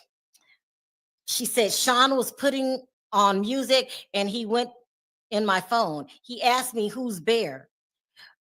She says, why are you texting? He asked me who is Bear, ? Why are they texting like this with him, ? The money thing came up. That Bear had sent me money. He started getting dressed. I started crying. I felt like I was misunderstood. You're mad because you got caught. You are an escort, ma'am. She's just a nasty freaking gold digger and a big liar. Mm-hmm. I tried to ride with you till I couldn't ride no more. Joy, whatever her name is. Daphne, you're an escort. You're an escort and a liar. And if it wasn't Diddy that you were doing the freak offs with, it could have been, what's the name? The one that likes, well, it could be any other rapper. Any. Could have been Future. Could have been Drake. Could have been Future. Could have been Drake. Could have been Future. Could have been Drake. Girl. Yeah. I don't know if I read this, but it just came up. It says Sean was putting on music and he went on my phone. Yeah, we read this. Who is Bear? You mean New one now, though. who's Future? Here we go. Attorney says, what did Sean text you? She said, he wrote, what's going to happen if I come over tonight? I said, do you want me to be alone? He said, I can arrange that. I wrote back, he was supposed to see his mother, in air quotes. I meant another woman. They wanted a party. She knows what's going to happen tonight. I know what's going to happen that night. Perry knows what's going to happen tonight, and y'all know what's supposed to happen because he won't see her any other way. So he bought his escort house so he can have her on call, and now she's a traumatized victim. Here we go. Comey says, what did Sean text you? He wrote, what's going to happen? Oh, I already read that. And now she's back partying with Sean. You guys, am I being too rude, crude? I think she's working with the government after the lawsuit. I think her whole dialogue changed when the feds came to town. They talked to everybody. Why wouldn't they have spoken with her? Somebody said yes, ma'am. This girl is a con artist, a bad one, but she's a con artist. Now, I tried to ride with her because Diddy needs to be in jail, but now it sounds like you do too, ma'am. They're all thugs and drugged out of their mind and liars, and they're living that life. Yeah. That's the way I see it too. Like, for real, people, just block it out. These not normal day people. Because we don't have friends that got involved with people with that kind of money. So they do, different areas, you do different things. Now, when they be having these parties, people say, oh, that's trafficking, this and that. Yes, because somebody told me earlier when she said, yeah, Diddy paid for the hotel, they came out to Vegas, did something. It's like somebody's having a bachelor party or whatever, some dancers come in, things go over, somebody have X with one of them. Is that trafficking? It sounds like a whole bunch of adults got together for their own freakness. And it was all consensual with all parties. The dancers, the people who was participating, That's what it seemed like to me. But I guess you can call it trafficking if you want to. It just seemed like that's what they do in that industry, and when they want to get freaky, you know. And I'm convinced that 50 Cent knew she was an escort. Don't get mad now, 50, because your secret's out. She's an escort. She's been an escort. She's not going to change her ways for you or anybody else. This is just so, I'm so over this case. You know, either you guys are going to give me a smoking gun or give me something more than just these lying criminals. It makes no sense. And why would the government bring this case to trial if you didn't have more evidence? If you have it, it's time to put it on now, because you're losing the public. You're losing the public. Friday was a disaster. Now you call yourself cleaning it up, where she's contradicting herself all over the place. She said it was consensual. Now she's saying it's forced. And if I could put your text messages together and say, you said one thing this day, you said this on, you damn sure that a jury's going to do that. And then they're going to toss out your evidence. And Diddy needs to kick you out that damn house so you can go back doing what you do. Go back to, this is what made me really upset. I don't know why this triggered me. She said all she does on OnlyFans is shows her lingerie. Didn't Bad Barbie make, was it $12 million off of OnlyFans? And then saying, well, maybe I do a little covered nudity. Now, don't act like a saint. See, that's the part that gets to me. When you taking something in every hole you got, at the oh, whatever. Scratch that. Sherelle, you got an update. What is wrong with Perry? Here we go. It says, Comey says, what did Sean ask? She said, he said he wanted me to sign something for him so he could have closure. I thought he meant so I wouldn't be a threat, attorney. Had you ever sent him a demand letter? She said, no. Sean said, you are making your own money. I don't know. I'm sorry. I'm still waiting. I'm sorry, guys. I tried my hardest to ride with this girl. I didn't say her name the first day. I didn't even show her picture. You know, when 50 was getting outrageous,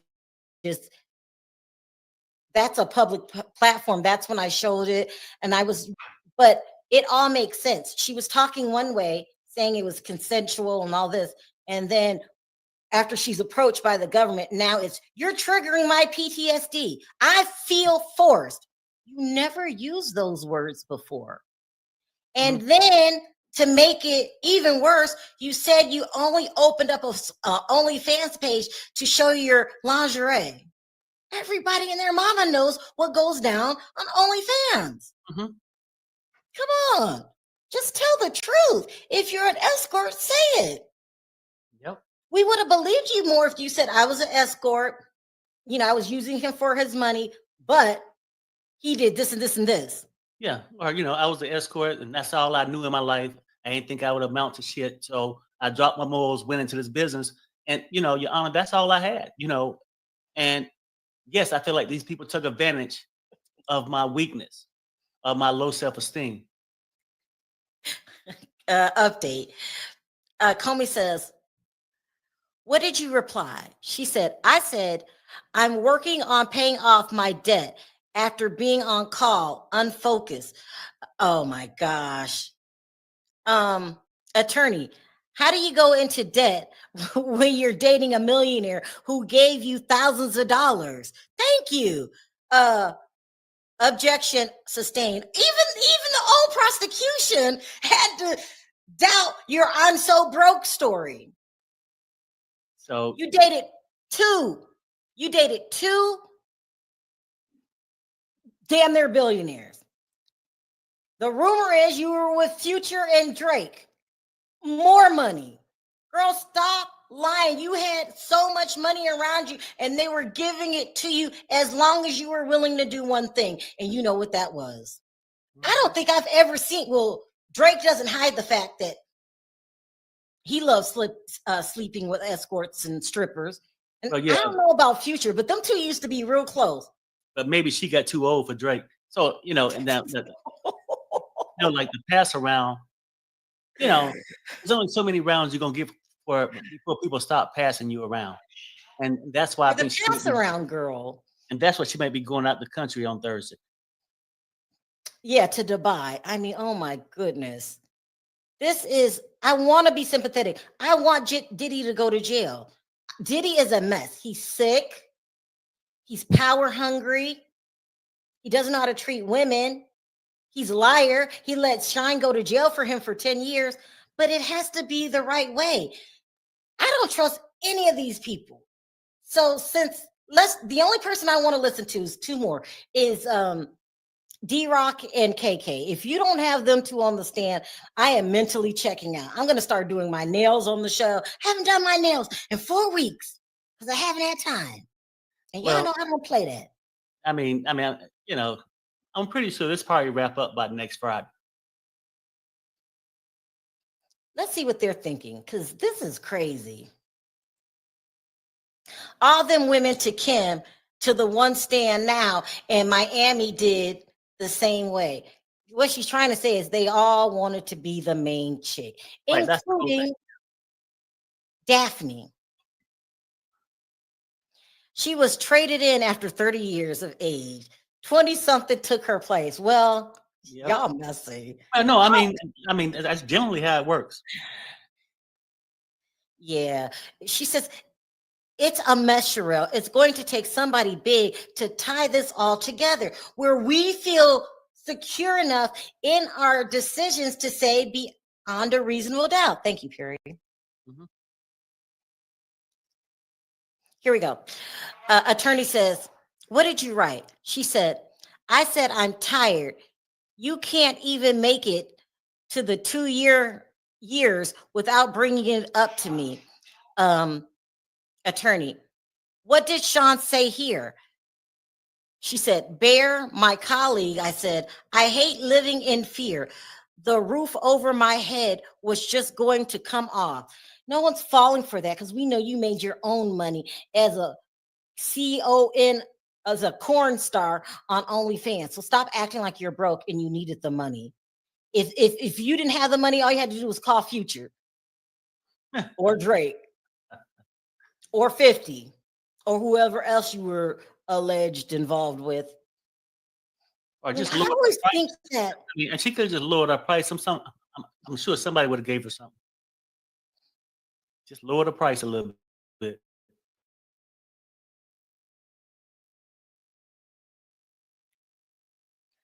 I think and she's going to be sitting there looking stupid. You can't. Oh, I just happened to go. I flew on a private jet. I'm telling you, who has that kind of money?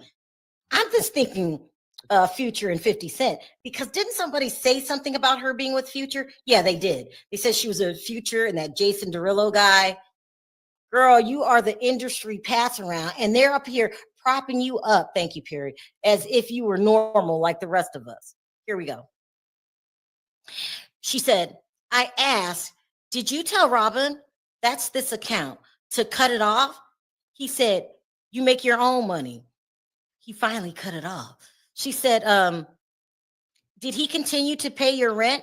She said, yes. He kept paying. Attorney, did you learn his houses were searched? She said, yes. And HSI came to my house. That's not your house. That's his house. And second of all, he figured out you made your own money, but he probably got a feeling you were working with the feds and kept you around for this day right here.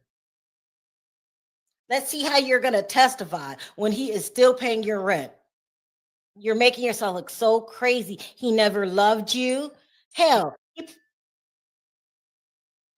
He probably got her house wired. Someone said, you got it, Sherelle, you got it, huh? No, he never loved you. He never pretended to love you. You said yourself that when the relationship started, it was an open relationship. How dare you even get mad and try to be the main chick when you were designed and paid for to be the background chick?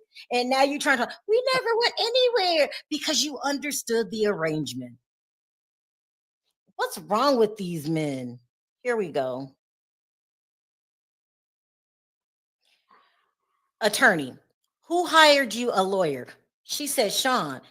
Is Sean still paying for your lawyer? She said, yes. Did you talk to Sly after the 2024 searches? She said, yes. He called and said he had a tape and he intended to release it bit by bit on the dark web.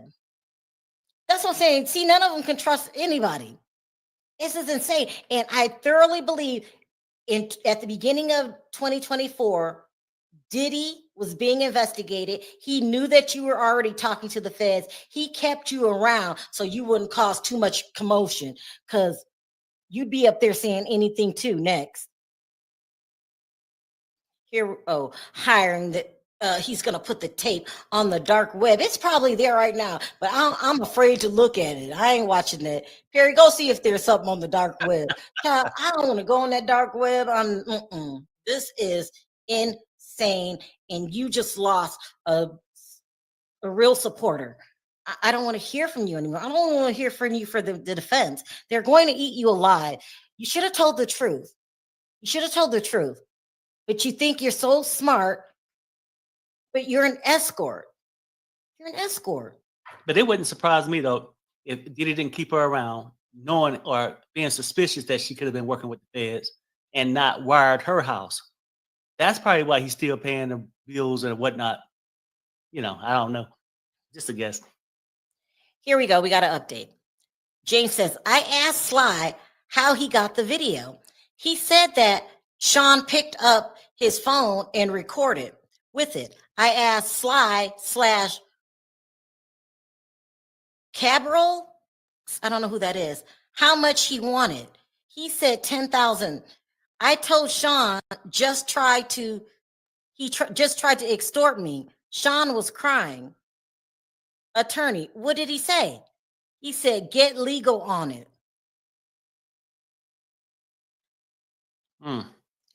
They gonna pay him, aren't they? Oh, for the tape? Mm-hmm.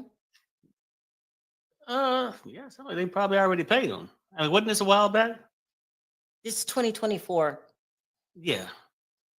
Yeah, I know. I mean, that's last year, but I was just saying, I don't know.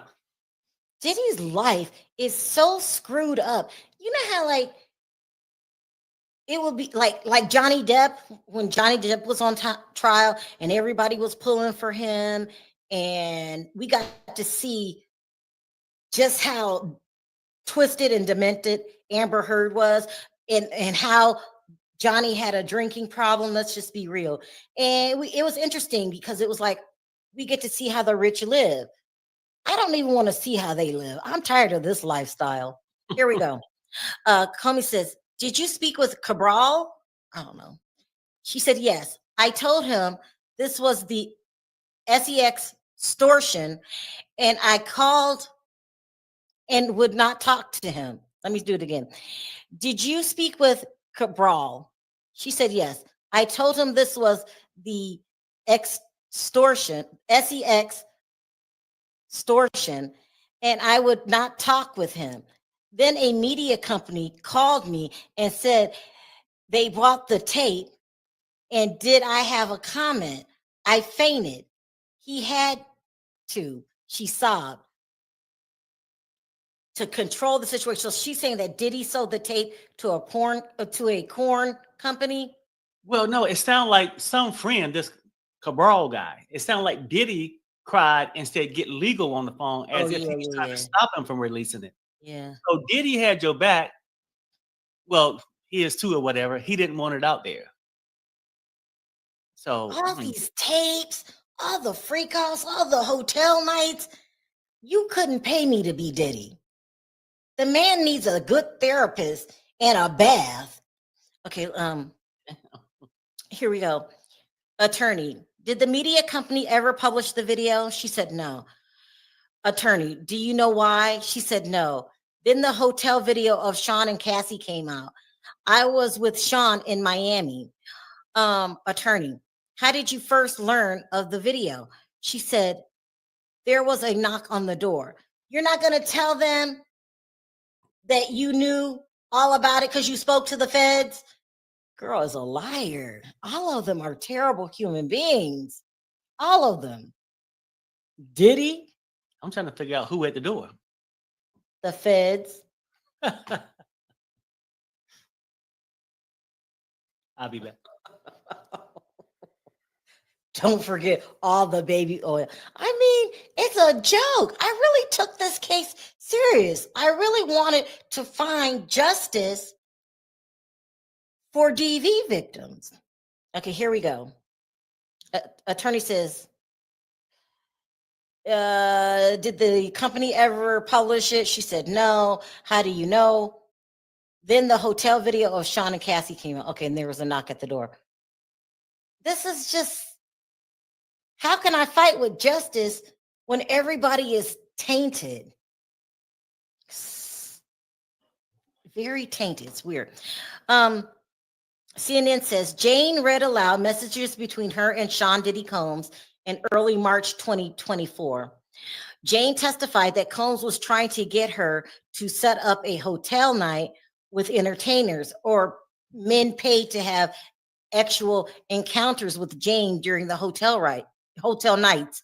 Pardon me. In the message, Combs told her that his mother was coming into town soon, and Jane responded, implying that he was lying to cover up being with another woman.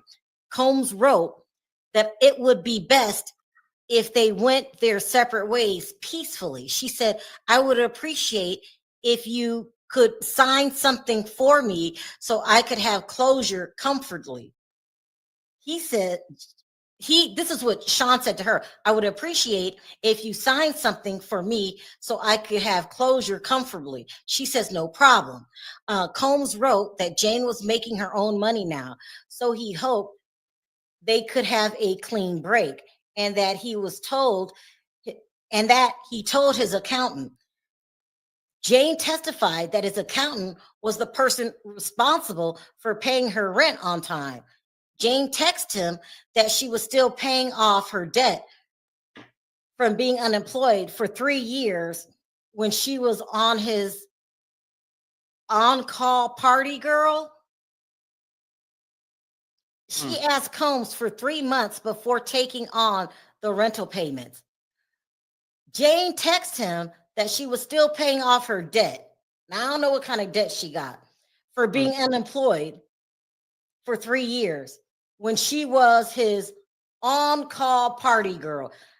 I'm going to screenshot that. Did she just admit to being his on-call party girl? And you up there complaining about every time I see him, he wants something from me? And didn't you just say right now, I just screenshotted it. I've got, I'm over her. Get off the stand. You got an update on the main too. Did you hear what I just said, Perry? Yeah, I heard what you said. His on-call She party just girl. admitted Jane texted him that she was paying off her debt from being unemployed for 3 years when she was his on-call party girl. Don't say nothing else to me. I'm tired of this whole deposition. I'm just done. Comey says, huddle for what? She said, to come up with an apology. He showed me a draft of what he would say on social media. Attorney, did you read it? She said, he addresses Cassie by name in the draft. I felt it was more heartfelt. I thought it was good enough. You know, that shitty letter that he read to everybody. I guess she had to. I was going to say, you missed one before that. Okay. Yeah. And then go back into the second one. Okay. It says, attorney, Sean was called out. I went down to everyone he was talking. It was 2-star. What happened? She says Sean was huddled with his team and his family. I was just giving everyone space. Later, we had a huddle. His sons were involved because now they realized Diddy's in trouble. Attorney, huddle for what? She said to come up with an apology. She showed me a draft. He showed me a draft of what he would say on social media. She said, did you read it? She said, he addressed Cassie by name in the draft. I felt it was more heartfelt. I thought it was good enough. Mm. Perry, do you hear that noise? Yeah, I just heard something. Let me check. Can you check the cameras? Yeah, I got it. All right, we got an update from CNN. It says Homeland Security investigations left a business card at Jane's home the day of the raids on Combs' homes in March 2024. She testified. She didn't speak to anyone at HSI at that time, but she called Combs and his security guards trying to reach Combs about it. At some point after the raids, Combs hired a lawyer for Jane. She confirmed Combs is still paying for the attorney representing her now.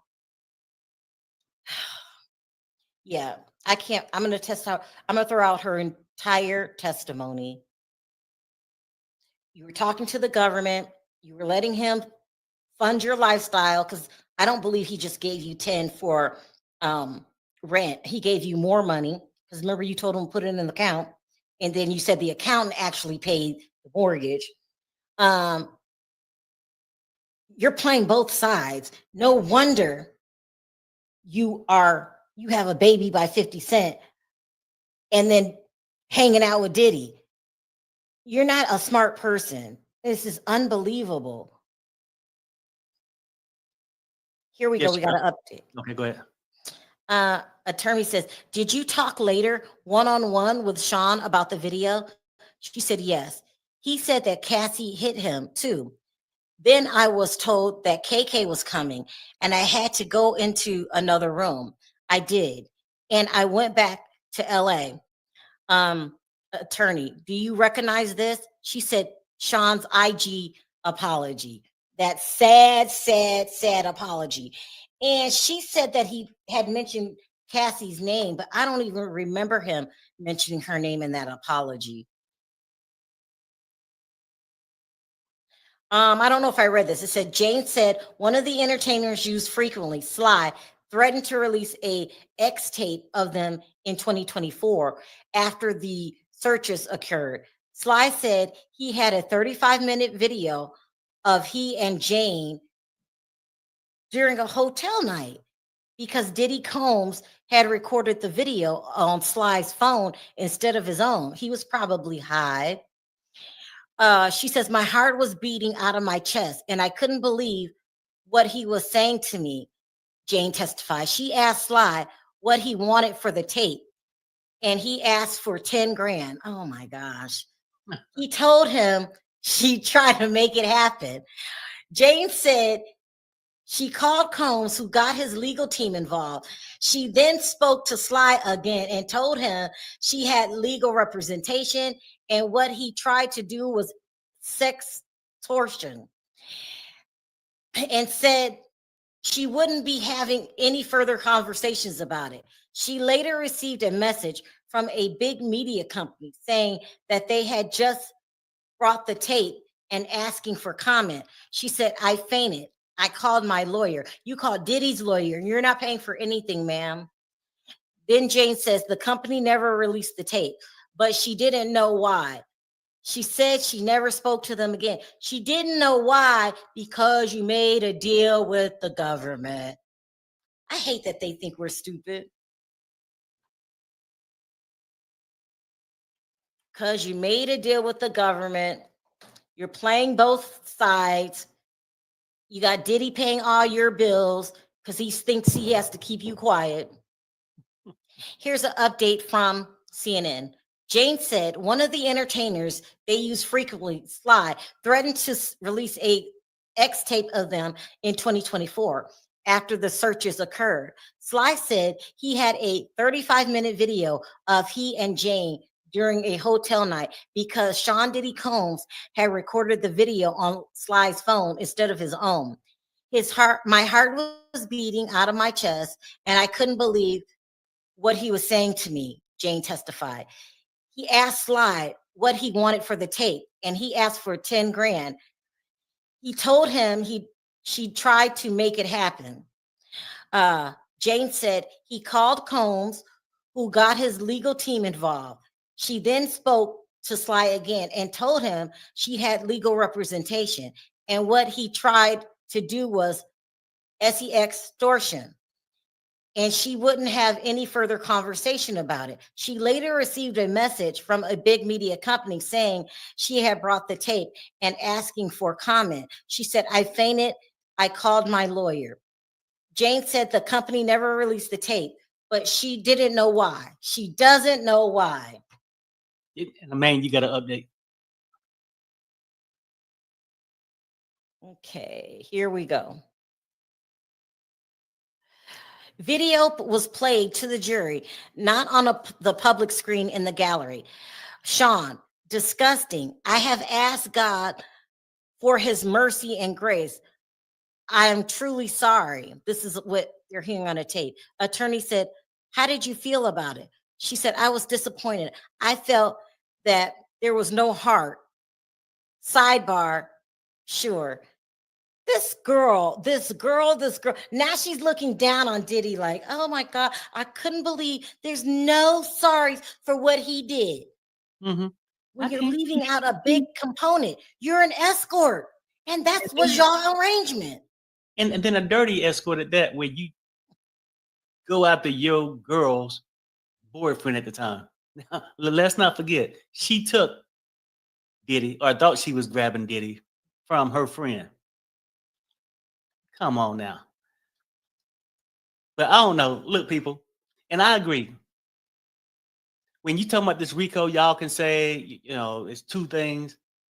Maybe how you see it or how you want to apply it. But I'm just saying, I don't even look at them on those terms, just in general. I'm just looking at what I see going on. Sound like a toxic relationship. But let me read this. Let me read this to you guys. It says that based on provided results, it is clearly available that Daphne Joy had connections to Curtis Jackson, Jason Derulo, and Drake. I told y'all, this was the girl that they were talking about. She had connections to Drake, Future, who were friends at the time. They're taking turns. This shit is sick, and I'm about done. She was the pass around for all the rappers. Go ahead, Perry, because I had heard in my mind. I know he dated that one girl that can sing, that was a stripper and a prostitute. Right. Drake don't care. None of them care. Go ahead, Let Perry. me address it. Okay, Reese says, yes, but she's not on trial. Her character is not being charged with RICO. Diddy's is. I get it. I get it. But her testimony is on trial, correct? So to judge somebody's testimony, you might have to dig into their character. Why they there? Why they saying what they're saying? Wait for the cross. And don't assume because people have said these things that to use spell RICO, it's how the jury look at it. If they find these testimonies, because a lot of it lacking proof, is just hearsay or somebody's testimony, which is evidence. But what if they don't believe the evidence? Let's go back to that. What if they don't believe the evidence? Now what do you have? I mean, I understand what Reese is saying. No, I understand it, but what I'm saying is let's be patient with it and let's not jump to conclusions. I'm just saying at this point, do you feel like these people can seriously be trusted on the stand? That's all. But go ahead. I want to refresh and make sure you don't have. I mean, that's the whole thing is so tainted. I want to support the victims because DV is horrible. I want Diddy behind bars. I want the testimony to make sense. So that's my fault. I can't just turn a knob and go and turn off and not say this girl's giving conflicting testimonies. 1 minute it's consensual, the other minute it's false. 1 minute says that she's only on.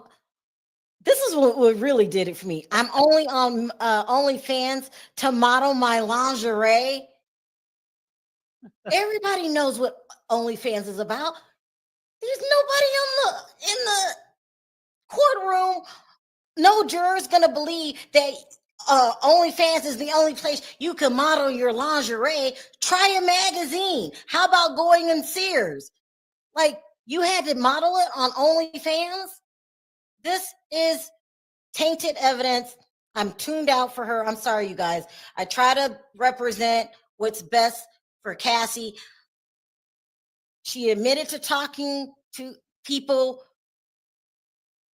getting their story straight. She admitted there's a tape out for her. She's 1 minute saying it's consensual, another minute it's false. And I happen to know her history with the other rappers. Look it up. Type in Daphne Joy and Drake. She's been with everybody. Somebody said Sears is closed down. Well, go to somewhere, I don't know, somewhere. Like, she could have went anywhere else to sell her lingerie, but you go to OnlyFans and then you play broke for Diddy.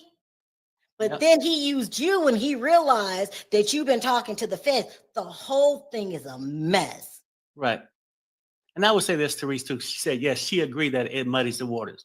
Now, that's where you get into the crazy zone of it. You're trying to establish this RICO off testimony only with no really hardcore proof, right? Just the testimony. But if you don't believe the person who's given the testimony, that could be a problem. And just like Love said, I wonder what the jury thinking.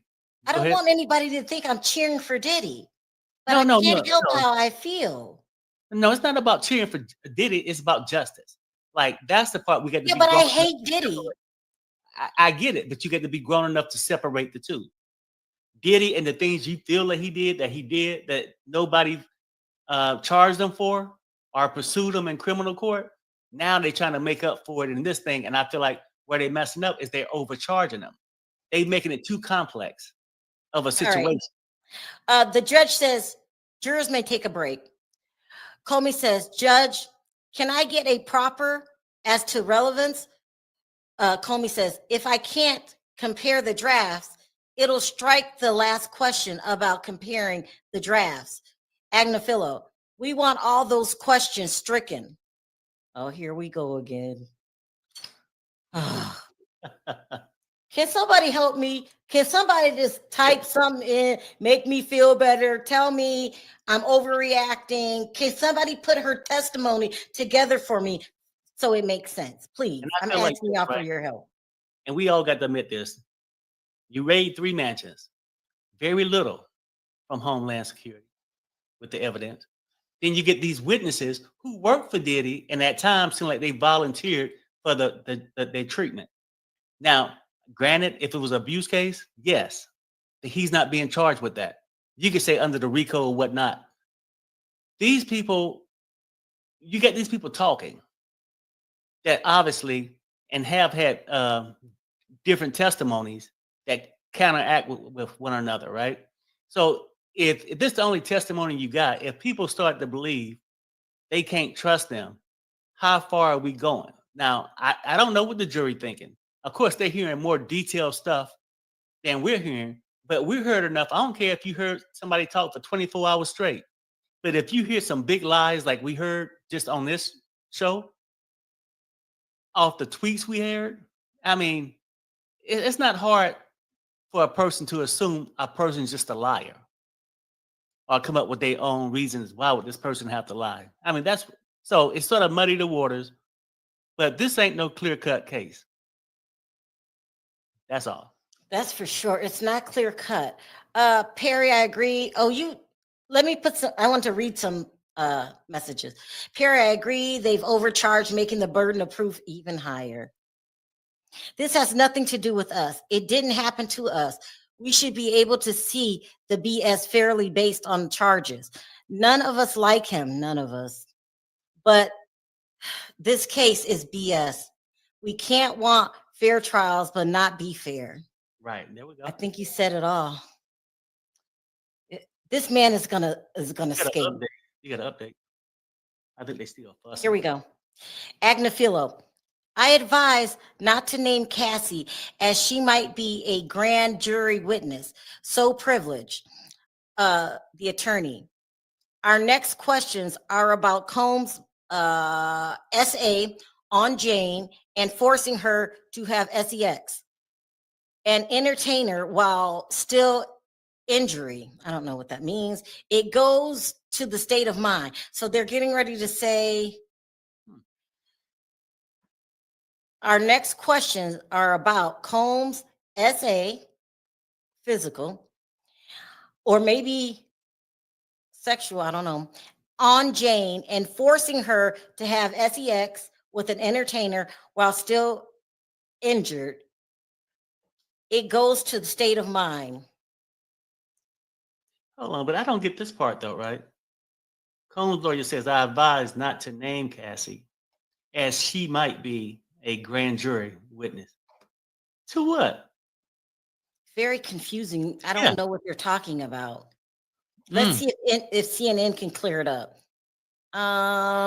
Jane testified that she was at Combs' mansion in Miami the day CNN released the intercontinental surveillance video that showed Combs SAing Cassie Ventura. Combs' son came into the bedroom to tell Combs something happened.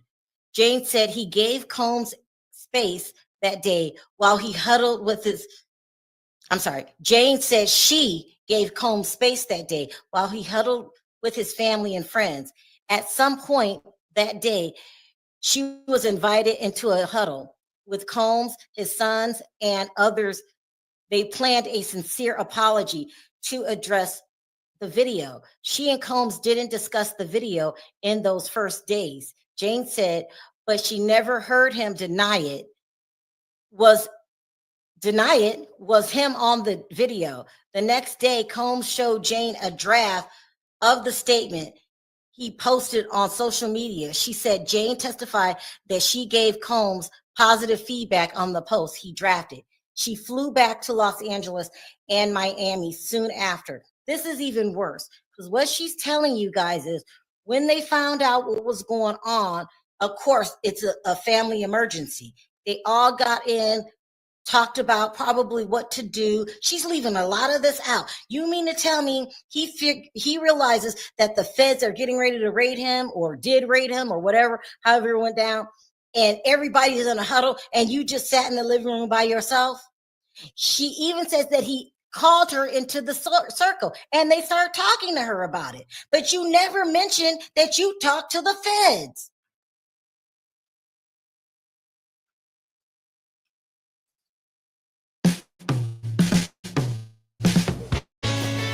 Discover you in Hamilton County, Indiana.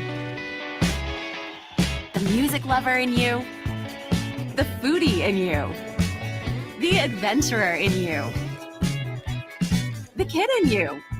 Discover you in Hamilton County, Indiana. It's more affordable and it's closer than you think. Plan your getaway today at visithamiltoncounty.com. Something's happening in Indy. You know that feeling when you get a new pair of shoes and you just feel faster? A city can be like that. After decades of dreaming big, Indy has arrived. It's time you experienced it for yourself. A smart con artist. You thought that nobody would know what your true profession is. Okay, I have a feeling 50 Cent knows what your possession is. He messed up and got the wrong woman impregnated. This whole thing is a mess. And then she's going to turn to the feds because she's scared that she could be charged with a number of things. And one of them is prostitution. The whole thing is a mess. I'm getting so sick of this case. I thought it was interesting. But now you got a bunch of lying thug drug addicts, all of them. One isn't better than the other. That's what I'm trying to say.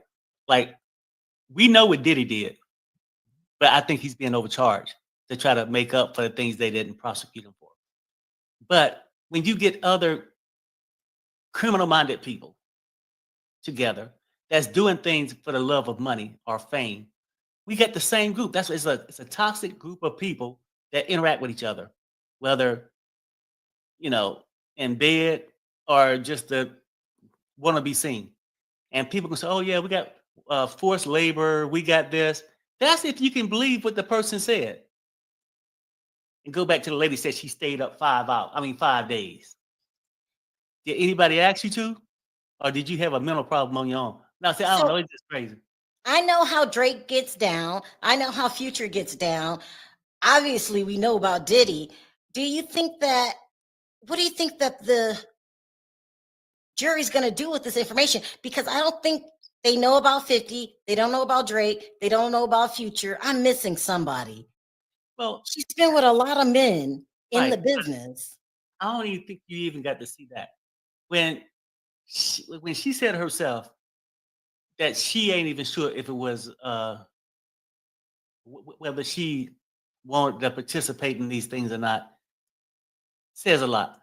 People don't have to have 50 Cent name in it to know you just seem like one of these women that's looking to be well kept. You volunteer. You didn't mind taking your girlfriend's man within 24 hours, and you didn't mind him having other girlfriends, and you wanted his attention and wanted his money and was willing to be slutted out for it. Let's keep it real. Now that's a lot by your own admission. But I mean, Barbara says KK already cut her deal. I believe that too. When she takes the stand, Diddy is done. They always save the best GUNs for last. I hope so.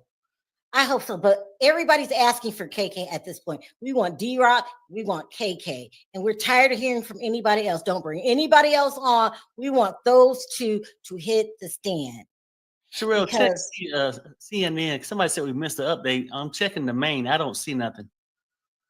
I mean, since the side. CNN.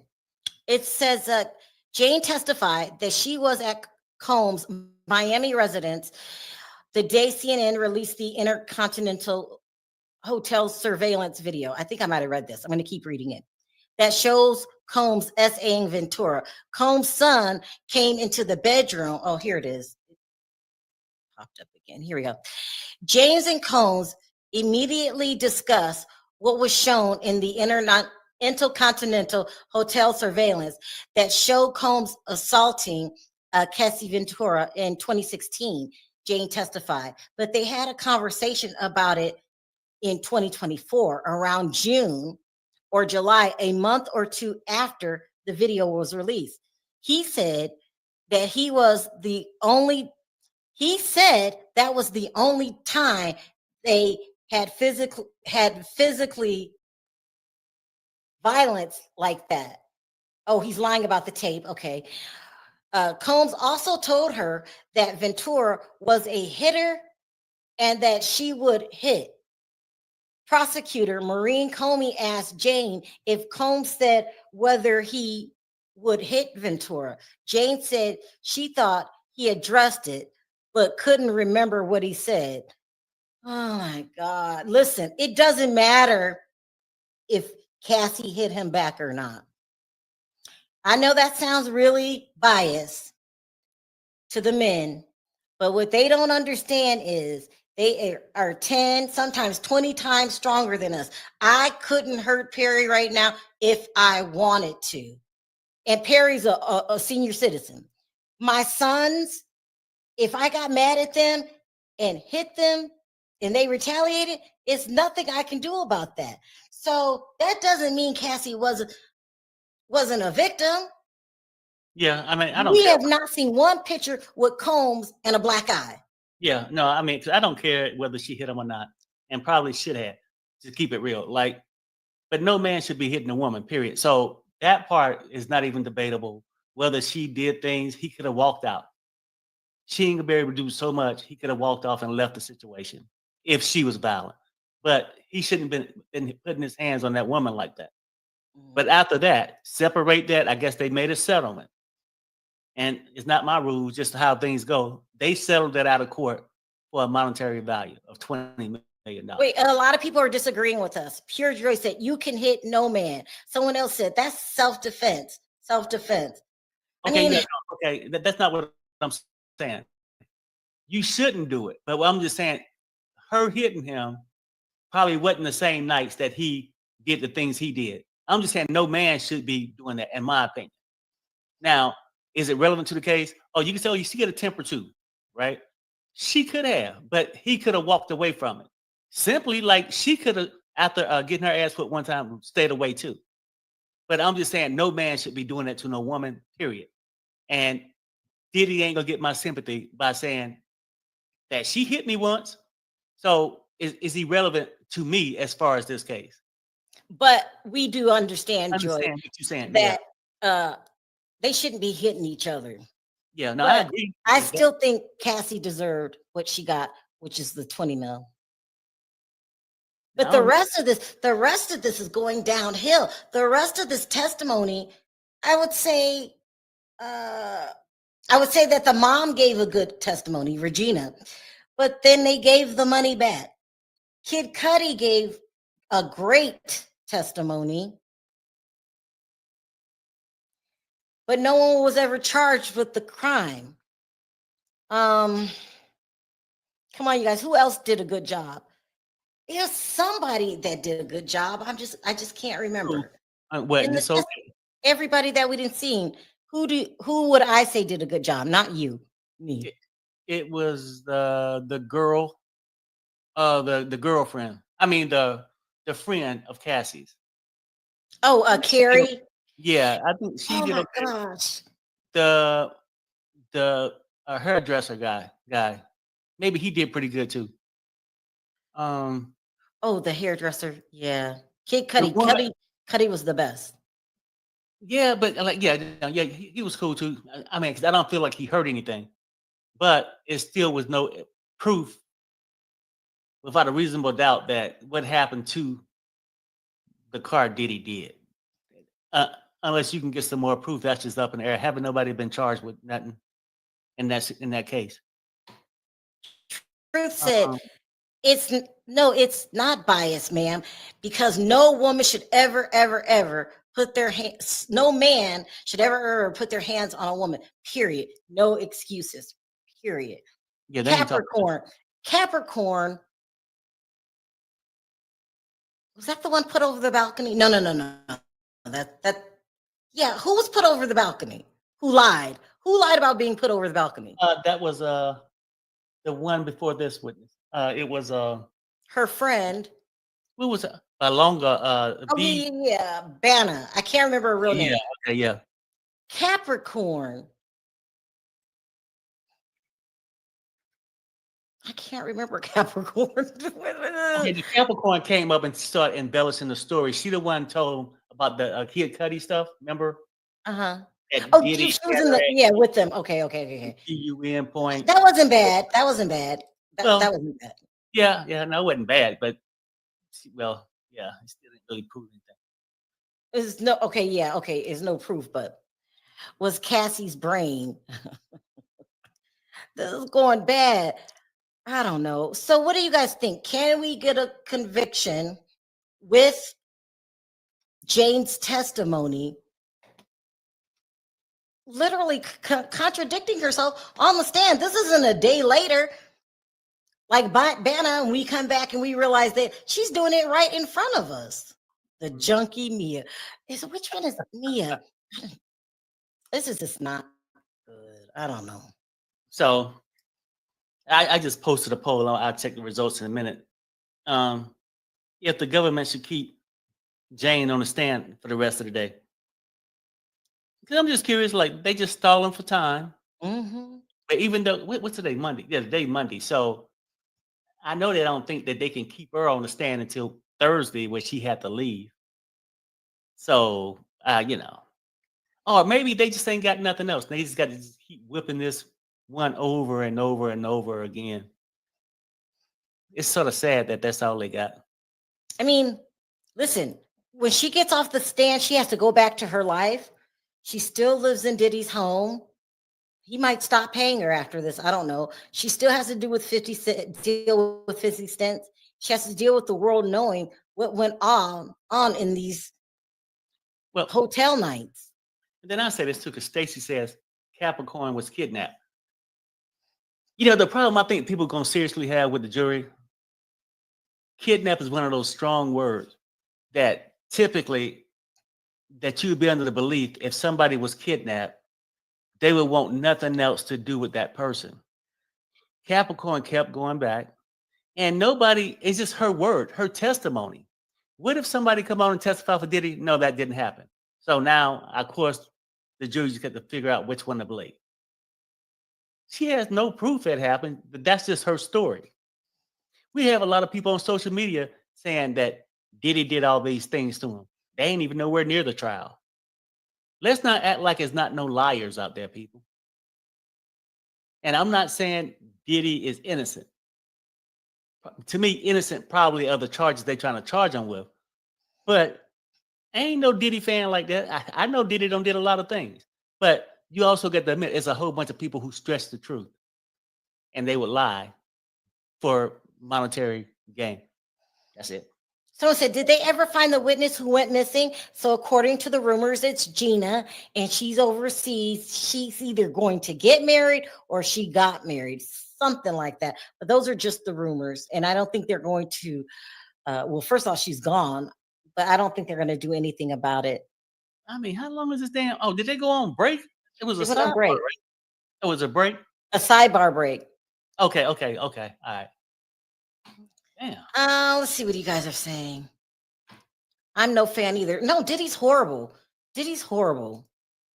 Several times a month, I drive past the detention house that is being held in Sunset Park, Brooklyn. Always gives me the creeps when I'm driving. Oh. So it says, Perry, you need to be on the right side of justice. Keep encouraging 47 to pardon this individual. You stand with Sammy the Bull and 50 cents, hashtag free Diddy. I told you guys I talked to Sammy the Bull before. Like this year, he was really cool. Kind of funny too. Why was I talking to him? I was investigating another blogger. It's crazy. Yeah. Well, anyway, with that poll, pretty much 80% says the government don't need Jane to stay on the stand all day, which they will. That's just ridiculous.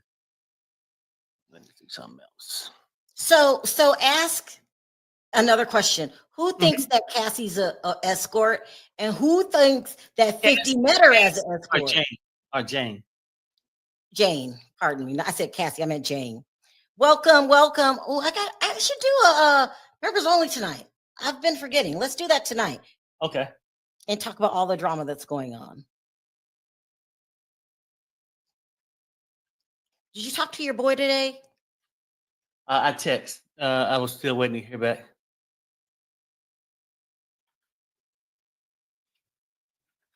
It's so much going on. Can you believe people actually live like this? This is not something we made up. These people, Diddy, a superstar, living like a pimp, like a pimp scoundrel, drugged out of his mind. That's just, it's chaos. I couldn't do it. I couldn't. Yeah, no, that's sort of crazy. Jane and Cassie, we're both escorts, just on different levels. Yeah.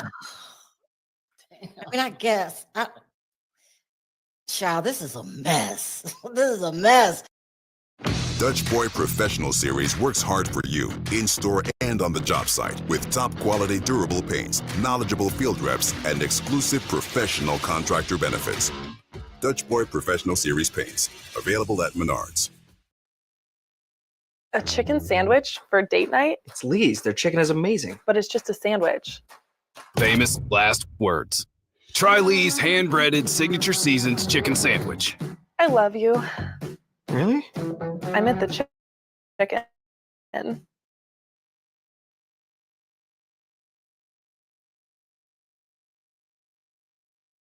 women were on their menstrual cycles and they still had to do a freak off. That's gross. That's gross. Here we got an update. It says, meanwhile, oh, I don't want to talk about him. Okay, yeah, no, I don't see that. That was some other case.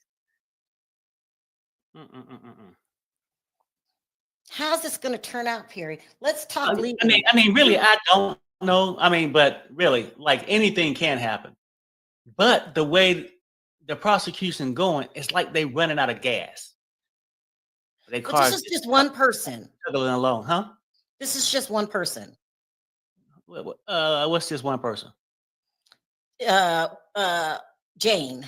It's not going good for them. But Oh, you no, think no. the whole thing is not going good? You know, with a lot of them, the girls that you love so much that supposedly got dangled across the railing.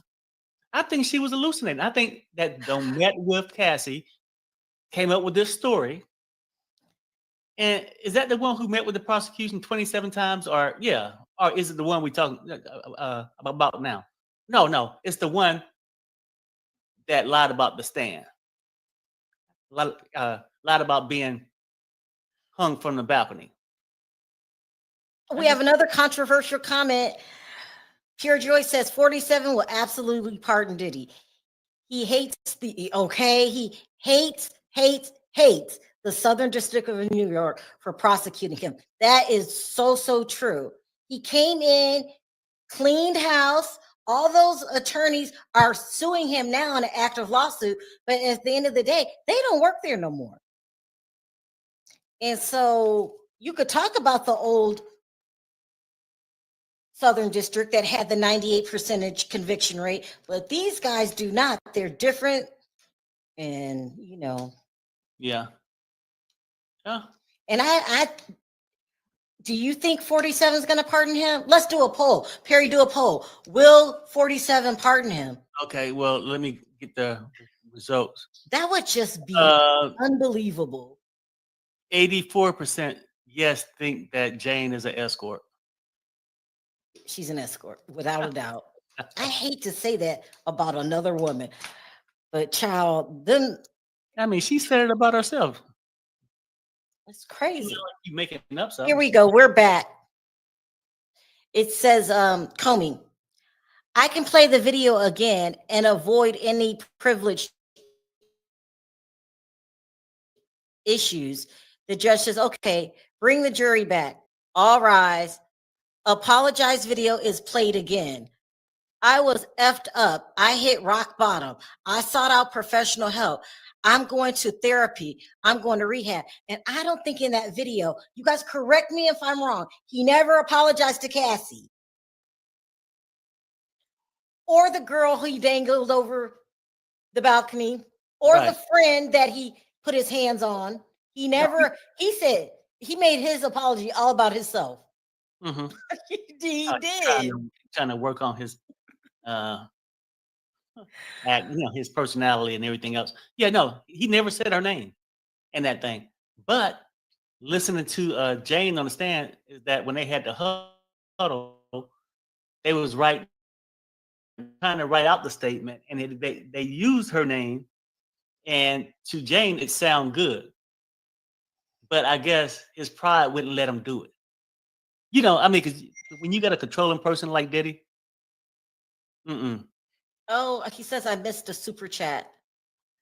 Crash to cash. I got it. Thank you. Thank you for the super chat. I really appreciate it. I wanted to talk about Joy's super chat. 47 will absolutely pardon Diddy. Can you do a poll? Because some people said, I'm just waiting on the numbers to come in. Oh, you did it? Some people said it's such a bad look for 47. He just wouldn't. So far, it's 65% says yes. I'm gonna leave it there for a little bit and give it some more time. I would leave the United States. I would leave the United States. I mean, he may not have to do it. And I know people don't want to hear this. Oh, I got an update. That's what I forgot. Oh, okay. It says, Jane, this is Comey. Jane, what did you understand he was referring to? She said the hotel elevator lobby video. Attorney, the next time you saw him, June 18th, 2024, Where did you see him? She says, home in LA, date night.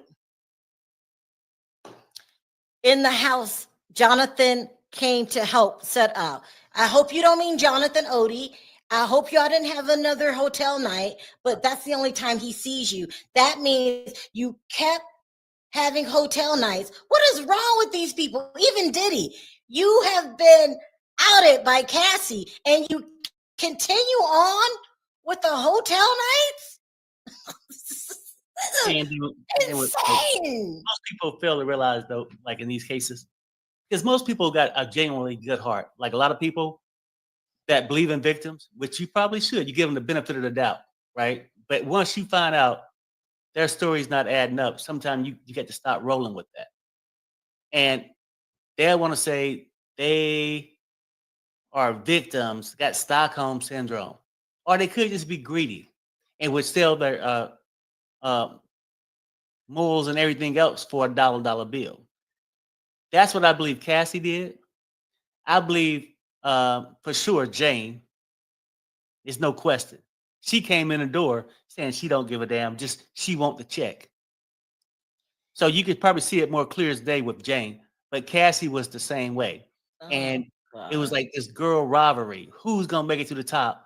You know, you might be a baby's mama, but I'm the golden child. I will, eventually be Diddy's queen. It's a quest to be Diddy's Something queen. is wrong with her, Perry. She saw the tape of Cassie. She's seen Cassie being a victim. According to her, she knew he was with other women. She learned of the freak offs, and he had to get arrested before she would leave him alone. And she's still in his house till this day. What is wrong with these women? You got to update. Bro. That's a bad look. I don't see my update. Is it the main or CNN? The main. Here we go.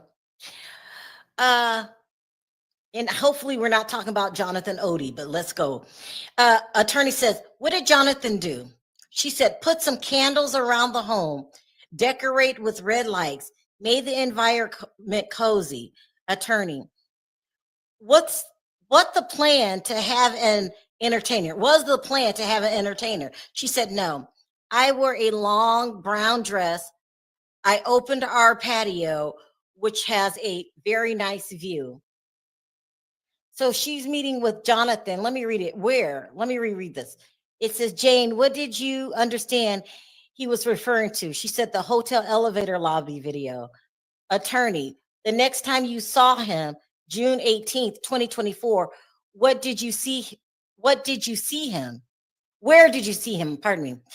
She says, home in LA, date night in the house. Jonathan came to help set up. Okay, so we're having another hotel night. Attorney, what did Jonathan do?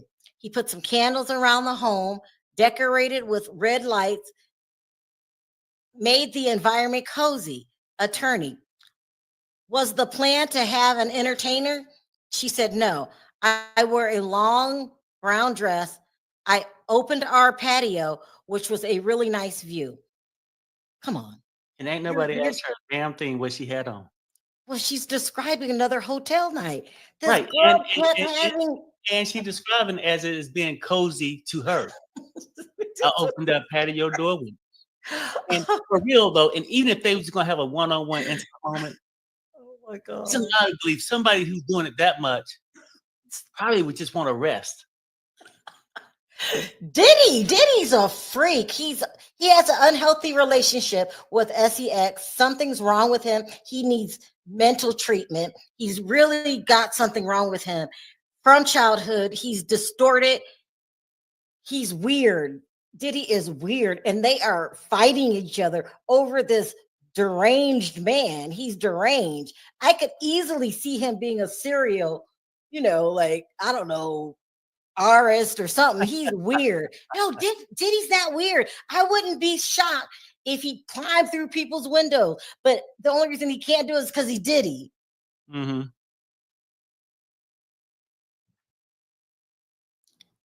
Okay, someone was trying to be funny. What happened?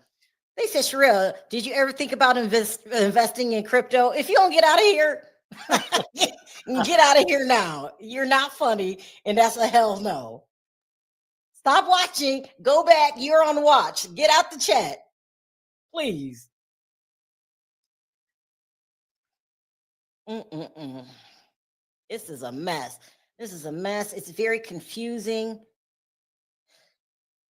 Hopefully the jury can see through it all. Somebody said earlier that people have the ability to, kind of weed through the BS. Mm-hmm. And that's what they're going to have to do because,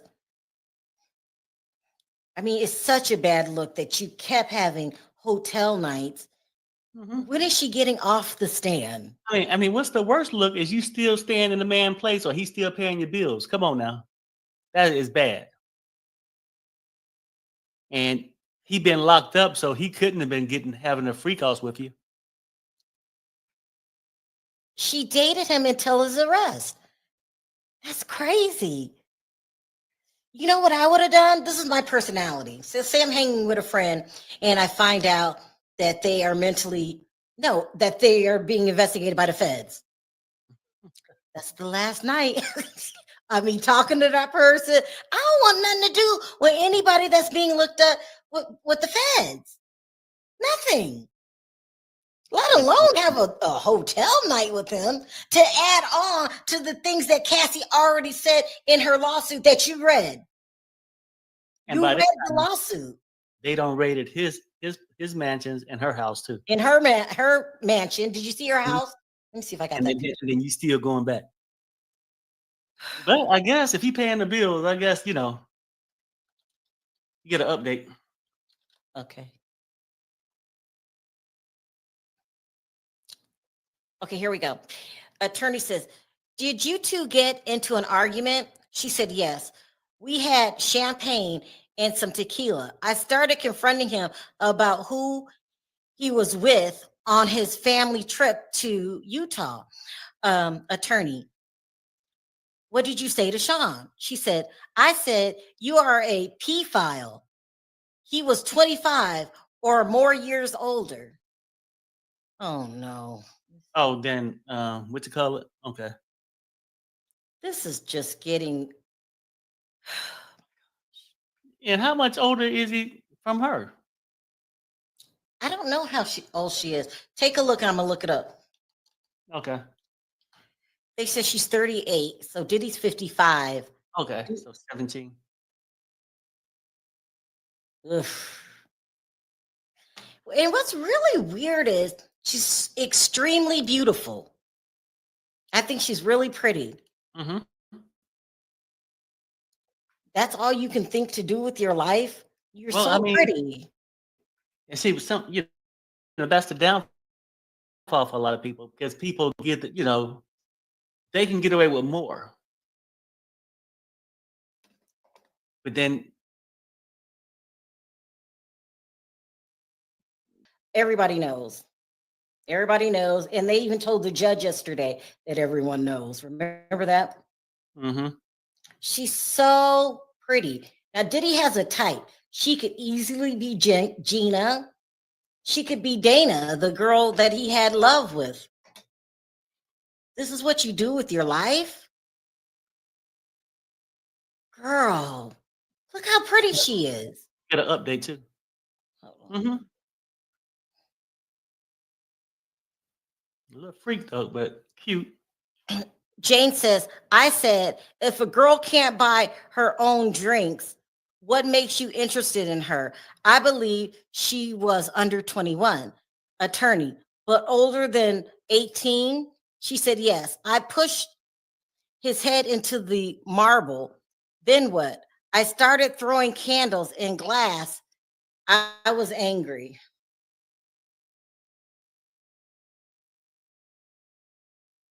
She started throwing. Okay. Someone says she's just average. Y'all don't think she's pretty? I think she's stunning. She's really pretty. I don't think she's pretty. Okay. I mean, well, I think she's pretty. I just think, I think she's pretty. And I'm sad what she did with her life. She could have did anything. Well, yeah, she could have been a secretary. She could have been a waitress. She could. I mean, because we don't know how smart she is, or whatever she had to offer. 'Cause the only thing I know is escorting and OnlyFans. So I don't know what else she could have did. We wouldn't know who she was unless she was with some of these rappers. Yeah. She ain't did nothing else to make us think that she was like a scientist or something. And if I were dating rappers, when by the time I reached 50 Cent and I had his son, I would have stopped. I would have stopped. Hell, when I met Drake, I would have stopped. Stop, like that is, you know what I mean? We could have an arrangement, whatever. You kept going. Is this the girl that Drake and Future fell out about? You guys hear about that? That Drake and Future fell out. They never made another album together. They still don't speak. Is this the girl? Because they said it was over a woman. Is this the woman? I don't know. You'll have a hotel night with her. Oh my, she's pretty. I think she's pretty.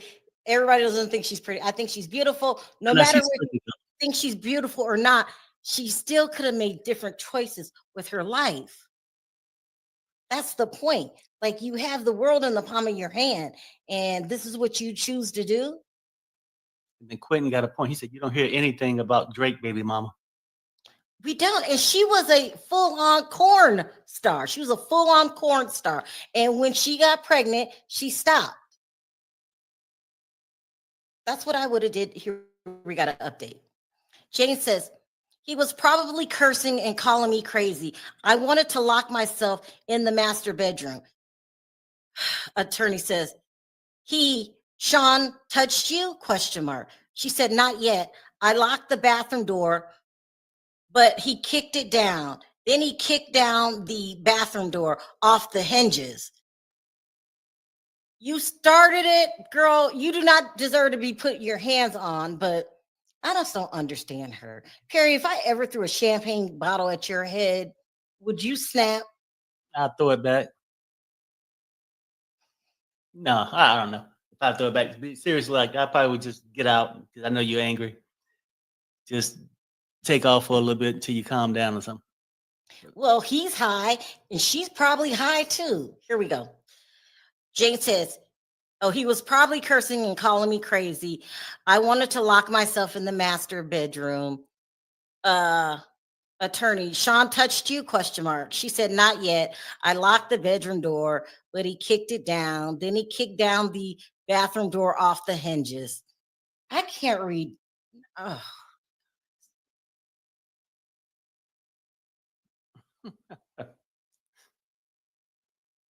I don't know. Maybe I'm overreacting. Maybe this is good testimony. But some things are very disturbing. One, that she was there the night the family was discussing what to do about the video. He asked for her opinion. That was perfect time to say you were approached by the feds. And we know you were approached by the feds because you're testifying and you wanted clemency. Mm-hmm.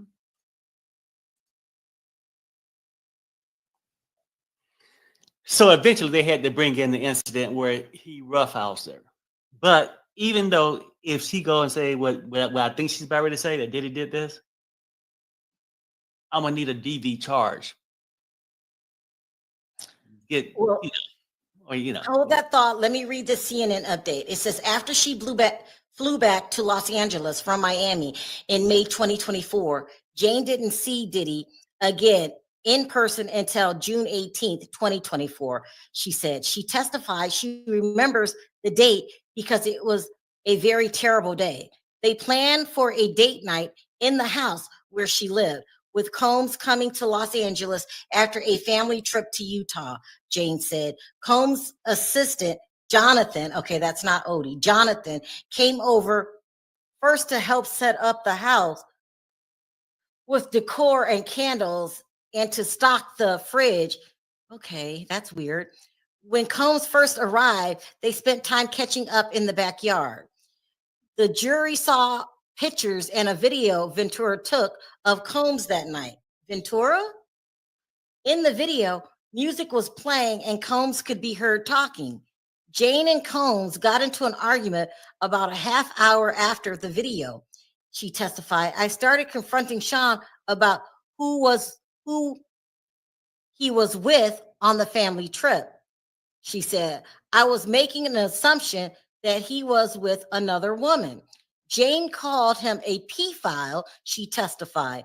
Jane said the woman she thought he was with was an adult, but she was roughly 25 years younger than him. At one point, Combs bent over to tie his shoe and she pushed his head into the marble counter. She said she didn't see any marks or injuries on his head later. She testified, you pushed his head into a marble counter. Jane said she started throwing candles around the house and repeatedly saying that she hated him. She said a lot of candle wax went into Sean Combs' clothing, but she didn't see any glass hit him directly. She said, I think he was probably cursing and calling me crazy, she said, adding his tone was angered. Let me make sure I haven't missed any updates. No, I don't see none on here. Well, Skrill, I'm gonna step on the balcony. I'll be back in a few minutes, okay? Mm-hmm. Got it? Yeah. Ooh, this is just a mess. So she was abusing him. That's what she said. I don't know why she would lie.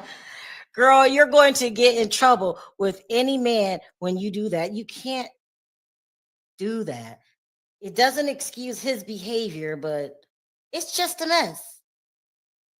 When Wendy interviewed her, she was so scared throughout the whole thing. You could see her anxiety when she asked Puff questions. Many pretty girls are lazy and don't want to work. Jane Doe is just another lazy pretty girl. I mean, what other reason would you do that to yourself? That's exactly why she didn't say anything, because her deal was probably contingent on her keeping her mouth and gathering information. I agree. You said there's updates. Hold on, let me make sure. Here we go. It says Jane said Jane is the person talking. He kicked him way into my closet. I tried to run, but he kicked me and put me in a chokehold. And I couldn't breathe. I went to the door and to a wall. I went into a door and a wall 6 blocks away. Attorney, how long did you hide there? She said 2 hours. Then I went back. I saw Sean. So far, she hit him and he kicks her and put her in a hold and she couldn't breathe. I can't live like this, y'all. This is too much. They are living like their fabulous crackhead life, fighting every day, overexed. It's just, oh my gosh, it would give me a headache. I know. Girl, why did you go back? She did a lot of stuff that doesn't make any sense. So I have this rule in my house. I mean, I've been this way forever. Like, if my cousins have a wife or a girlfriend, I don't get very close with them. I don't know, call me strange. I just don't. I never see them outside of family events because my cousin Nascardi, he loves the women. because they might not be here the next time I come back. I don't ask for their name. I don't do any of that. He has a routine, I don't want to call him out, but he used to have a lot of women. I don't befriend them. I don't want to know how they're doing. None of that. That's called staying to yourself. Matter of fact, like, I don't even be knowing their names sometimes. Like, don't ask me nothing personal about my family. I'm not telling you anything. She don't know how to be a good family member. And whether she likes it or not, 50 is your family because y'all share a child. I think y'all would never, if I was her, you would never knew who my baby daddy was because you don't talk about it. Only your close friends know. She don't know how to shut up. You do the same thing. Yeah, I'm not. You haven't. I don't befriend them because they might not be here when I get back. I don't ask their name. I don't ask how they're doing. I don't ask how the weather is. I'll come in, walk right past them, have a conversation with my cousin, make sure he's okay. I'm not into knowing the other side. That's called loyalty. If my cousin tells me, one day she called me for something, like, yeah, what do you want? Some money? I said, hold on. I have to go call. I'm not giving you money. None of that. She more than betrayed 50 cents. That's how I look at it. You can't ask me for a ride without me asking my cousin. They want a ride. Perry, am I lying? Oh, what's that, babe? About your cousin? Well, my cousin used to bring the girls over. We don't get to know them. No, why? Why? Yeah, that's. I'll walk right past them. You won't be going outside today. It's hot. Is it hot? Like 105. I had to come back in. It's 105? Welcome to Vegas. Yo. We are going to be tortured for the next 3 months, you guys. Then it cools off in September like clockwork. We got to get through the summer. What's the hottest you think it ever got in Vegas? Since I've been here, I want to say 120 something. I'm going to say 122 maybe. Rhonda says, if 47 pardons Diddy, so many people will come up missing and found unalive, and Diddy would not be in the U.S. I don't know. A lot of people are saying he's going to do it. He'll only do it if he gets something out the deal, but I don't know. I mean, that would be a bad look. That would be a bad look, but if Diddy gives him enough money, he might do it. I don't know. People will be riding, going off in the streets. Did you hear about that? All that's going on this morning, Perry? It's still going on again? It's still going on. Wow, because I know last night I was sitting there watching it. I almost just threw it on live, but I wasn't sure if people want to watch it. Diddy would leave the country and go and join his boy, Russell. I love Russell Simmons, but you staying out the country, it just screams guilty. Just screams it. We can see the case looks rigged. It does. It sort of do. It do. I'm just trying to keep it real. Like, with the charges they putting on them, they trying to manifest these things to make it look like a RICO. What kind of case of this nature that had all this time that when you don't rate it 3 mansions, right? Now you don't rate it by air, sea, and land. And we got to hear some people, some addicts, come on here, because most of them, all of them are addicts. You hear some addicts come on, talk about their relationship with Diddy. Now, if we was in divorce court, I would get it. But this is a RICO case.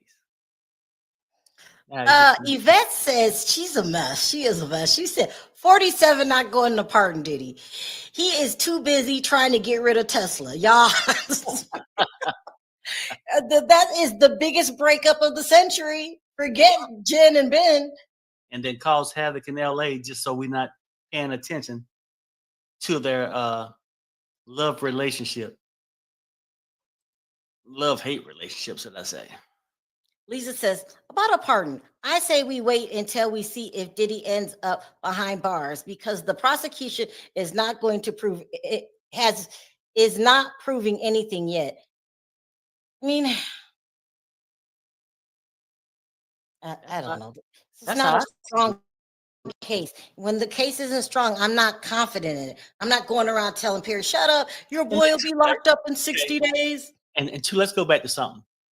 Now, their record is 98%, 97, whoever's speaking up in that area, right? Mhm. But a lot of these cases never go to trial. A lot of them are settled or are plead out. So, and then how many of these cases on the Fed's record, that 98%, have been a person with millions in bank? I'm just saying, most people, that their record is up there because people plead guilty. You see what I'm saying? You know, and they ain't got millions in the bank where they can get the attorneys Diddy got. Just a thing. You know, just like the preacher.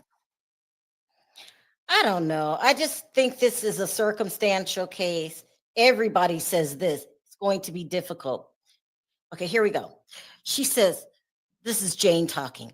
Sean kicked in the guest bedroom door. I was throwing glasses and candles at Sean. I shouted that I hated him. He started punching my head and saying all kinds of things. Attorney says, saying what? She said that I was trying to keep him away from his kids. This sounds like a big ass crackhead fight. And listen, she admitted to doing drugs too. Mm-hmm. She said, it says, I said no, but he kicked me on the ground. I was balled up.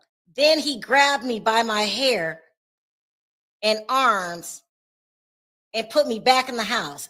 I'm trying to be careful with my words. Attorney says, what was he saying? She said that I was effing crazy. He kept saying, just leave me the F alone. This is so cracked out. This is such a crackhead fight. And it's so a repeat of what Cassie said. Which part? If you can't get a hotel moment on camera, you can say it. Now, Diddy, it wouldn't put it past me if he didn't do it. But what I'm saying is, in court, she's saying it, but when he did all that dragging and all that, you didn't go and press no charges.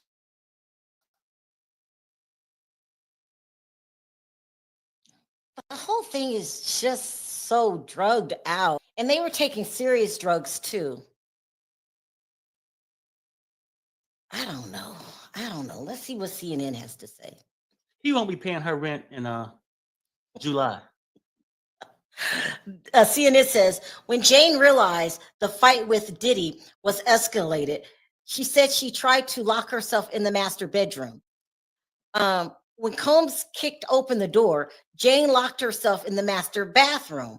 She said then he kicked the door off the hinges. She ran into the master closet. She changed her clothes while she was in the closet. Jane said because she knew that she needed to wear something she could escape in. Combs kicked open the closet door. When Jane left the room and ran for the front door, Combs caught her. She said, Sean kicked me in the back of my thigh and I fell down. Then he picked me up and put me in a hold. Okay. She testified that she was able to squirm out of his grasp and ran outside. Jane testified she didn't want to wake the neighbors, so she quietly hid by a wall outside until she thought Combs would be gone. She said she thought she'd hide there for about 2 hours. Okay. All right. This sounds like a drug here. I got an update. Go ahead. Okay, no. You go ahead with the update. She says, I called the girl I thought Sean was with and asked if she was on the trip with Sean. She said very insulting things. Then Sean held me down So I had to listen. Attorney, what did you do? She said, I told her to shut up and that he was beating my A. What? It's Shut up, you hear? He's this sitting is here so telling me. drugged out. Who is the girl? Well, apparently one that he been cheating with. So would that be Carisha? No, I'm keeping Carisha's name out No, just no, now. no. I'm saying, is that who she applying to? I don't know. But I yeah. don't know. It's Yeah, so weird. I'm just saying that it could be true, but it sounds like, let me follow the landscape of that lawsuit that got Diddy to settle $20 million with. Very They're stop. pretty much repeating this thing back over. But at this point, I can say, it is what it is. He shouldn't be putting his hands on her neither. Okay? For the beginning, he shouldn't be. But when this happened, why ain't you pressing charges? You ain't calling your baby daddy. You ain't doing I nothing. know. If anything, you hiding stuff from your baby daddy and don't want him to know what kind of you are. I got a update.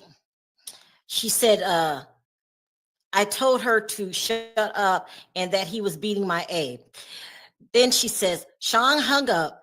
Then he told Jonathan to tell me he wasn't with no girl on his family trip. Attorney says, after the FaceTime, what? Question mark. She said, I went into the shower to cool off. Attorney, who was with you? She said, Sean, I saw a black eye forming. Welts. She saw that forming on him. I don't know yet, but we got to wait till the next thing because I'm not sure.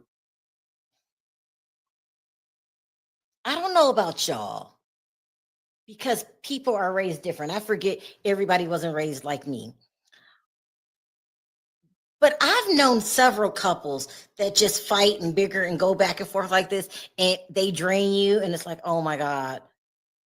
Again, you just quit trying to solve it. You quit trying to rationalize and make things reasonable. You can't help that girl because she's just going to go back to him. And there's been times where, when they start acting like that, I just lay on the couch and go to sleep. Y'all wake me when you're done. Because it happens so much.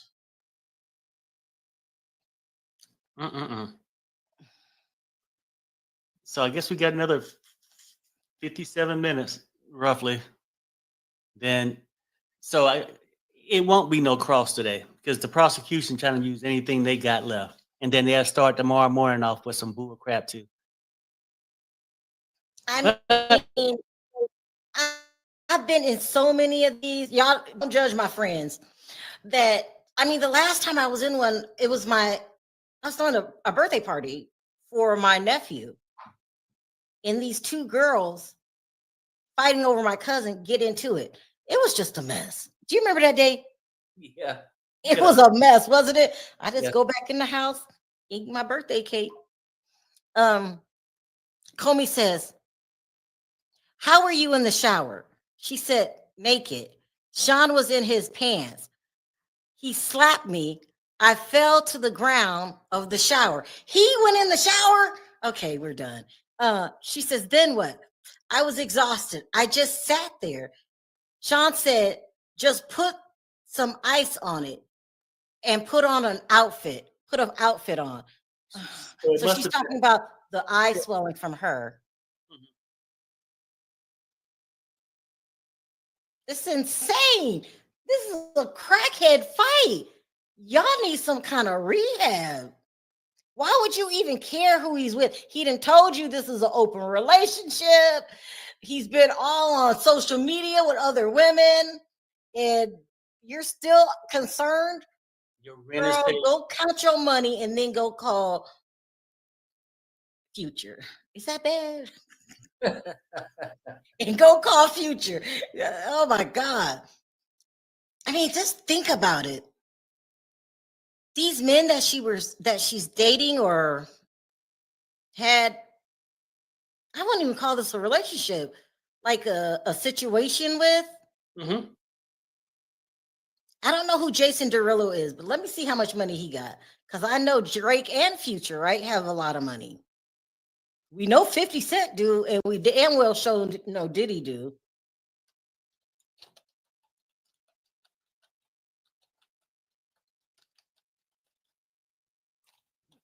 Let's see. This is a ballpark. It's never really accurate because they go off of net worth. He don't have one. Let me see.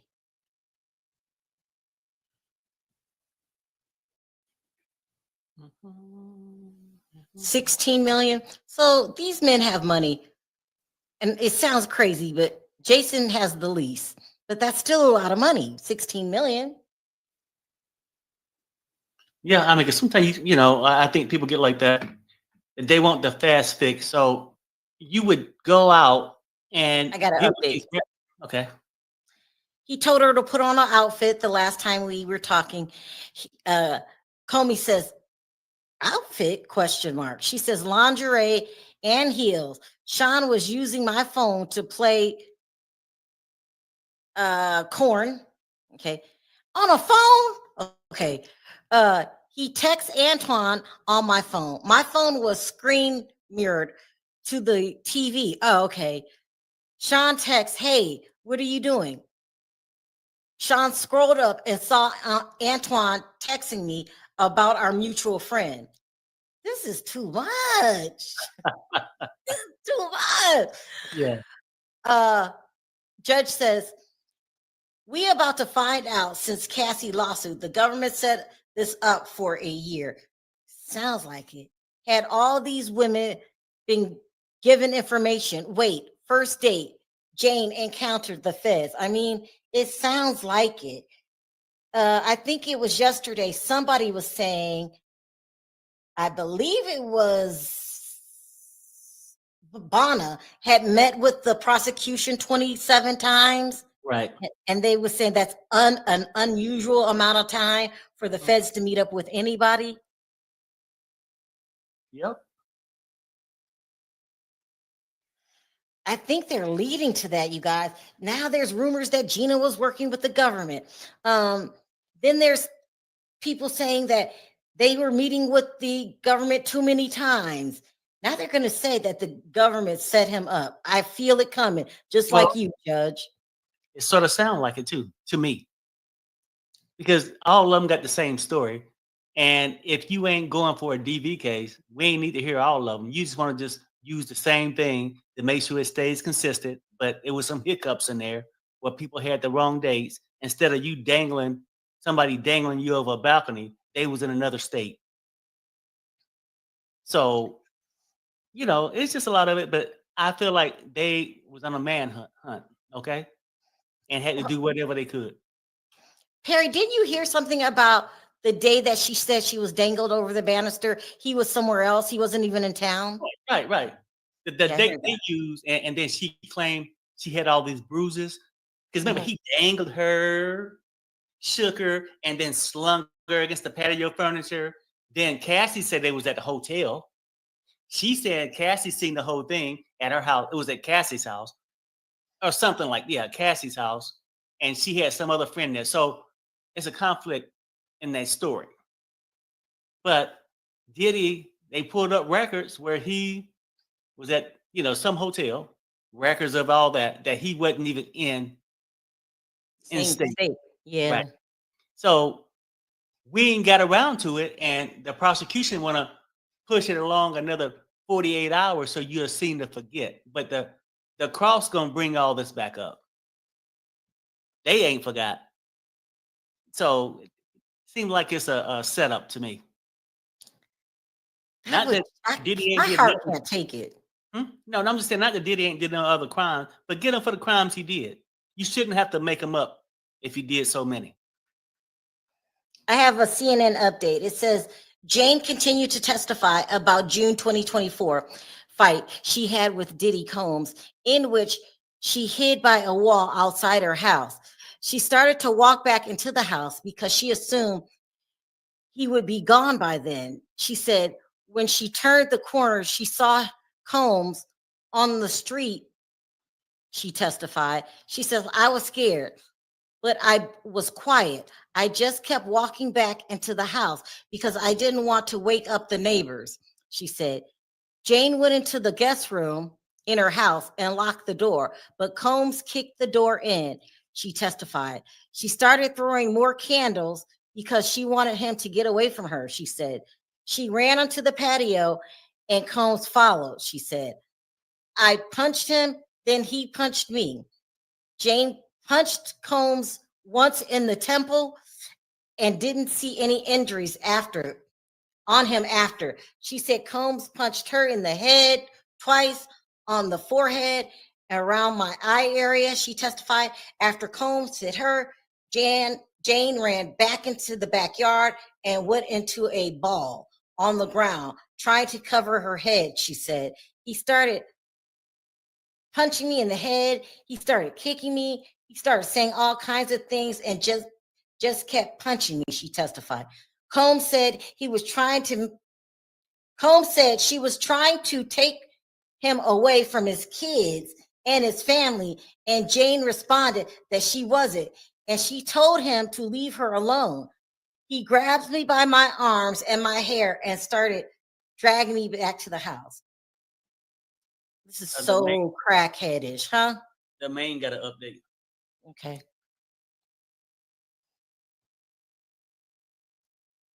Okay. Jane says, I greeted Anton and he tried to be polite, asked him how his day was. Sean was giving me this evil stare. Sean said, I need to talk to you. We went into the guest bedroom. Attorney says, what happened there? She said, he wanted to know what about the mutual friends. Okay, Sherelle, go back to one because when you was reading the CNN. Mm-hmm. Okay, here we go. Okay. Jane says, Sean asked me how the mutual friends were. I said I didn't know. Attorney, why did you lie? She said, we were on a break. I didn't think I needed to say it. Anton showed up. I moved my hair so that my injuries couldn't be seen, and used makeup, like Sean said. Then she continues, I greeted Anton and tried to be polite, asked him how his day was. Sean was giving me this evil stare. Sean said, I need to talk to you. We went into the guest bedroom.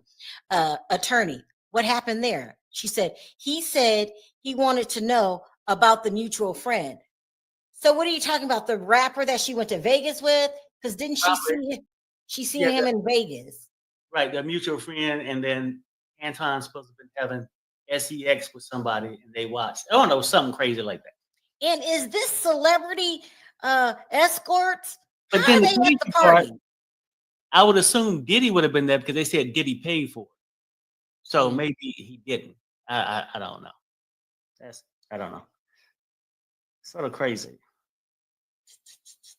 Oh, listen to this one. Listen to this. He ain't never hit her before 2024. Make me out to be a believer. Girl, nobody's believing you. I've been done with you. Like, oh my God, I don't even want her on the stand. I got to update. She says, I told him I went to Vegas with this rapper and his girlfriend. I saw Anton having sex with another woman. Attorney said, what did Sean say? She said, he said, do you have this porn star having something over me? Do you have this corn star having something over me? I don't know. I don't know. I don't know exactly what that means yet, neither. And nor do I care. I don't care at this point. This is a crackhead argument. I don't know what kind of circle they're hanging around. You go on a private jet to Vegas, you see the escort there. This is insane. What y'all, is it a Hollywood escort? How's he in Vegas with the rapper you went to go see? I'm confused. I'm wondering if she ever get tired. Perry. No, just saying. Scratch it. Thank you. We can't make fun, but no, I'm not making fun. I'm just saying, what are you doing? Yeah. She put reference. She went with another rapper. She brung up sex. which I thought you wanted to get away from. The whole thing is insane. All of it. Don't get me to try to sort this out. Lorraine says some women think if a man's whooping her, they love you. I mean, He loves me. something's wrong. Let me put it that way. Something's wrong. You got another update. They're coming sort of fast. Okay. Here we go. Comey says, did you take drugs? She said, yes. Right around this time, Sean told me, take this effing pill. You're not going to ruin my effing night. Go on there and suck his D. I said, I didn't want to. Attorney, what did he say? He said, is this coercion? Perry, look at my eyes. Yeah. What? That's right, because the government was involved at this point. Cassie had her lawsuit. Mhm. They still freaking off or hoteling off, whatever you want to call it. They still strung out. I just don't know what to say. Yeah, I have a headache. When I get off of here, I'm going to have to take 2 aspirin and lay the hell down to just ask myself, what just happened? Because, yeah, I mean, What just happened? why would he say that? I don't know. It's so strange. I mean, anybody in the chat. I mean, why would he say that? You know, I'm a little old here, trying to figure it out. They got me feeling like I'm on crack. Huh? What? He asked her, is this coercion? Y'all, Judge Wood. I'm going to be hitting the pipe in a minute. This is crazy, huh? Judge Wood said she was cheating on Diddy. She got some nerve. Can you call it cheating? I mean, well, if she's calling his cheating when he was somebody else, I guess hers would be cheating. Child, yes, he definitely knows she's working with the feds. This is insanity, people. Insanity. Insanity. Wow. If I become an addict, it's because of this case. This is crazy. Absolutely crazy. They're having crackhead fights. He's still doing things, even though the tape was released, even though Cassie sued him. All eyes on him, and you want another freak off? Let's just call it damn hotel nights. It's a freak off. And y'all not gonna make me think I'm crazy. Wow. She was wired as yeah, both of them are high as hell, having 2 crackhead fights. You mean wired? Wired, as in, listen. No. He's saying mic'd up. It could be that too. Yeah. I got an update. The attorney says, what happened to the pill?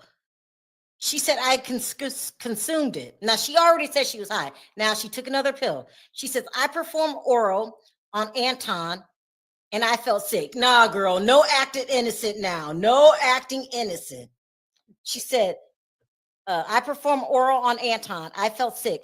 I was like, even my own body, I felt disgusted. I felt terrible. Attorney, how did it end? She says, when Anton finished, I excused him and tried to put on a good face. Why are you doing all the work? It's crazy, Sherelle. It's batshit crazy. It's batshit crazy. We are having, y'all don't act like you don't know people on drugs. We are having a crackhead fight right now. Yeah, because somebody should have lockjaw or something. No, I'm just keeping it real. It's insane. Why is the prosecutor going over this so we can see how bad shit crazy she is? She's just as crazy as Diddy. And she's delusional, thinking that's his girlfriend. I bet she didn't even introduce you to his mother. This is crazy. You know what you're there for. Right. Mm-mm-mm. Someone says, I hope he wasn't stupid enough to hit her after Cassie's tape. This is after the tape. He's that dumb. And him thinking she was working for the feds. Well, I wonder if she got any evidence about that though, because it seemed like it could have been fabricated after the case, or maybe he could have, because he do got this problem. Harry, no, this is not a lie. No one wants to look this bad. She is not lying. They had this crackhead fight. Oh, okay. That's what I think. Maybe I'm gonna say. I'm just saying maybe the government got her to say these things. I don't know. I'm just gonna leave it at that. But we'll find out in the cross. Yeah. It'll be sometime late tomorrow because the prosecution just milking up all the time. Like they could have saved this, had the cross come on, and then maybe said half of this in the redirect. I don't know. The rapper was French Montana.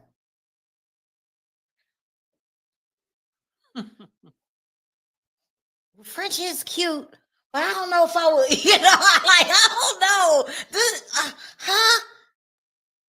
What? She really acting now for the prosecutors. They coach this drug addict. She's a drug addict. And that's why I say it's possible. Somebody was saying too, why ironically, all this 3 years you've been with him, this is the first mention of getting hit. Why would somebody do it after they had to apologize? When you know the feds don't raided your house and all this, why would they do it then? Is it, I don't know. Callie's on the same page. Like, I don't believe this. He suddenly starts putting hands on you now? Oh, the whole thing is bizarre. The whole thing is bizarre. Oh. The fact that you know you're in trouble with the feds and you still want to crack head freak off? Child, this is a mess. And I'm not believing any of it. I've been through her testimony out the window. So she's talking for y'all so y'all can come to a conclusion. Because I'm done with her. Her and her lies, her and her drug problems. Ugh. It's insane. And I'm in awe. Not in a good way. Like I'm flabbergasted that he would even continue with the freak offs when you know the feds are after you. You seen Cassie's tape, you put a BS apology out there, and then after all that, let's go to the hotel. Mm-hmm. These people making me think I'm crazy. I feel crazy. Harry, they're making me feel crazy. All of them. Yeah, no, it's messy right now though. And some people will say, I see Reset said something about, so y'all don't think he hit her. I think if he did. Okay, no. But I'm saying this. I believe that the June part could have been fabricated, right? And if he had hit her, I can believe he would hit a woman because he showed that pattern. But right after he had to make the apology, when after his house has been raided, he feel like the feds is on him, right? Why would he do it then? Maybe she had to, and maybe she could have attempted to do it when she started throwing candles and everything else. Part of me, I'm not sure if I believe that part. But I think if he hit her, he had hit her previously over the 3 years.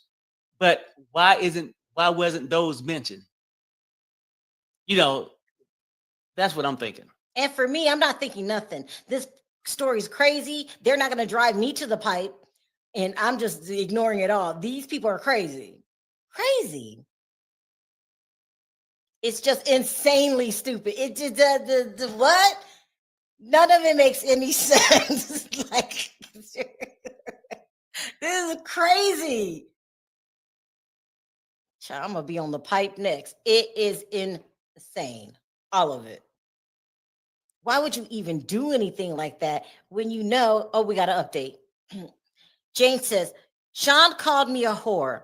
After he left, he sent his security with money for me and Anton, 10 to 12 grand dollars in cash for Anton and the 4 damaged doors.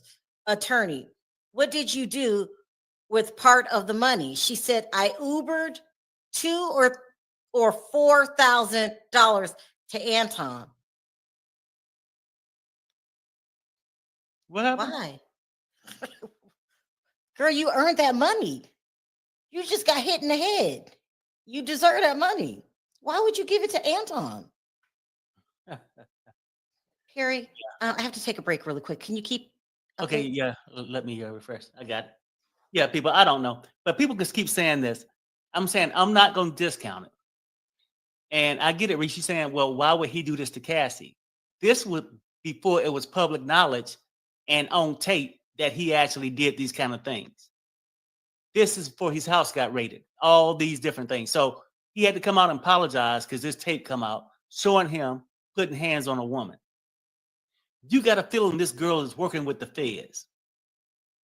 Or if he didn't have it. Just knowing the media was out there. His house was raided already. And she's acting a fool. Why would he do it then? Or is it something, I'm gonna leave that blank up, out there to see. I mean, but right now, Ashley, I'm gonna do a poll in a minute too. Let me do a refresh and make sure everything's good.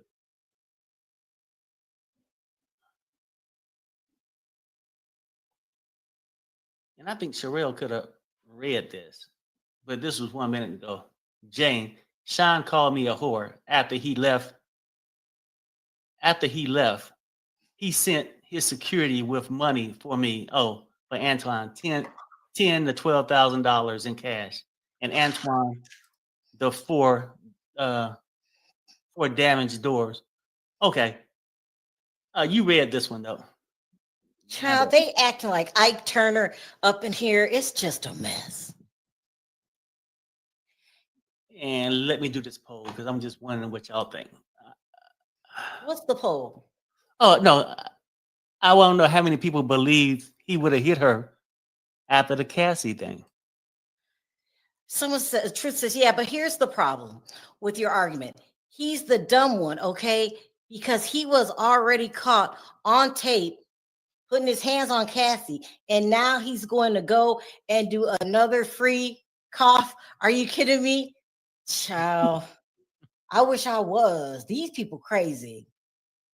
Stop this with Cassie video. It's not about that 304.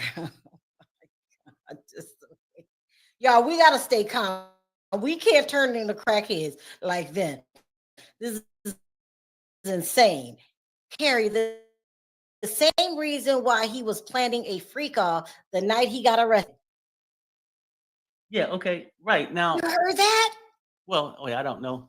Oh yeah, I think I heard something like that. Are you But serious? The whole thing is this, right? But something wrong with Diddy. Well, did the freak offs actually the thing to get him in trouble? Cassie was talking about the beating. Yeah, she mentioned he forced her in freak offs with the settlement and stuff like that. But is having X illegal? So you can say, is he stupid? Maybe. I mean, it wasn't no minors there. If it was consensual, that man can have his freak off. Free Ike. Soup on crazy. The whole thing is so weird. Him planning a freak off. He has a problem. He needs to go to class. I wonder if he in the prison freaking it off right now because lepers don't change the spots. Reese, I don't think SEX is illegal if it's all consensual. I mean, that's just my thing. I don't think it's illegal. It's prostitution. He was dumb to do No, a freak off. I'm saying a freak off, but when he was planning the ones after that, was it paid for? Was it? I mean, I don't know. It didn't happen, but I'm just saying, they saying if he was stupid enough to do it again. It's hard for me to believe. Like I said, I'm not gonna say it didn't happen, but part of me believe a person could have coached into saying this or whatnot. But you are leaning into believing that this whole story's a lie. No, the him putting hands on her in June at the 2024. Why do you find that hard to believe? He already had to come out and apologize for this. I know. Yeah. He feel like the feds are on her. Yeah. Well, maybe he feel like the feds is on him, but I don't think he want that bad press again after that. I'm just assuming, but people can be that stupid. But at the same time, I don't have her show me a picture. Is somebody gonna come and verify that she was Who's hit? gonna verify that, Well, Perry? that she had a black eye. Well, it could have been made up too. If nobody verified it, it could have been made up. It's a hearsay situation. You had people verify Cassie's from the hairdresser to all these other people. I'm just saying, maybe have it verified. To me, my gut instinct is possibly she could be lying. And I could be wrong, but she haven't showed no picture. Did they show an exhibit of her black eye? I'm just tripping out on the whole thing. Let me see what CNN says. Quentin said, "Do y'all believe that apology? I didn't." No. Don't ask Perry what he believes no more. He gonna No. go on another rampage. No, I ain't believe the apology. He was just busted. He had to say something. I'm going to read the CNN update. It says, Jane testified that Sean Diddy Combs told her he was inviting Antoine over because we're not going to end the night like this. She said Combs told her to put makeup on and put her hair into the side to cover her injuries. And that's what he did. Jane said Combs strolled up and saw earlier messages between her and Antoine, the same entertainer she had been with in January 2024 during a trip to Vegas. She said Combs saw a message where the entertainer referenced spending time with her mutual friends. Jane testified that she understood it to be a reference to the people from the Vegas trip. She said he hadn't told Combs about the trip because they were on a break. Jane said Combs asked the message. Jane asked what the message referenced, and she told him she didn't know because I didn't want to escalate the night. Jane said she chatted with Antoine for a little while when he arrived before Combs asked to speak with her. She and Combs went into another room, and he said the messages he read were sitting right with him and asked her again about the mutual reference. Around that time, Combs had taken ecstasy. They excused themselves from the room with Antoine and went into the bathroom where he opened his hand to show her an ecstasy pill. Combs insisted she take the pill. Jane recalled Combs saying she was not going to ruin his night. I don't want to. It says 3 times. James recalled telling Combs emotionally on the stand. Combs got close to her face and said, "Is this coercion?" Jane testified that she just looked back at him. They returned to the room and she performed oral on the entertainer for what felt like forever. She eventually had sex with the entertainer while Combs watched. Of course he did. That seems to be his MO, you freak. This is so weird. All of it. Yeah. Yep, it's some freaky shit. It's some freaky shit to watch. It's weird. And it's some freaky stuff to watch, and it's some freaky stuff to do. If you didn't want to do it. I don't know, Perry. I'm just lost. I'm lost. Yeah, no, I don't know. Like I said, I just think it could be a lot of reasons. People say, well, why would a person say that in court? Maybe to have it documented in this case, and maybe you plan on suing him civilly later. It's on the docket because you ain't got to have all that proof in a civil case. Doesn't matter, Perry. When you're an abuser like that, you're not going to be stopped. Okay, because I grew up seeing it firsthand, and the problem is when you're abusive like that, you're like, oh, you're like self-control. Look, I get it. You're saying it's a habit for you just to reach out and do it. It's Hey, possible. hold that thought. Hold that thought. Comey says, have you ever fixed your doors? She said, no. There were other bills.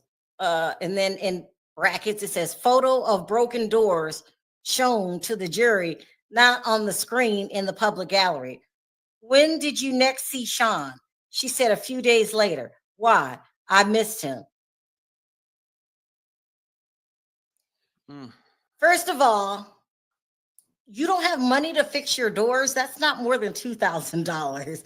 And that's very expensive doors. You can get some doors from, maybe the $700 to $1,500.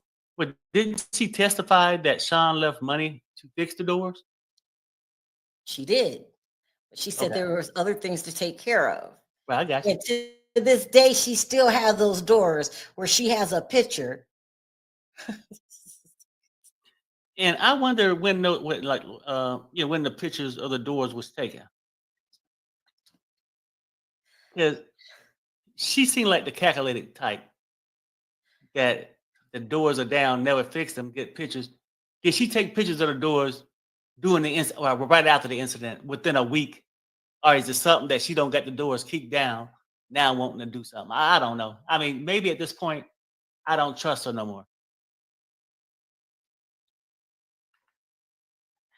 I don't know what to say. It's crazy. Like stuff like that, doors, holes in the wall. Like one time I opened the door, and you know how you have that little rubber thing so it doesn't punch a hole in the wall? I didn't have that. It punched a hole in the wall. I fixed it and went on about my business right away. I didn't keep it 2 and 3 months later. I don't know. Y'all stop asking me. I've checked out. But I went back because I missed him. Then she went back because she missed him. No, I mean, I'm really serious about the door thing because, like, you use it for a part of a story now. Now, the guy just asked, has our doors been fixed now? Last June, it's been a year. It's been a whole year since this incident happened, and your doors is still like that? Or do you even have any pictures of your doors being that way in July of 2024? Or could you like demo it down to put them down just to act like, yeah, this what happened to verify your story? I'm not sure. Gloria said she was supposed to be the smoking gun. I don't know if she's supposed to be the smoking gun, but we would usually get a list of people that are coming on the next day. So like if Kid Cudi is on the stand today, they'll say, well, tomorrow this and this. We haven't gotten that. And I heard there was only supposed to be, first it was supposed to be no more witnesses, and now I hear there's supposed to be one more witness. If this is the smoking gun, this is not beyond a reasonable doubt. I don't know what the jury's going to do with that, but that's the smoking gun. We'll have to wait and see to the defense side, but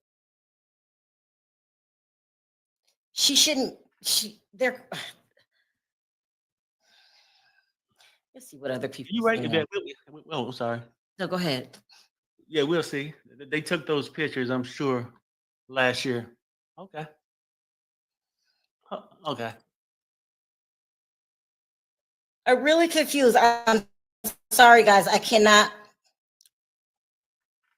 be level-headed because it's all over the place. Because you go into a relationship saying that he sees other people, but then you want to be the number one chick. I'm like Sean. I don't believe that y'all met in Vegas and it was just y'all was just watching. This is just a lot. It's a lot. Checking out and checking mate at the same damn time.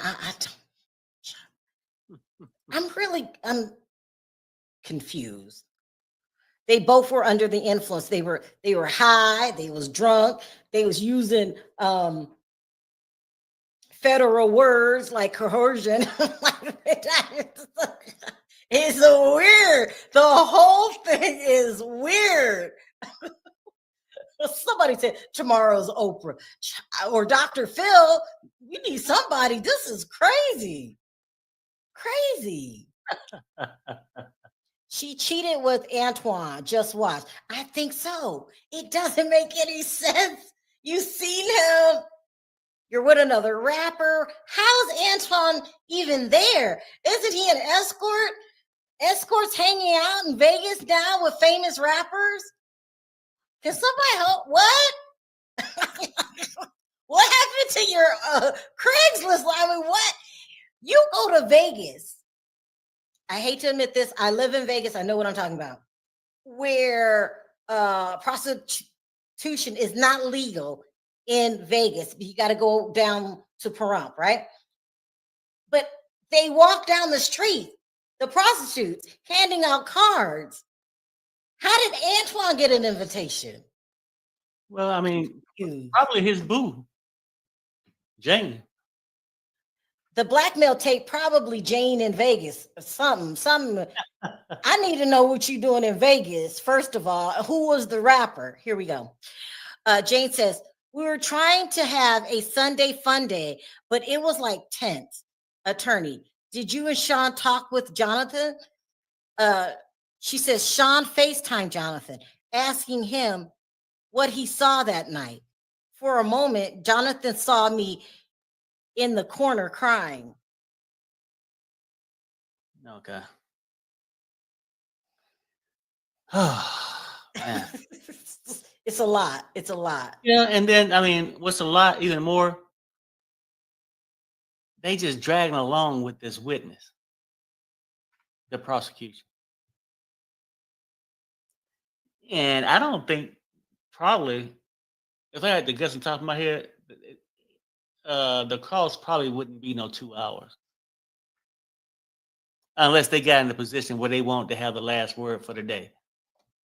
Then they may drag it off, but CNN update says Sean Diddy Combs had his assistant Jonathan and a key security guard deliver 10 to 12K in cash to Jane to recover the entertainer's cost of damage to the home.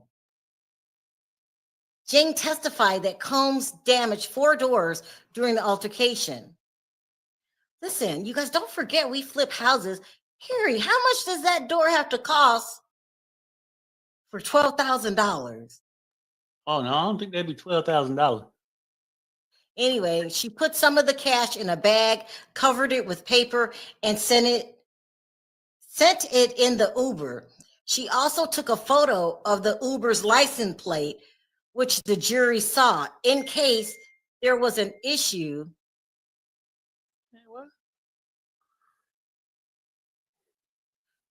Let me keep reading. She also took a photo of the Uber's license plate, which the jury saw in case there was an issue with the money transfer. Jane testified that she never paid to get the doors fixed because there were so many other bills to take care of, but she did contact a supplier. The jury saw an email Jane sent to a door supplier inquiring about replacing 4 doors, as well as several photos of the damaged doors. So they're trying to say that the money isn't for the freak off, it was for the damaged doors. Mm-hmm.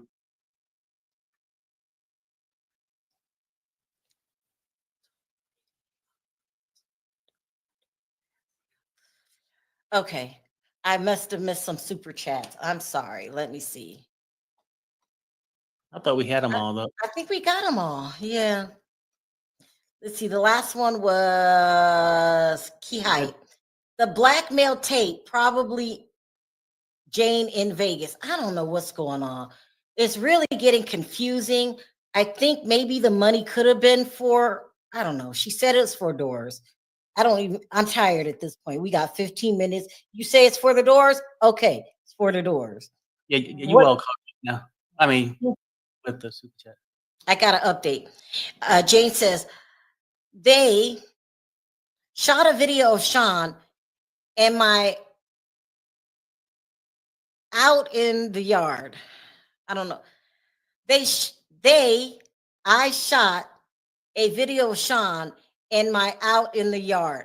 Attorney, did you inadvertently film your injuries? She said, yes, my welts. Attorney, and when you learned that Sean went to Wyoming, question mark, she said, I was outraged. I was on another woman. I was with another woman, pardon me. Attorney says, did you block him? She said, yes. So he studied seeing different women. Now he's in Utah. Then he goes to Wyoming. I don't know what's out there. Probably Kanye, because Kanye lived in Wyoming for a while. This is weird.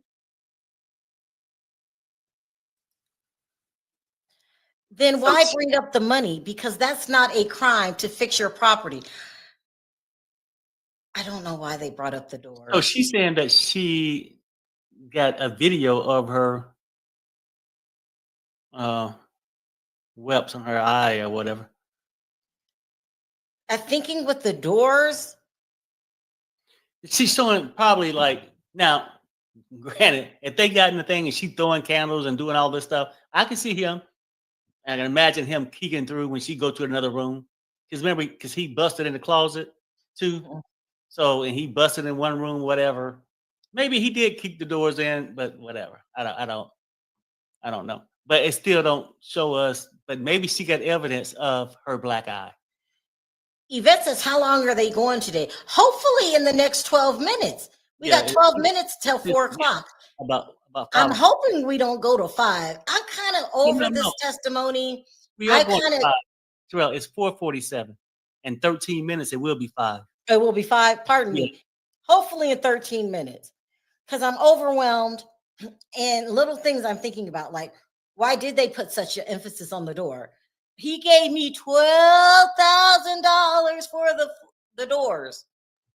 They're still not fixed yet because I had to pay other bills. Y'all are not going to drive me to the damn mental psych ward. Oh, thank you. Enjoying the commentary. I'm not even know if we're enjoying it. We are dazed and confused. Yeah, I think people just saying we sitting there just fighting through it. Because like the whole thing is, we listen to the testimony, we trying to give as much out there because we can't be inside the courthouse.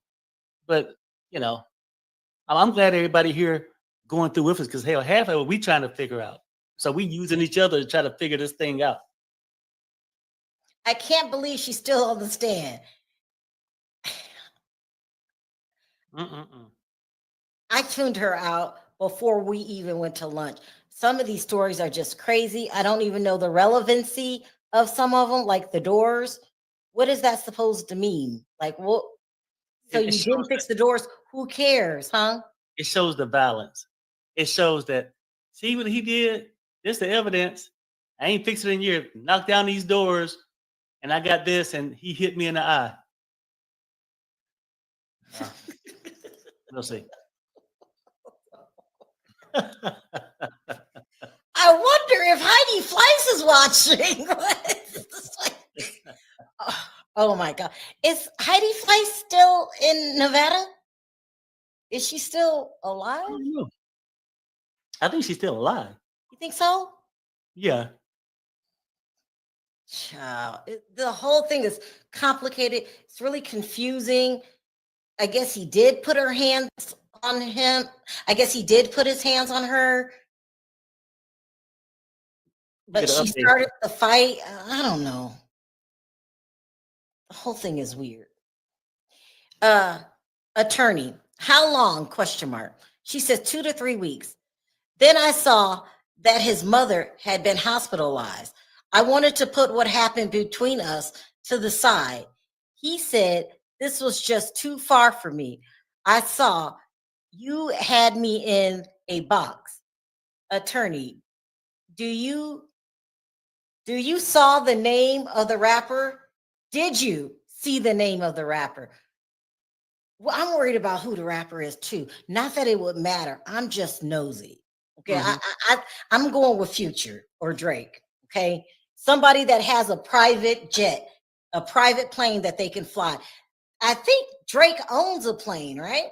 So it was either Drake or Future. He could, but I don't know. And Drake and Diddy don't get along because remember Diddy slapped Drake for stealing the song. Yeah. Heidi Fleiss is no longer with us. Oh, I didn't know that. R.I.P. Heidi. I remember that case though. She used to date Tom Sizemore. I think he's unalive too. No, I can't. Oh my God, I don't like him. Is he the rapper? Who was he accused? He was accused of being with some other escort recently. You guys help me refresh my memory. Rick Ross was accused of being with one of those the new girls on Atlanta Housewives. I don't know. I mean, I only watched it a couple times, but it's just yeah, that's her name.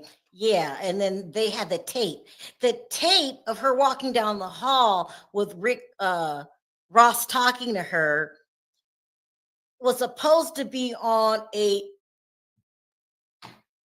corn site. It's a mess. Britt Eady's a mess. Rick Ross is a mess. I'm gonna say all entertainers. No, I'm just kidding. They're crazy. These people are crazy. Somebody says Heidi Fleiss is 59. She's not deceased. Oh, okay. I mean, I've never seen Heidi Fleiss. There was this show about drug addicts with Dr. Drew. I can't think of the name of it. And a lot of people started dying on that show. Do you remember that show, Perry? What was that? It's a show that Heidi Fleiss was on, and Dr. Drew would be with a whole bunch of addicts, and he would try to help them stay clean. You remember? It's a long time ago. Heidi Fleiss moved back to LA. Ain't no telling what's going on down there right now. Do you have to get out the madam business after your 40s, maybe? No. You could be a wrinkly madam. As long as you're the supplier and you keep everything secret and all that. I mean, because that's what people want. You should have some updates coming in. Let me see. No, not yet. Let's go to. I just did a poll. Do you think Diddy will walk? Just to maybe test the waters to see. Just to see. Jane said. Every day. Go ahead. Jane testified. This is CNN. Jane testified that she next saw Diddy in person a few days later. I just missed him so bad, she said. Jane said she and Combs had been messaging each other about that night and how awful we were both feeling. Jane testified that Combs repeatedly accused her of cheating while she kept apologizing and insisting that nothing had happened. They agreed to see each other and she went to his home. Jane said they tried to be upbeat, but there was a sadness underneath. Sean was basically saying that we were breaking up and we were just gonna be friends, she testified, adding that he said he loved me, but what I did was so wrong. At one point, Combs asked his assistant what he had seen on the FaceTime call that night. Jane testified that the assistant said she only saw her crying in the corner when Combs accidentally turned the camera towards her. So he's breaking up with you and not the other way around. I got another update on the main. She said, yes, I flew on the red eye to meet Sean. Comey says, and what did you do? She said, we had a really nice time. Sean said, you could tell me when you're tired. The attorney, what did you say? She said, let's stop for now and see each other later. His demeanor changed. Oh, God. Right now, I can't help it, you guys. This is how I feel right now. I've checked out. Think their relationship was very strange. Don't care who's lying, who's telling the truth. Friday, you on the stand all day was a lot. Today was just too much. This is dragged out. Well, Mama I Two said, hate to say it, I don't care. What's your thoughts, Perry? hold on, I was gonna read the super chat. Mama Two says that you guys are suffering through a lot for us, and I appreciate it. Yeah, well, trust me, people, we are suffering together. Because at the end of the day, whether we was doing this all day or not, we still would be curious on what's going on. And even if we went there, you still suffering. You get to sit there and watch these people, over and over all day long. It's just a lot. So I appreciate you guys hanging out with us. I truly do. And thanks for all the support with the super chats and everything. So even if we did miss somebody, we are sorry. But I think we got them all. But, I just want everybody to know it wasn't on purpose if we missed you. Someone said that I've changed so much since last week. It's this testimony. I can't make it make sense. Contradiction, contradiction, contradiction. Crackhead behavior, ecstasy behavior. Everybody's high all the time. You did go to Vegas with another rapper. Who is it? It's just a shame. You happen to see, the prostitute in Vegas, that he was with another girl. It's just a lot. Somebody said, check out Truth and Consequence said, check out TMZ. They got a picture of Diddy and the girl that he went on vacation with 2 months before he got arrested. Oh, good. We get to finally put a face. Someone just texted me, says, tell Perry to go look at politics right now. We'll do it later. We're almost done. Yeah, it's almost a wrap up. Blake Lively, that's another crazy case. That's crazy. Okay. Diddy. Jane, I was with him when Cassie's beating video was dropped. Let's see who they're talking about. Where the girl at? Oh. I do not want to see that tape again. No. There's a picture. Okay, that's Jane saying it, because remember, knocking at the door, she was with Diddy when all that went down, and they had to try to clean it up. But maybe that's not the picture that. But a Truth and Consequence has a picture. Sly Stone dead at 82. Wow. He was a favorite. Yeah. Okay, so Facebook just checked out. Oh my. What? Oh, did? Okay, we got to wrap up soon. Perry, I guess this stuff is crazy. Yeah. He said he's going to arrest Newsom. It's insane. I can't. I just need a break. Yeah, I seen that. Okay, that's a crazy case. And Newsom said, do what you got to do.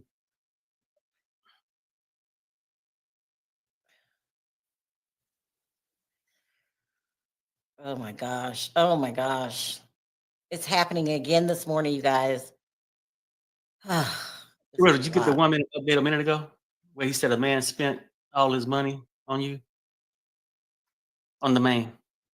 No. Sorry. And Here we go. It says, huh? I said, go ahead. It says, Jane said, he said a man spent all his money on you and you say you're tired. He threw water on me. He called me a bee. He gave me an ecstasy pill. Attorney, what happened? Question mark. She said, Sean was celebratory. He said, let's go. The attorney, did Paul come to Miami? She said, yes. Is she going to? Oh yeah, they're gonna go and probably do some more freak offs. I mean, like, what's new? I mean, that's what's going on. Oh my gosh. So we just lost Facebook because Facebook only allows you to go live for 8 hours. I should have told everybody that. Yeah, at least they got pretty much all of it, because probably the next thing we get is gonna be dismissing the jury. Perry, you should go live tonight with everything that's happened. It's still going on. It's crazy. Someone says, I think we're desensitized. You know what? You're right. Right.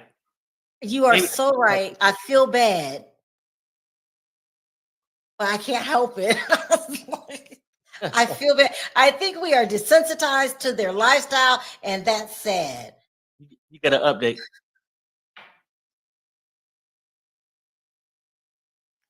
Okay, here we go. Mine's didn't do it yet. Hold on. On the main, right? Yeah, on the main. Okay, it says, Comey says, when was the last time you saw Sean in person? She says 2024 at 2-Star attorney. Did you have sex with Dawn in front of Sean at 2-Star? She said yes. Attorney.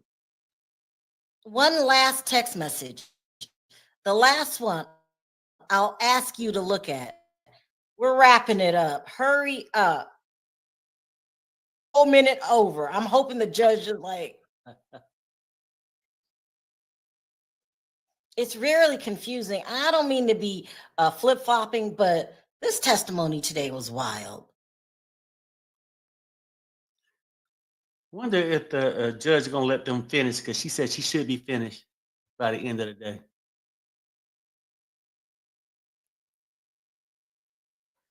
Well, she said one more message. This has to be the most confusing testimony, at least with Cassie. I felt connected. I sympathized with her. I saw how bad Diddy was, but for some reason, I just didn't connect with this woman. She was all over the place. Thank you for allowing me to. Oh, that's so sweet. Thank you, V. Yeah, thanks, Hopefully Vic. we'll be done. You always soon. welcome. It's just that I just didn't connect with her. Her stories didn't make sense. Remember earlier in the day, I was texting contradicting messages. She claims, that he gave up her PTSD, but every time he called you, you went running back. He's still taking care of you till this day. Got an update. Hopefully, this is the last one. It says, Comey, did you go to New York to see him? She said no. Attorney, why not? He was arrested. Attorney, did you get a subpoena? She said yes. I had to come in November 2024. Then January 2025 and after. Attorney, did you see a therapist? She said 3 months now. The attorney asked her, did she see a therapist? You should have asked her, did she go to drug rehab? Because you need, and did you get coached? Because you were just not a good witness on the stand. I'm sorry. And did she get tested? That's mean. Oh, I'm just saying. I mean, we covering bases. We worrying about the health of a person. We have lost Facebook. This has been 8 hours of torture. All right. So if we had to be positive, what could I pull from her testimony that would be positive? I think for her, that she showed that Diddy had his fingerprints on ordering the escorts, the entertainers, and paying them. Okay. What else? Shit, that's about the only thing I can think of for right now. If I had to pull some good stuff out of this testimony, I guess I would say she showed a pattern of this behavior: freak offs, violence. Now, did I believe everything she said on the stand was true? No. But Sherelle, let me give you a thing Somebody of mine. said sobriety, huh? my poll I did. Do you think Diddy will walk? 56% says yes, 44 says no. So we close to the 50-50 mark. So anything can happen. If you got 12 jurors, if you're gonna just take our poll, that's 6 and 6. Now I feel like the prosecution, if they're gonna do something, they need to bring it. Levette says, I say that she proved that after he was charged and the charge is still kept doing the same thing. So he didn't believe in himself. He kept, that boggles my mind. Y'all were still planning on freak offs? Y'all would have had a freak off because you were on your way to New York. Y'all would have had a hotel night again with the world looking. It makes no sense. That's probably why I can't relate to her at all. Nothing she did made any sense. And now go get out of here and go talk to your baby daddy. Here we go. The attorney says, do you have an attorney for this case? She said, yes. Who is paying? She said, Sean. Mm-hmm. I am still processing. Attorney, nothing further. The judge said, jurors, you may go. Okay. We're done, people. We're done. So Yvette says that Perry, she was a worker and he said it. So basically, that's the part they proved. Remember, we were trying to get out of it, that she's basically a worker. Yeah, you know.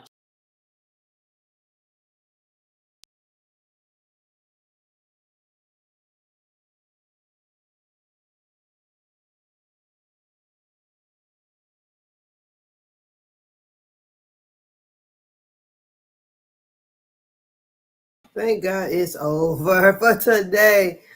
I am not lying. I about fell asleep. This is tiresome. Wore me out.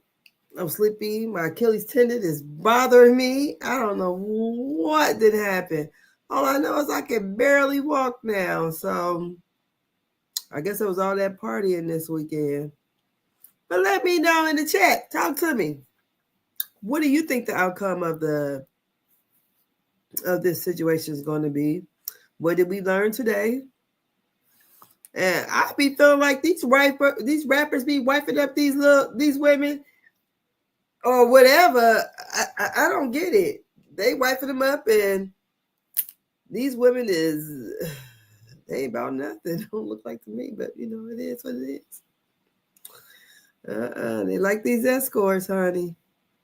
They're racially ambiguous escorts. But that's it for me, honey. I'm about to lay down. My damn leg, Achilles tendon, whatever the hell it is, it hurt. So I'll see y'all at another time. I was going to go live this evening, but I think I am not. I'm going to let my girl know. She can probably just do her Raw review. I haven't even watched Raw yet. Let me know. How many of y'all watched Straw? I thought it was a pretty decent movie, what I saw of it. I'm going to go back and finish watching the rest of it.